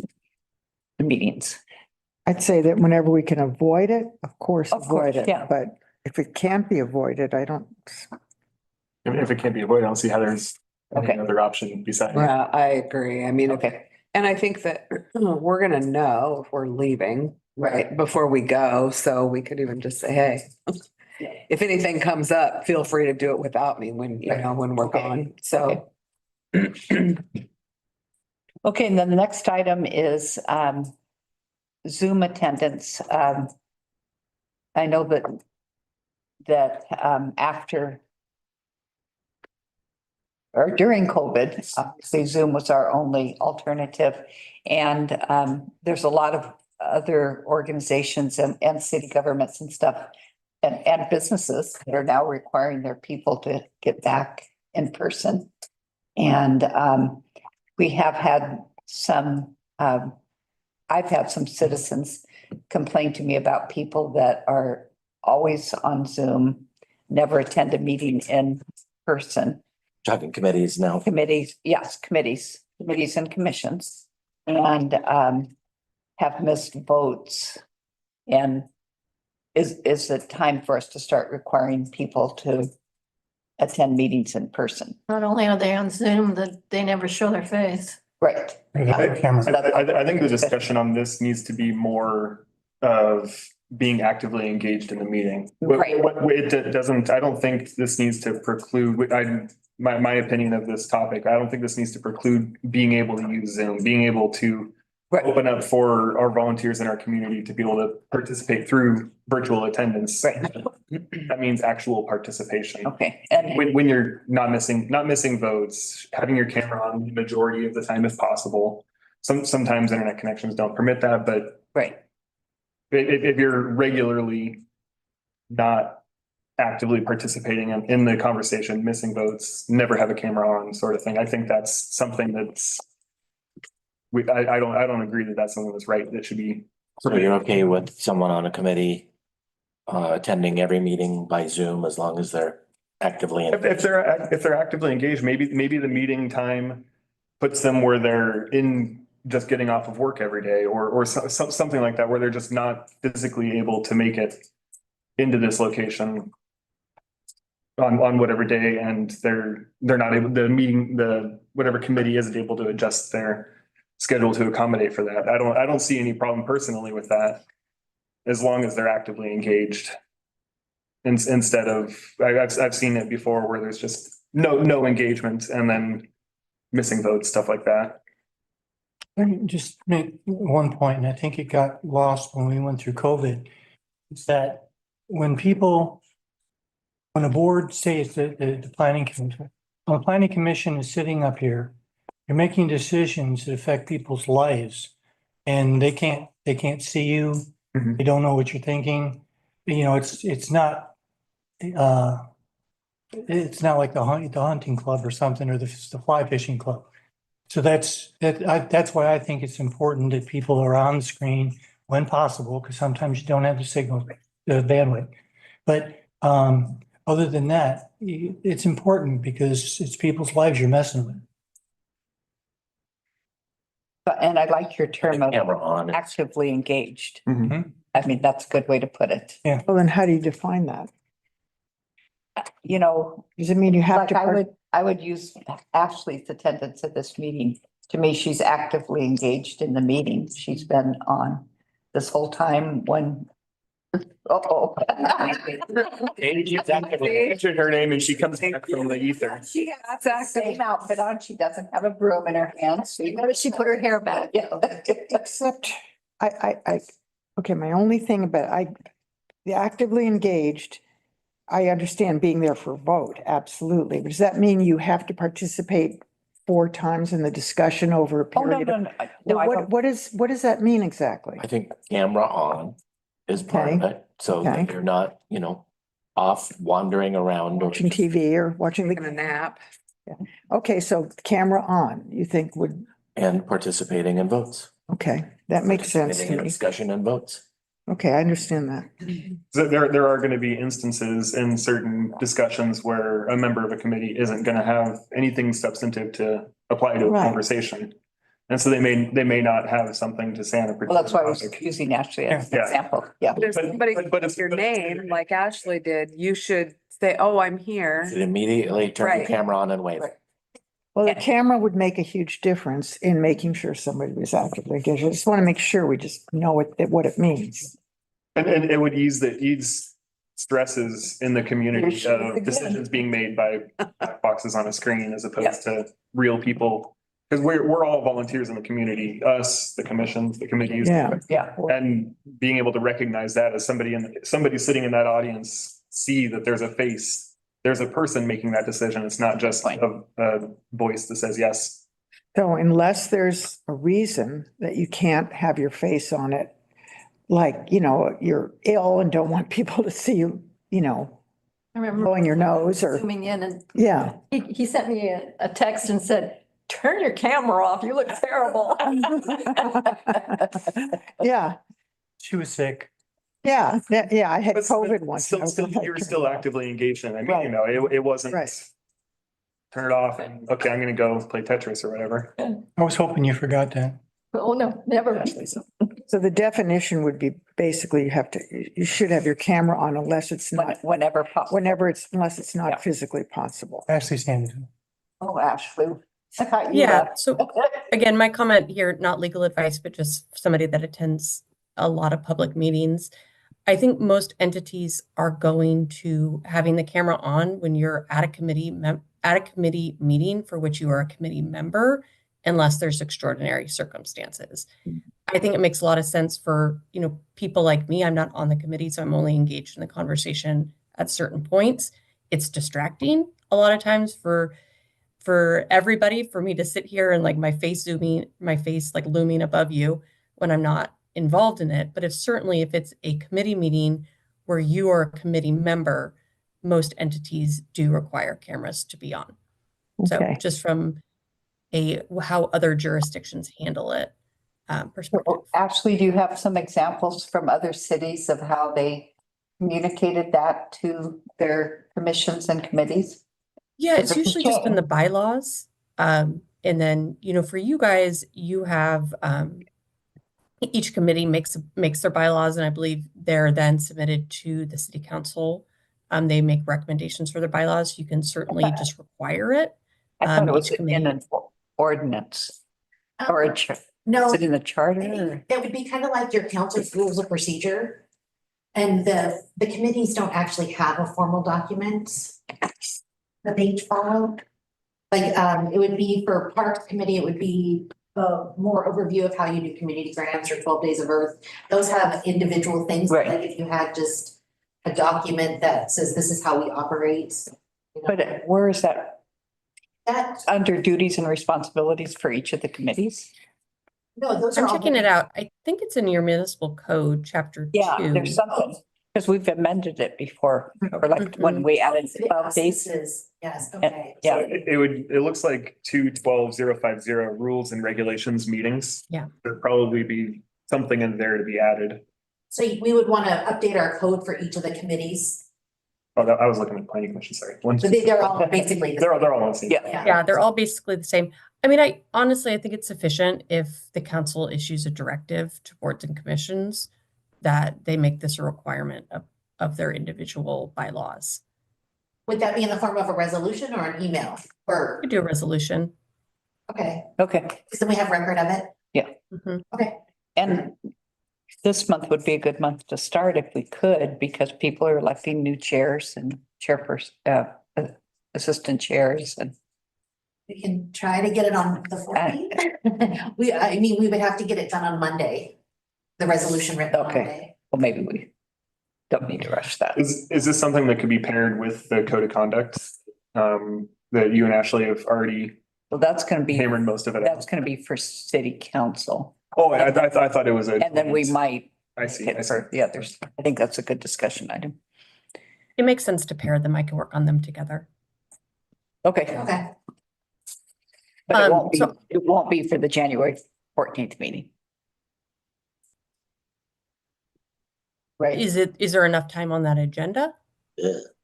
I don't think there's enough time to get the packet ready. Today's January 10th. Oh, good point. Good Yeah. point. Okay. Meeting So- after that then. February, yep. February. Okay. I'm going to be leaving the meeting, but I will be back around 4:30. We might not be either. Okay, thank you, Ashley. Well, Thank you for hold on. your- There's one agenda item left for me. It was a question about the May ballot and the Okay. effective date of a potential charter amendment. Would you like me to take that now? And then I can essentially, Sure. I don't I think think you're we're gonna do it. there. Yeah, Yeah. over there now. Yeah. Yeah, we're ready for you. Good time. Yeah, so my understanding is the question was, if the initiative petition is approved by voters, when it would be effective. And the answer is it will be effective when the vote or when the election results are ratified or certified by the county. And then it would be effective for any debt incurred after that date. After the certification date, Mhm. So like with the November election, the certification was Sometime in December. December, okay. I'm sorry, maybe Jen knows the actual date. Yeah, It could have been December. sooner than that. it is about December 4th, right around there. Yeah, well, but it's a May ballot. Well, we were talking. So it'd be approximately 1 month. Yeah, from a the month. date of Yeah. The vote. okay. Ashley, could it have been written into that initiative that it had an effective date? Could it have been or was it? Could it have been? Because I'm assuming that it does not. I It does thought it not. did. I thought it Did not. did. But if it did, it could have a later effective date. Yes, a initiative petition could have been written where it had a later effective date. But, certainly because we received this one in the summer, and it did not make the May or the November ballot. I'm actually just pulling it up and I looked at it earlier. I am 90% sure it does not have an effective date on it. Yeah. Nope, no effective date. Okay, anything else for Ashley? Okay, thank you very much for being actively engaged in our meeting. Thank you, Ashley. Thanks, Ashley. Yep, I'll talk to you guys all soon. Have a Okay. wonderful weekend. Thank you. Yes. Okay, so the last item. So that's the only discussion we're having on the May ballot is what the effective date is? Is that why it was on the agenda? I'm not. I think that was the question. Discussion now. Oh. Well, I think you were going on, you were moving on. I was, yeah. Oh, Yeah, moving on to go to the order. No. Copy of the counselors. Oh, we added that. That's right. But I mean, is there, Very sad. there's Well, why not was, much else we can talk about it? why was it on the agenda? Made that motion. We didn't know that that was going to be the question, What's the that? effective date. That's not why it was on the agenda. I'm just No, wondering for why it discussion. was. Why was the May ballot on the agenda? Put the May. For discussion. That's- I assumed when I thought it was for a So discussion. did I. Yeah, I thought you. Me? For just, No, You, Barb. No, That was Yeah. talking One day you said at the May election. right, for discussion. but can we have a discussion at a city council meeting about a election? You can discuss the impacts and like our discussion yesterday, we talked about it. Okay, I mean, I don't remember. I don't remember either. I just remember writing it down, but Right. if there's anything to talk about, we can. I mean, it's gonna happen. It'll be on the May ballot. Well, the ramifications of it are tremendous. But I think to have a good discussion about the ramifications, we need some more city staff. You probably want Ashley and Tim. Tim would be a good one. Yeah. So Well, we already heard today some of the Oh, sure we ramifications. did. Yeah. Yeah, I don't know how much more we need to hear. Gonna really We tight. know that it could derail city's ability to complete projects like water resiliency. At best, delay them and increase the costs. Could hamstring them. Well, she Make got Coots, that, I mean, it'll probably in that make case, she got. very the little. grant, So possible. did not get the grant. she got invited. She got invited to the next step, which is a big step. With FEMA. And so, especially. yeah. Okay. We're Yeah. that much closer. And as she mentioned, if she has to go to the council in order to get it approved and there's steps that need to be followed and if you have to go to a vote to be able to spend the 25% of the money that's required. And you have to go to a vote for that. If the vote is beyond the limits, the deadline, then she's lost it. Right. So a yes vote is easier to get than a no vote, and the city needs a yes vote to get their initiative to pass. Right? No. No. Or do you need a There's no two vote? initiatives. There's two initiatives and they're And we need competing the- with one another. The city competing ballot measure to get more votes than the citizen submitted ballot measure. Right. Because they both get their own votes. They both get a yes or no vote. Mm-hmm. Mhm. So it is actually possible, highly unlikely that they both get yes vote. If they both get more yes votes, then you have a bigger conundrum, but It's I unlikely. thought I saw, or maybe Ashley mentioned this, that if they both get yes votes, then the top getting vote one. The highest. is- That Yes. is implemented. So If they both got the same number of votes. No, if they both technically won, got more than a majority, both were approved as a yes, then whichever one had the most yes Yes, total. that's correct. Right, yeah, yeah. But I think, were you referencing a tie? no, A I total just of remember her 700 saying to that you 700. have it was big, if they both, she said they both could potentially win. And then it is just even a bigger mess. But yeah, so each one, you can vote yes or no on one and vote yes or no on the other. Mhm. So they're, So historically, the no vote always generally always wins unless it's just a really hot topic item. Yeah, but in this case, it's a kind of a negative no. I mean, Well, it's like, yes, we want you to put a limit on this, not, no, we don't want you to put a limit on What it. is your suggestion, Dean?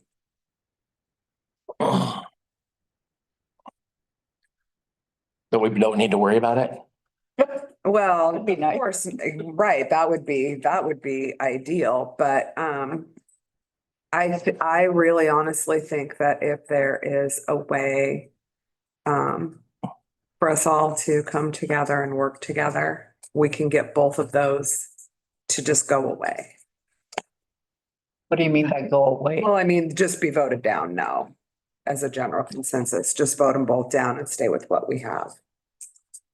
Because it's easy if you have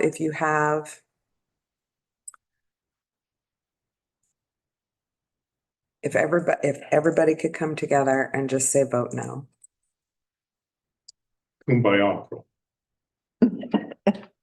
I guess that's my question. I don't know how involved you guys were in the ballot measure, but will you be working with us to defeat the citizen submitted There ballot is a measure? meeting tomorrow afternoon on the, Pardon me? there is a campaign meeting tomorrow afternoon. A campaign meeting for what? So On I this- guess, on so this I ballot don't know. measure- on this ballot measure. So I guess I'm not in the loop. There's your Stacy's house. answer. Stacy's house. Oh, Can someone, Oh, for the city's ballot my measure. question was, are you guys gonna be working to pass the citizen submitted ballot measure? I did not work on the ballot measure at all. for And this knowing what you last know vote. now, Is what your I'm, thoughts? I'm just gonna respectfully decline to answer the question. Okay. Because I can't give you an answer. But I think what the proposition that I'm coming through with is Brandon is calling a kumbaya type method is kind of probably gonna be the best way to go, and I think it's doable. I don't know what that means. If I hear you correctly, it's saying that through communicating with the community, you're telling them that they need to vote no for both initiatives for the sake of the community. Is that what you're saying? Yeah, And voting no leaves status quo. correct. Voting no on the citizen submitted ballot measure and yes on the city submitted leaves status quo. Right.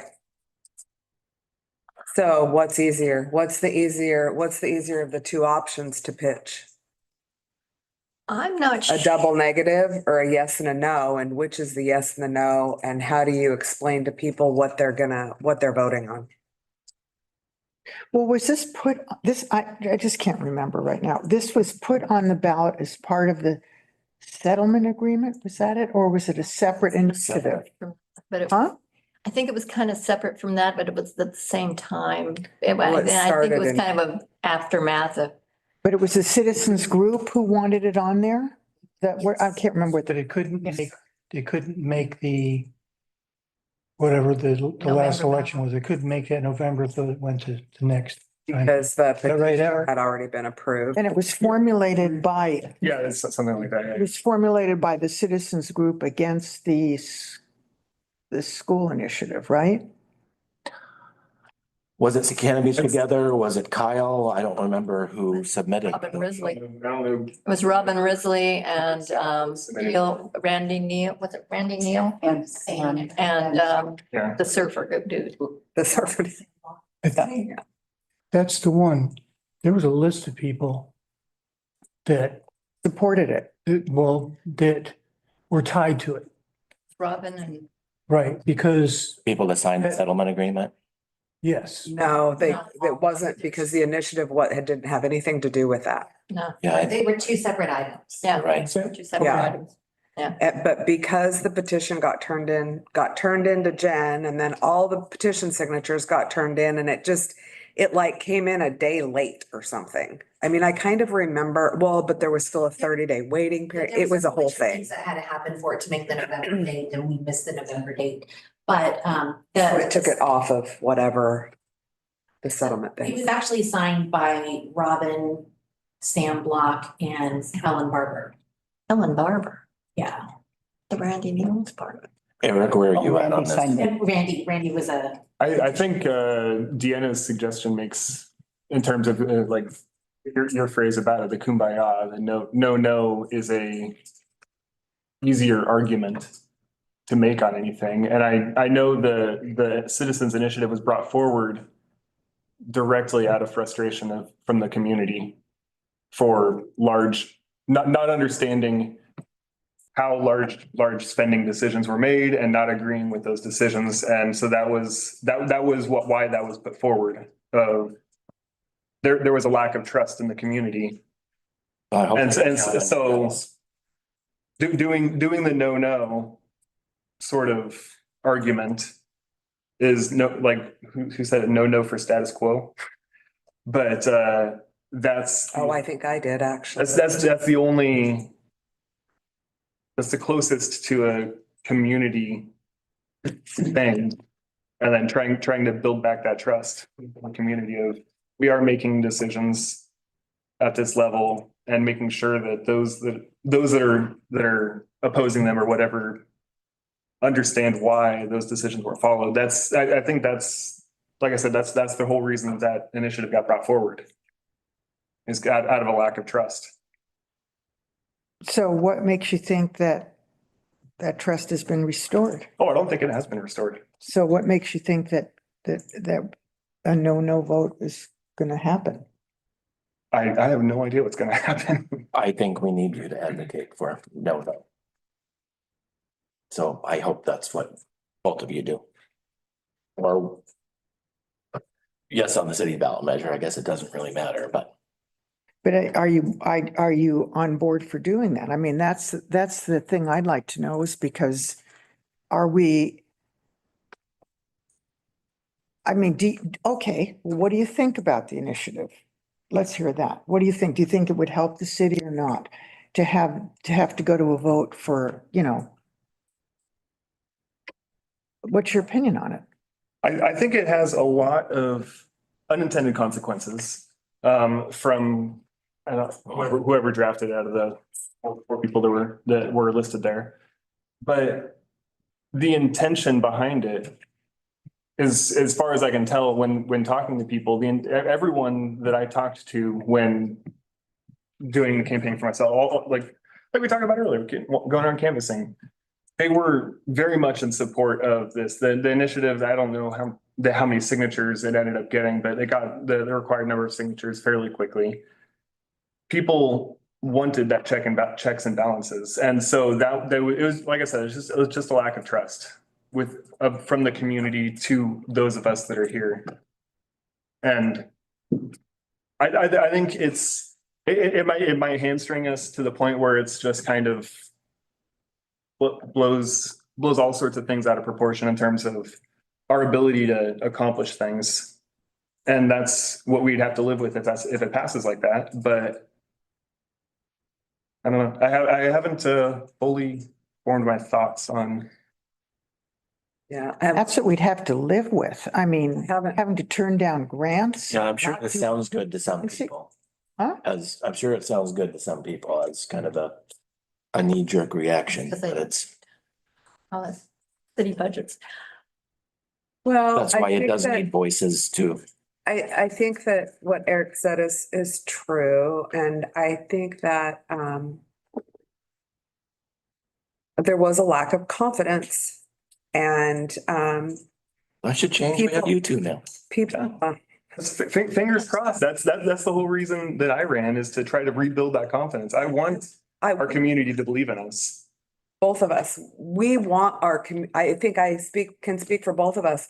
We want the community to see that we've stood there and passionately spoke about how we felt, and we can sit up here and have a meeting and we can all make decisions together. That's important to me. It's important to me to, I said this earlier, walk past people on the street and smile and wave and say hi and not feel like should be this animosity. And I feel that way a lot in town. I did feel that way a lot in town even before because I didn't agree.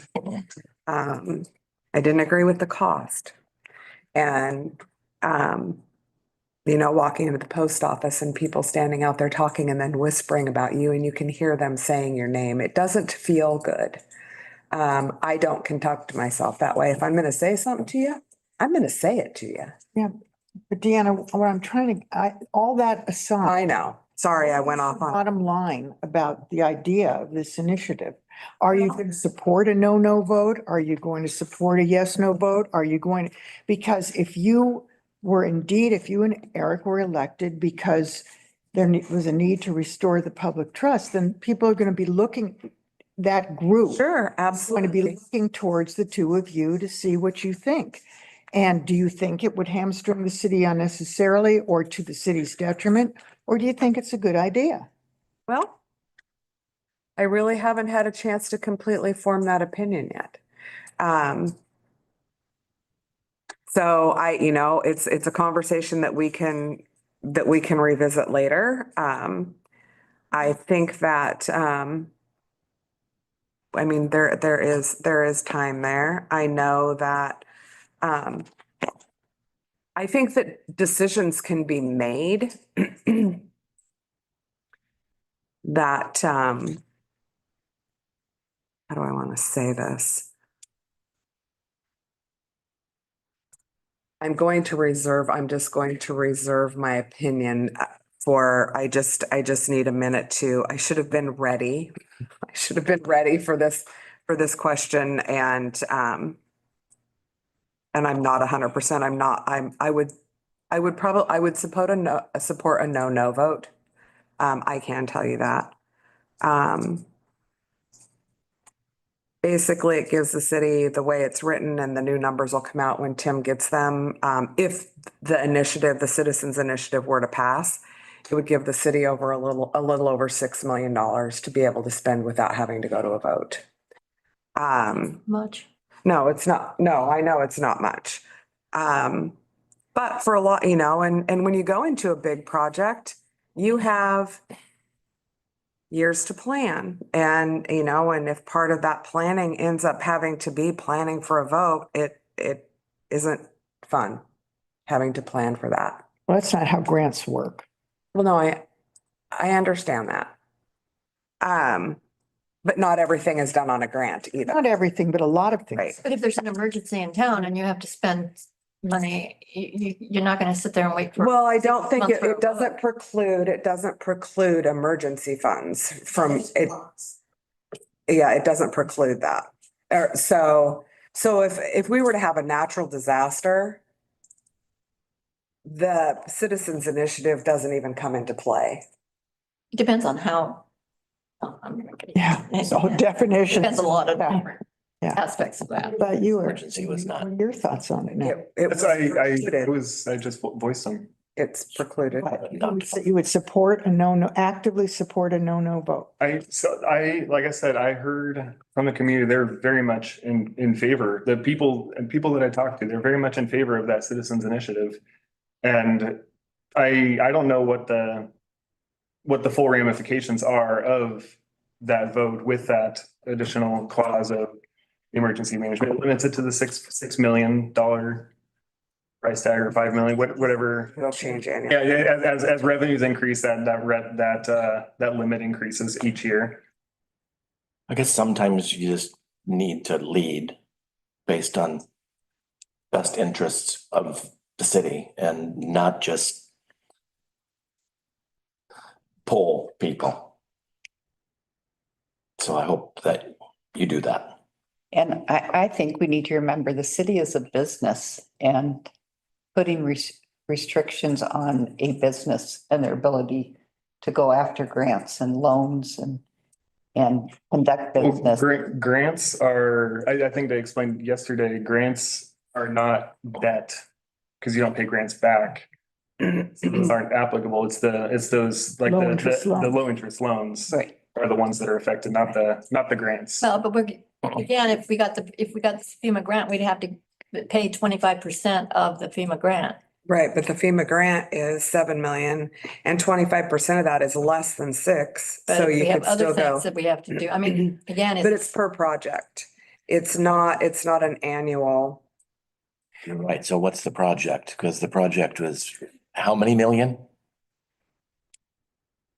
Yeah, total, in total. Yeah, it was way more than that. Yeah. Project. It was just four There's language different about phases in of there. one project. Yeah.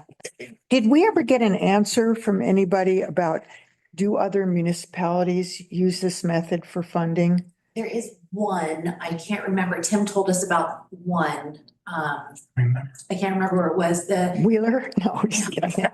it was somewhere in the valley, which Maybe. is anything outside of us, but there was a situation where they approved, was it a water project, or they approved a water project because they had a similar language. But then their code also requires them to get a vote if they want to increase water rates, and then they went to increase water rates, they voted it down. So they approved the project, but then didn't have a way to pay for it. But that was because they have more than just this. Real quick, the ballot measure, just a quick, in the summary, there is a paragraph that does say, the measure contains certain ambiguities such as lacking definition for emergency debt and government activities revenue, what constitutes a project, and whether an affirmative vote rather than just a vote is required to issue debt over the DAO. Future action will be needed to clarify these ambiguities. So if it does pass, there is work that will be done at the council level to make some clarification. Which will probably answer most of the things you were just, it clarifies the things that you guys were just talking So about. those would be further resolutions or further Probably ordinances. ordinances Yeah. that would add definitions into what constitutes an emergency, what constitutes the revenues. Yeah. And I bet if we asked Ashley that, then that couldn't pass. I mean, if it did pass, the citizens initiative, that it couldn't go into effect until those different definitions were made. I think your charter changes instantly. So your charter Does. change instantly, you would have to then do Certified. ordinances to. Certified.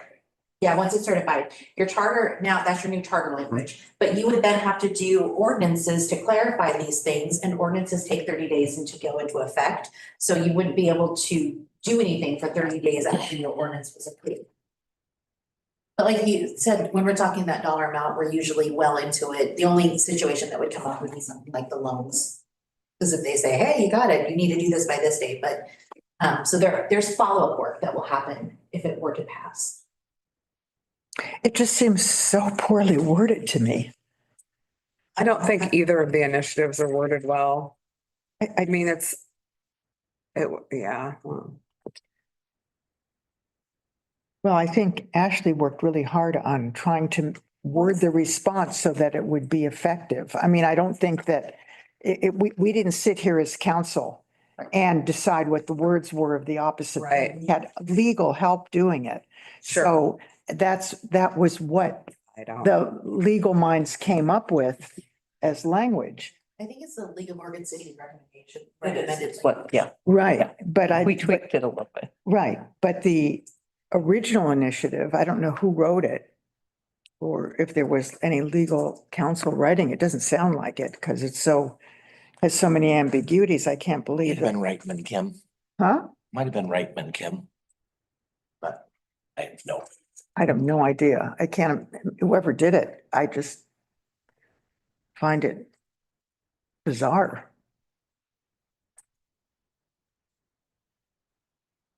Okay, we're ready to go on? Yes. Okay. Well, wait a minute. So what are we gonna do? Are we gonna just wait a month and decide if we are taking a position as a council or just forget about it?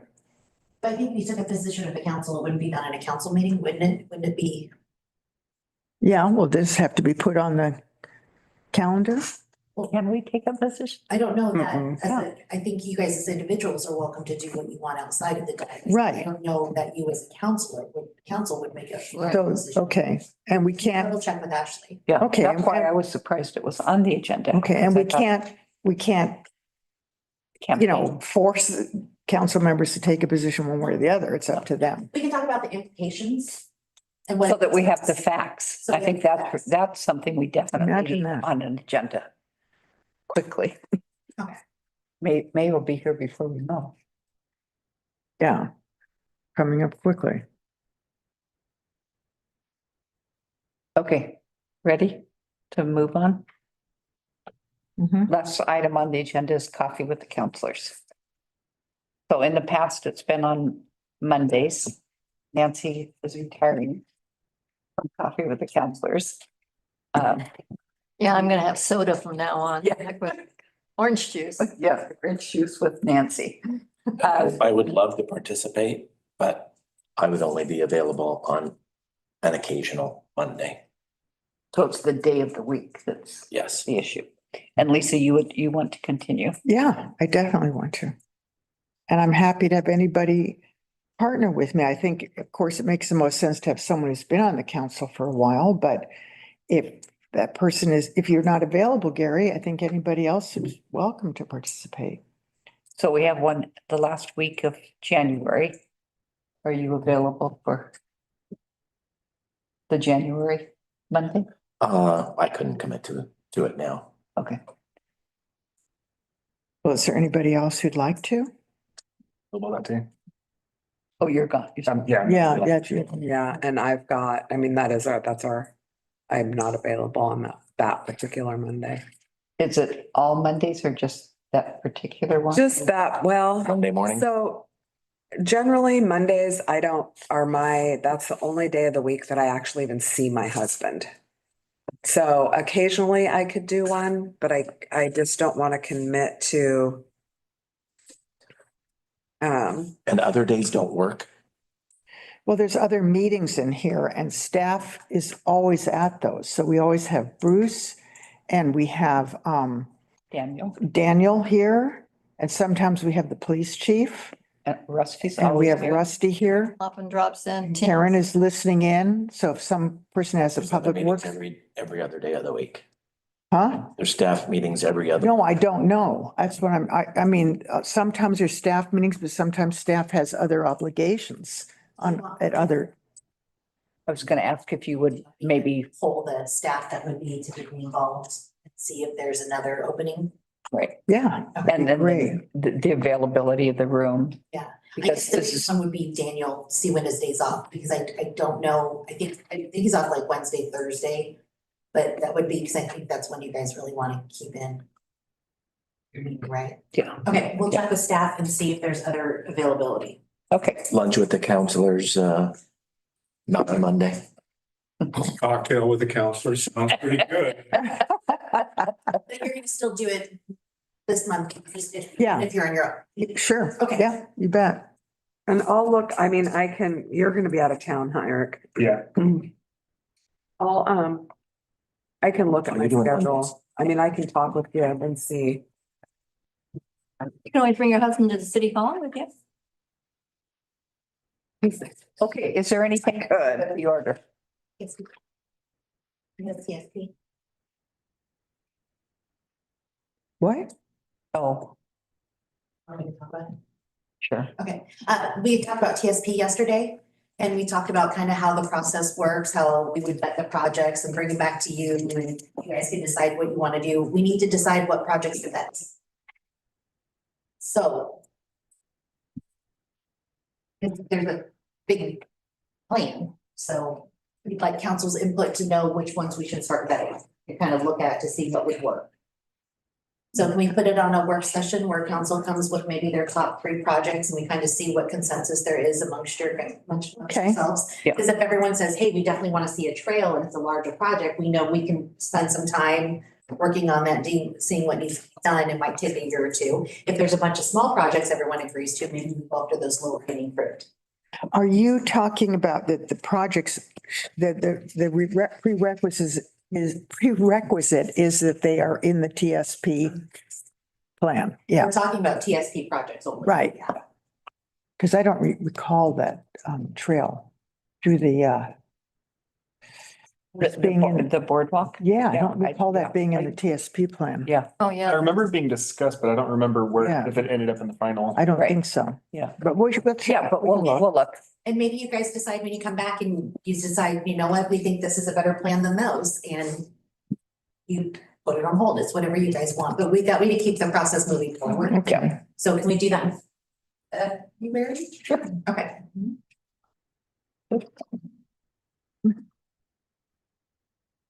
Thank you, Jenna. Totally forgot. Okay, anything for good of the order? I just want to express how much I've enjoyed working with my fellow counselors and to the new counselors, and best of luck to both of you. Thanks. And I would like to express my thanks for the two of you coming after your, Oh, my goodness, that's so Rain. nice. Your sentence. yeah, after your sentence was over. This is probation. Now, huh? It is. Now it's really over. But please be active in supporting us, and when you like to give us advice, remember, we're always open for that, and be kind and respectful in everything you do. But thank you very much. Yes, thank you guys. Thanks. It's been an interesting time. We live in interesting times. We definitely do. Curse, you know. That's the curse. The Chinese curse. And thanks to city staff for all the arrangements for the retreat. And go home early. Thank you. Is that meeting adjourned? Yeah, meeting's adjourned. I'm sorry.